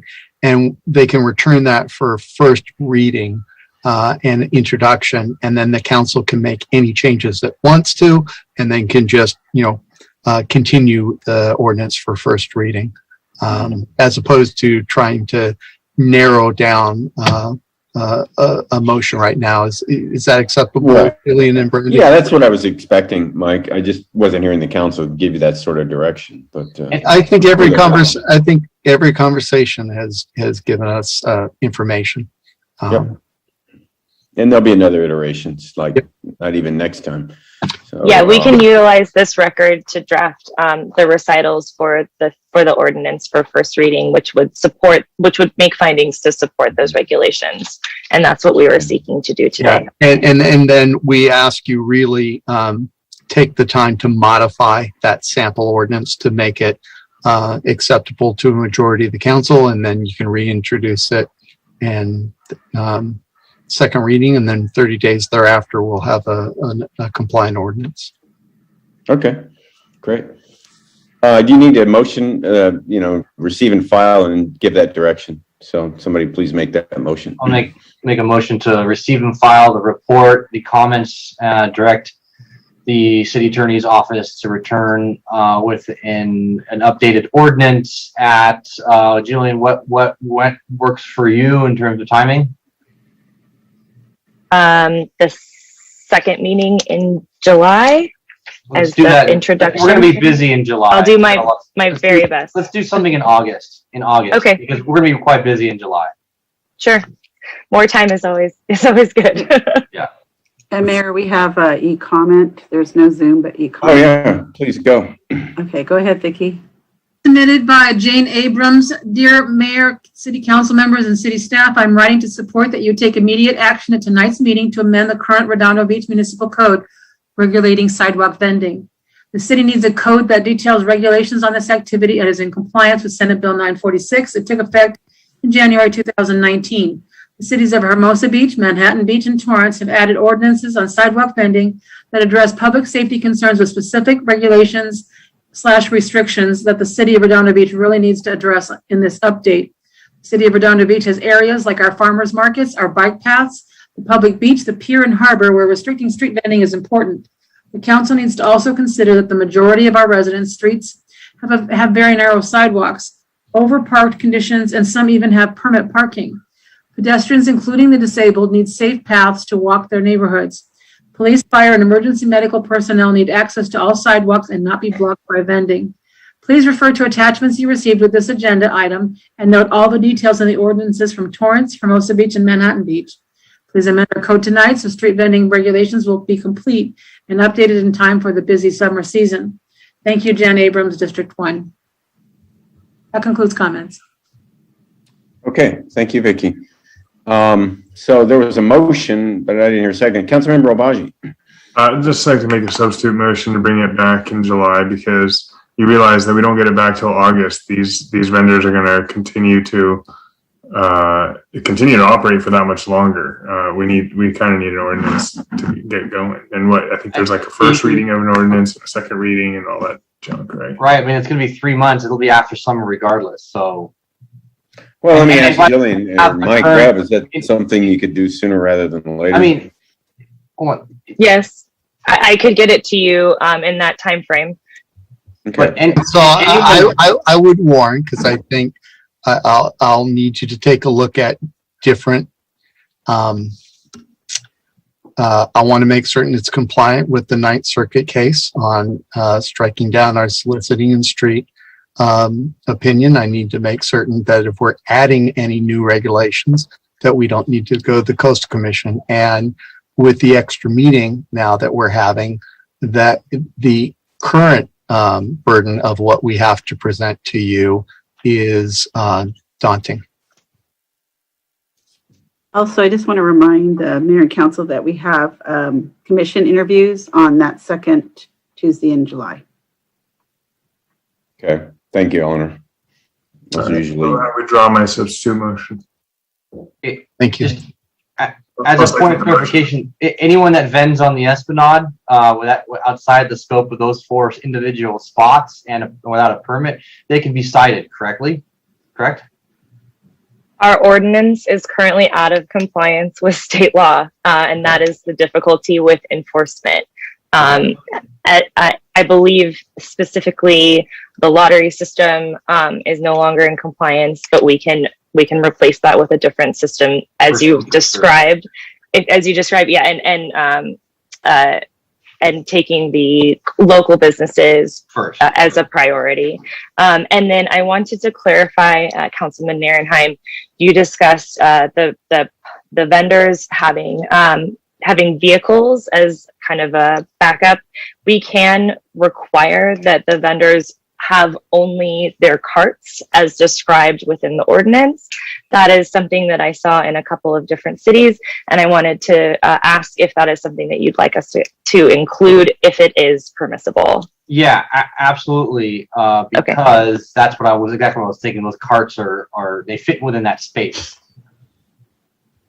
And then the other thing is you could move something else. We've got your CEQA ordinance coming back on the 6th, and that moved Todd's referral on remote appearance at council meetings. If you want to move either of those as part of this, then we could certainly get that done. Yeah, I'm fine with the way we are now. Okay, so yeah, and then August would be the best day. Yeah. Yeah, it's not going to happen in time for the end of summer anyway. But it'll continue. It started in the spring. So, okay, so there was a motion by Councilmember Narenheim. I didn't hear a second though. Second. Okay, second by Councilmember Obaji. I don't see any hands up. I guess I'll take a roll call vote. Councilmember Narenheim. Aye. Councilmember Lowenstein. Aye. Councilmember Horvath. Aye. Councilmember Obaji. Aye. And Councilmember MD. Aye. Okay, so there you go. We'll see you soon. Thank you. On that. Thank you. Next up is item P1. This is something we do annually, assign all these committees and delegates and alternates. We don't have an updated one here, but I thought I'd just go through it, make my recommendations, and let everybody decide what they want to do. On Independent Cities Association, I guess I'm okay with the way that is. League of California Cities General, Todd Lowenstein is the delegate. If somebody'd like to be the alternate, let me know. I'll do it if nobody else wants to. Give me a second here. And then what's next? Yeah, the city selection committee, I guess the mayor has to do those. I'm certainly in favor of sticking with our normal rotation of Councilmember Obaji being mayor pro tem, so that would make him the alternate on those next 3. The COG, I think Christian's done a good job, but I think it's time for Christian and Laura to step aside, let some new blood get in there. Like, Councilmember Obaji at the COG and maybe Councilmember Narenheim as an alternate. SCAG, I'm going to be working on this statewide initiative. It would be helpful for me to be at SCAG, but I can show up anyway. So if you want to keep doing that, Laura, that's fine. I don't, if somebody else wants to do it. West Basin Water Association, somebody should step up. It's not that big of a commitment. I don't know when they last had a meeting, to be honest with you, and it would just be the alternate spot. And then, of course, on the audit committee for Mayor Pro Tem is Councilmember Obaji, and for Councilmember Nils Narenheim to take over the audit committee where former Councilmember John Grand was. So just to review, I'm fine with ICA. The league, I'll take over as the alternate if Todd wants to stay the delegate. The Los Angeles County Division, don't really have a recommendation. Somebody needs to replace Councilmember Grand. And then the COG, I think Councilmember Obaji should step up and Councilmember Narenheim be the alternate. And then West Basin, that's kind of up to anybody. So Anyway, those are my recommendations, and we'll go from there.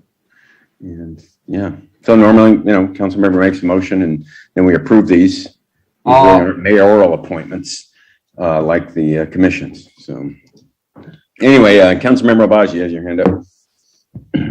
Sure. I guess I'm honored by and humbled by the mayor's confidence in me to work on the South Bay COG, and I'll gladly serve as an alternate to Councilmember Nierenheim on the West Basin Water Association.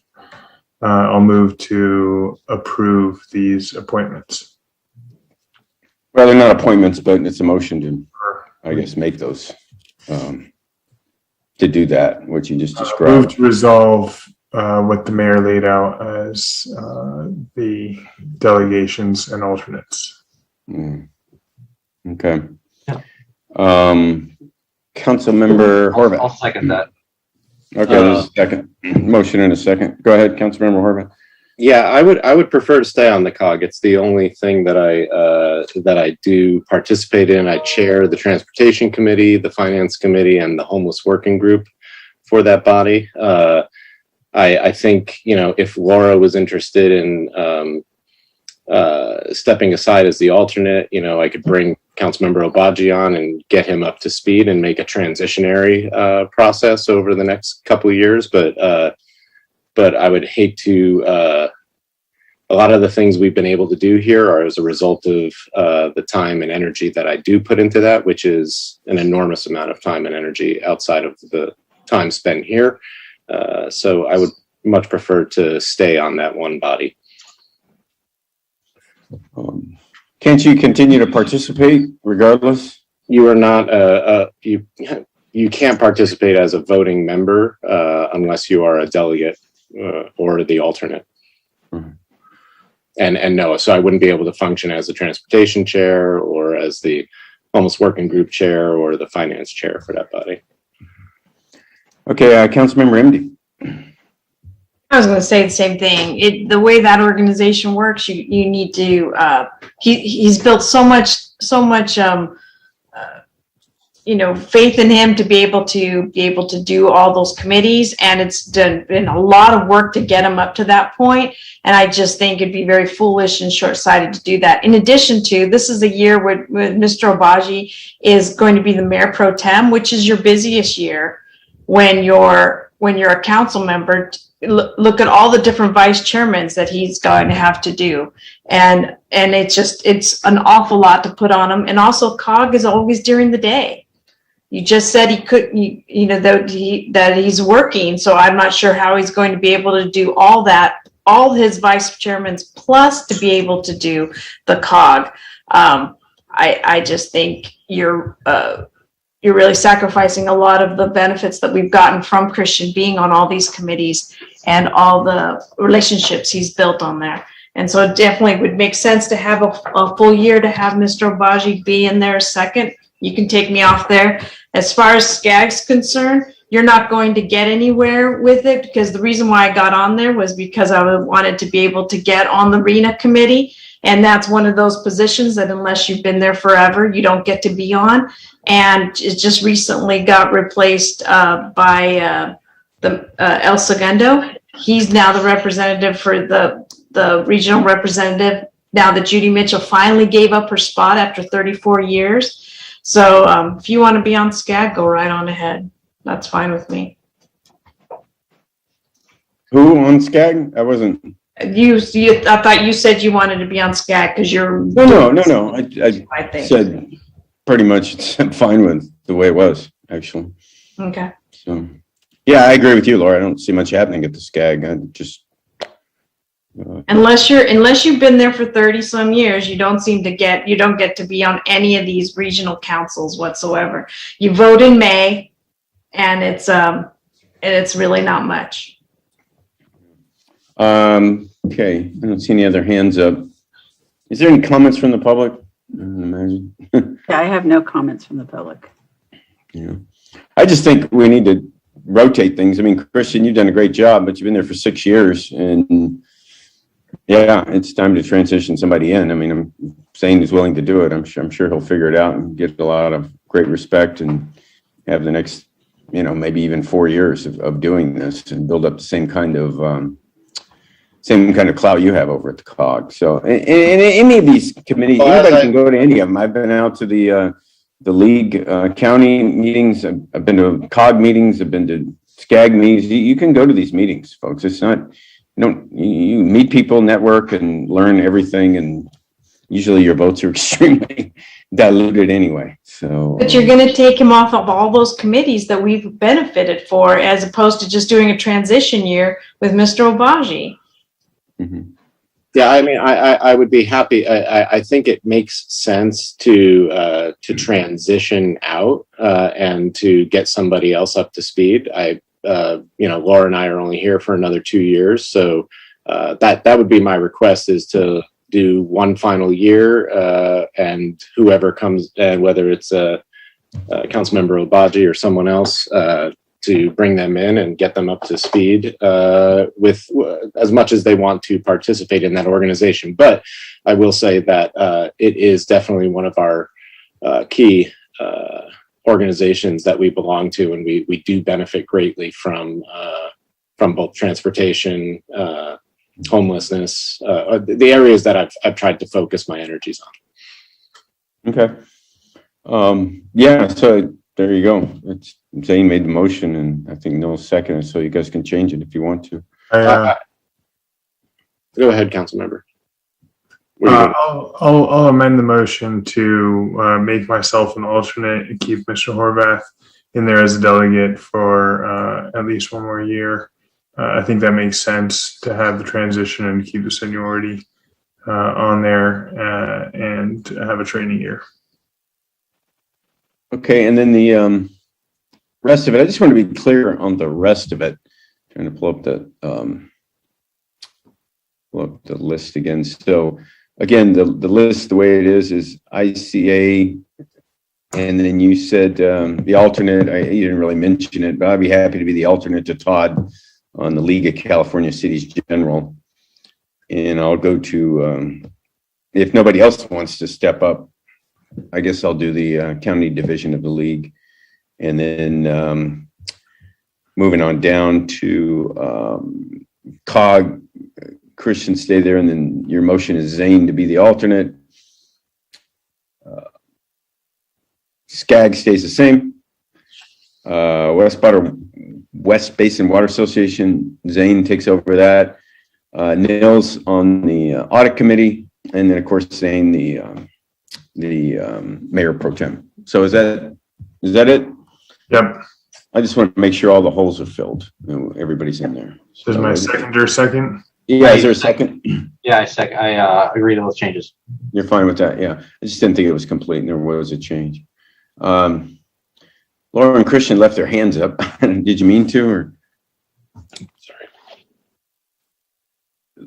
Okay. So there are no hands up, no public comment. No public comment, Ellen? No public comment. Okay. Do a roll call vote. Councilmember Nierenheim? Aye. Councilmember Lowenstein? Aye. Councilmember Horvath? Aye. And Councilmember MD? Aye. Okay. Obagi, aye. Obagi. Aye. I'm sorry. Did I miss Councilmember? Thank you. Okay. It's getting late. I need to read the resolutions. Yeah, go ahead, Helen. Only resolution CC-2106-059, a resolution City Council, City of Redondo Beach, California, appointing a new mayor pro tem, delegates and alternates as official representatives of the city for a term commencing July 1st, 2021 and expiring on June 30th, 2022, as amended. Thank you, Mayor. Okay, thank you, Eleanor. Next item, P2, appointments to commission. I decided to appoint, there were 2 holes in the planning commission. They get a meeting Thursday night. So I'm very proud to recommend Doug Boswell again for planning commission and Rob Gaddis, 2 people who have done tremendous amount of work in Redondo Beach. And they've certainly earned these positions. And so I'm happy to make those appointments and hope to get council approval. That's kind of it. Make a motion to approve these appointments. There's a couple hands up here. Councilmember Horvath. Respectfully, Mr. Mayor, I want to point out that there is, with Mr. Elder leaving, there is no representation of District 5 on the Planning Commission now. And that Mr. Boswell would make 3 different District 3 representatives on the board. You have Hensley, Wainung, and Mr. Boswell. I think you need representation in District 5. Yeah, I thought of that, and I'll have an opportunity when we appoint commissioners later in the year, but I just think Doug Boswell and Rob Gaddis are well worth going a few months without somebody from District 5. So. Anyway, Councilmember MD. Just what I was going to say is that, that was the one commission that everybody had representation on, and you're going to take away once again from District 5, just like Mr. Obaji did earlier. But all right, so be it. Councilmember Obaji. I just want to say I really like the mayor's choices here. Doug Boswell was out there cleaning. He doesn't even live in District 4, and he was cleaning the District 4 and District 5 bike path, picking weeds this last month and at the beginning of June. And obviously got us appealed the Galleria project, got a reduction in the residential units there, as well as a major help to Councilmember Narenheim get $2 million concession from the developers. And Rob Gaddis was immensely helpful in gathering data as part of our arena discussion and kind of talking through these points. So I really appreciate that, all his work on that. Councilmember Narenheim. Yeah, I'll just make a motion to approve the mayor's choices for commission chiefs. I'll second. Let me just talk about Doug Boswell. I mean, here's a guy who did so much work to get the appeal before the city council for the Galleria. And if it weren't for Doug Boswell, we would not have gotten $2 million for Artesia Boulevard. We would not have gotten more affordable housing for the amount of residential they're putting in there. We would not have gotten more open space. We would not have prevented them from the parcelization, further parcelization of the Galleria site. And that was just, unpaid, tremendous amount of work, showed up, and he continues to show up and continues to apply. So I would try to appoint him before, if you recall, Councilmember MD and Councilmember Horvath, you blocked that. And I had to put someone else on. And also, same for Rob Gaddis. I mean, I didn't get really any applications anywhere near the strength of these two people from District 5. So we'll be appointing people from District 5 next month, well, in August, and taking interviews next month. So, but I've not been able to appoint the people I've wanted to appoint over my first 4 years as mayor because, frankly, you guys blocked them. And that's never happened before. I was on the council for 8 years, Mayor Ginn for 4 years, Mayor Aspel for 4 years. None of their appointments were ever blocked. And the only one I ever, and I approved all of them. The only one I ever questioned, I believe it was Matt Kilroy being on the Harbor Committee because he had just come off the council. And I thought we should have a broader representation. And that's it. So, I want to get some people on there that, I've been trying to get on there that rightfully deserve it, regardless of the district. So we can go back to that though, because I do think we should have a broad representation. So anyway, Councilmember Horvath. Oh, no, sorry. You didn't mean to have your hand up? Okay. Any public comment, Eleanor? No, Mayor. Okay. All right, I'll just roll call vote. Councilmember Narenheim. Aye. Councilmember Lowenstein. Aye. Councilmember Horvath. Respectfully, no. Councilmember Obaji. As Justin Timberlake said, what goes around comes around. That's an aye. Councilmember MD. Yet he, Aspel was accused of cronyism, and yet here we are with cronyism. So no. What's the cronyism? I'm just responding to Obaji in his unnecessary comments. It's just ridiculous. So you accuse people of cronyism, but yet I see it time and time again. You put your friends, instead of trying to go on with a balanced count, balance from everywhere, you can put one of your friends on it for as long as they're from District 5, so they have some kind of representation. Yet you praise Boswell for taking away 300 units, but we could have used those 300 units towards Arena. Instead, we're putting in 348 at 182nd and Kingsdale. But yet Boswell's completely silent on that, which, because he's your friend, then it's a problem. But whatever. No. Okay, so Doug Boswell is not a friend of mine. And Rob Gaddis sort of became a friend because of all the work he's done. I'm basing my appointments on qualifications and what people have done. Doug Boswell did not eliminate 300 units. Doug Boswell, because of his appeal, allowed us to get more affordable housing. So if finding qualified people to serve on commissions, and even if they were my friend, if they're qualified, they're qualified. But, just to counter your point, Doug Boswell is not a friend of mine. I greatly respect Doug Boswell. I hadn't seen Doug Boswell in years, frankly, until I saw him out at the cleanup with all of us that day. So, and I do got to say, Doug Boswell's been one of my objections to him earlier, when we first started voting on it, was because of the way he was very aggressive on social media. And since then, I've noticed that he hasn't been quite so much. He has changed. So I honestly wouldn't have a problem with him now. Truth be told, I wouldn't have a problem. Well, back to my point, this isn't whatever you think cronyism is. I'm not appointing Doug Boswell because he's a friend, or Rob Gaddis because he's a friend. Rob Gaddis has put in hours and hours and hours of work on land use as part of the GPAC. And yeah, so I'm quite proud to be appointing Doug Boswell and Rob Gaddis, and I appreciate the council approving it. So anyway, say one thing, Mayor, is it possible? Yeah. Guys, we've spent 4 years with you blocking every appointment. They didn't block every appointment. No, it seemed like it. And, you allowed Mark Mitchell to stay on when he threatened the mayor. He threatened me. And we just compromised for you guys to stay on these committees. Yet, I don't feel like you guys understand the value of compromise. And elections have consequences. And you really shouldn't have blocked them anyway, because those are the mayor's appointments. It's in the charter, but you continue to do it. So it is what it is. That's all I'm going to say. I think you should be grateful that things worked out with the committees. I don't think you should badmouth somebody like Boswell. Maybe you just said a couple said he wasn't. I did not. Yeah, but you know what? We've gone through this for 4 years.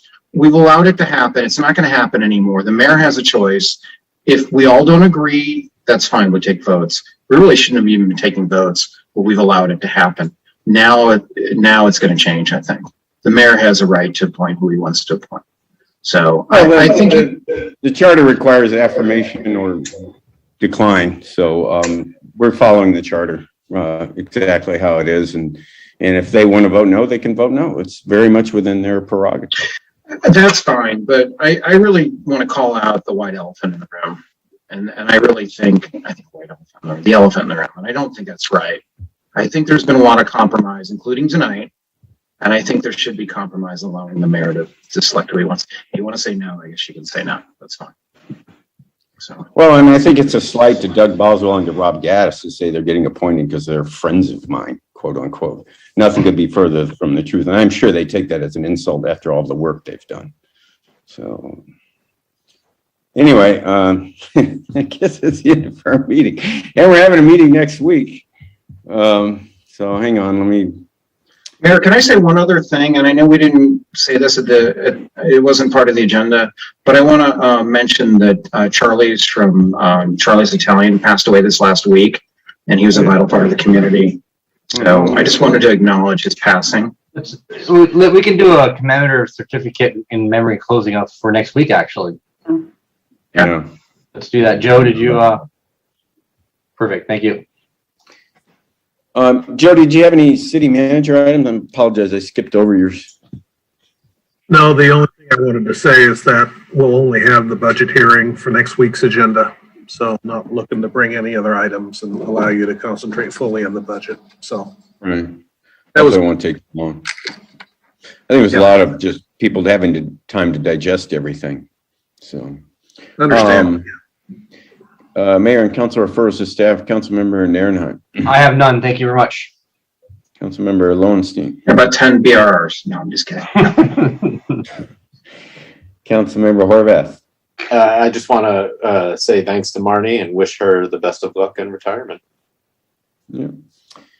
You'll be back. Councilmember. We're going to see her next week. I know, but I had a note here because I thought we were going to be done tonight. So We hope Councilmember MD. We hope she'll be back next Tuesday. I'd like to, I don't know if this is a referral to staff or what, but I'd like to revisit that idea that was brought up last week about the e-comments not being included in the minutes. Because when you go to do a search for in the minutes, the e-comments don't show up in the minutes. And so people have to know to go to the e-comments to be able to find them. And I get what the city clerk's office was saying is that they can just go look at the e-comments for that particular day. But when it's 5 years from now, or when someone's trying to research a topic, the e-comments are not, if they're not actually in the minutes, it's not going to be able to be easily found. It's going to take another search, and already it's a burden on how to find these things, which is why you have so many public records requests, because people are frustrated that they can't find some of the information. But I just think they need to be included in the minutes. It's just a copy and paste. Let's make that a referral to staff. I mean, Eleanor, do we need to have a council conversation on that? Because I completely agree. I thought they were in the minutes, end up being in the minutes, because when I go on the website, it's very hard to find, and people are spending their time to be part of this. And in a virtual setting, this is the alternative. So I completely agree. Eleanor, what's the situation? We need a council action? I don't think so. I think we can go ahead and start, I just got to figure out how to do it physically, but, because we can consider that part of the minutes. I don't see that being a problem. Great, thank you. Good idea. Okay, with that, I guess, I skipped you on purpose, Zane. I skipped you on purpose, man. I don't have a referral. I just have a couple questions. We're opening Seaside Lagoon, right? And is it like people have to make a reservation, or just it's open and it's going to be like normal pre-COVID? It is open, but with limitations. Open on certain days and with a certain capacity limits. The first day will be Friday. I don't know if Cameron is still on or if he is already signed off, but yeah, that's the constraints that we have at this point, and also with the lack of staffing. So as we hire more staff, we'll add more days. Got it. And yeah, if it's open, Zane, you just walk in and pay and go in. Got it. Cool. Joe, real quick, did you say that there's a maximum amount of people we're allowing into the Seaside Lagoon? It is a maximum number just based on the staffing that we have. So I think the number is 800. Okay. And we've had 2 and 3 times that amount on busy days in the past. Oh, wow. I don't know if we'll reach those capacities. Okay. We'll just have to see. Cool. Okay. Okay, thank you. Okay, well, I guess with that, I'll entertain a motion to adjourn to June 23rd. Second. June 22nd, yeah.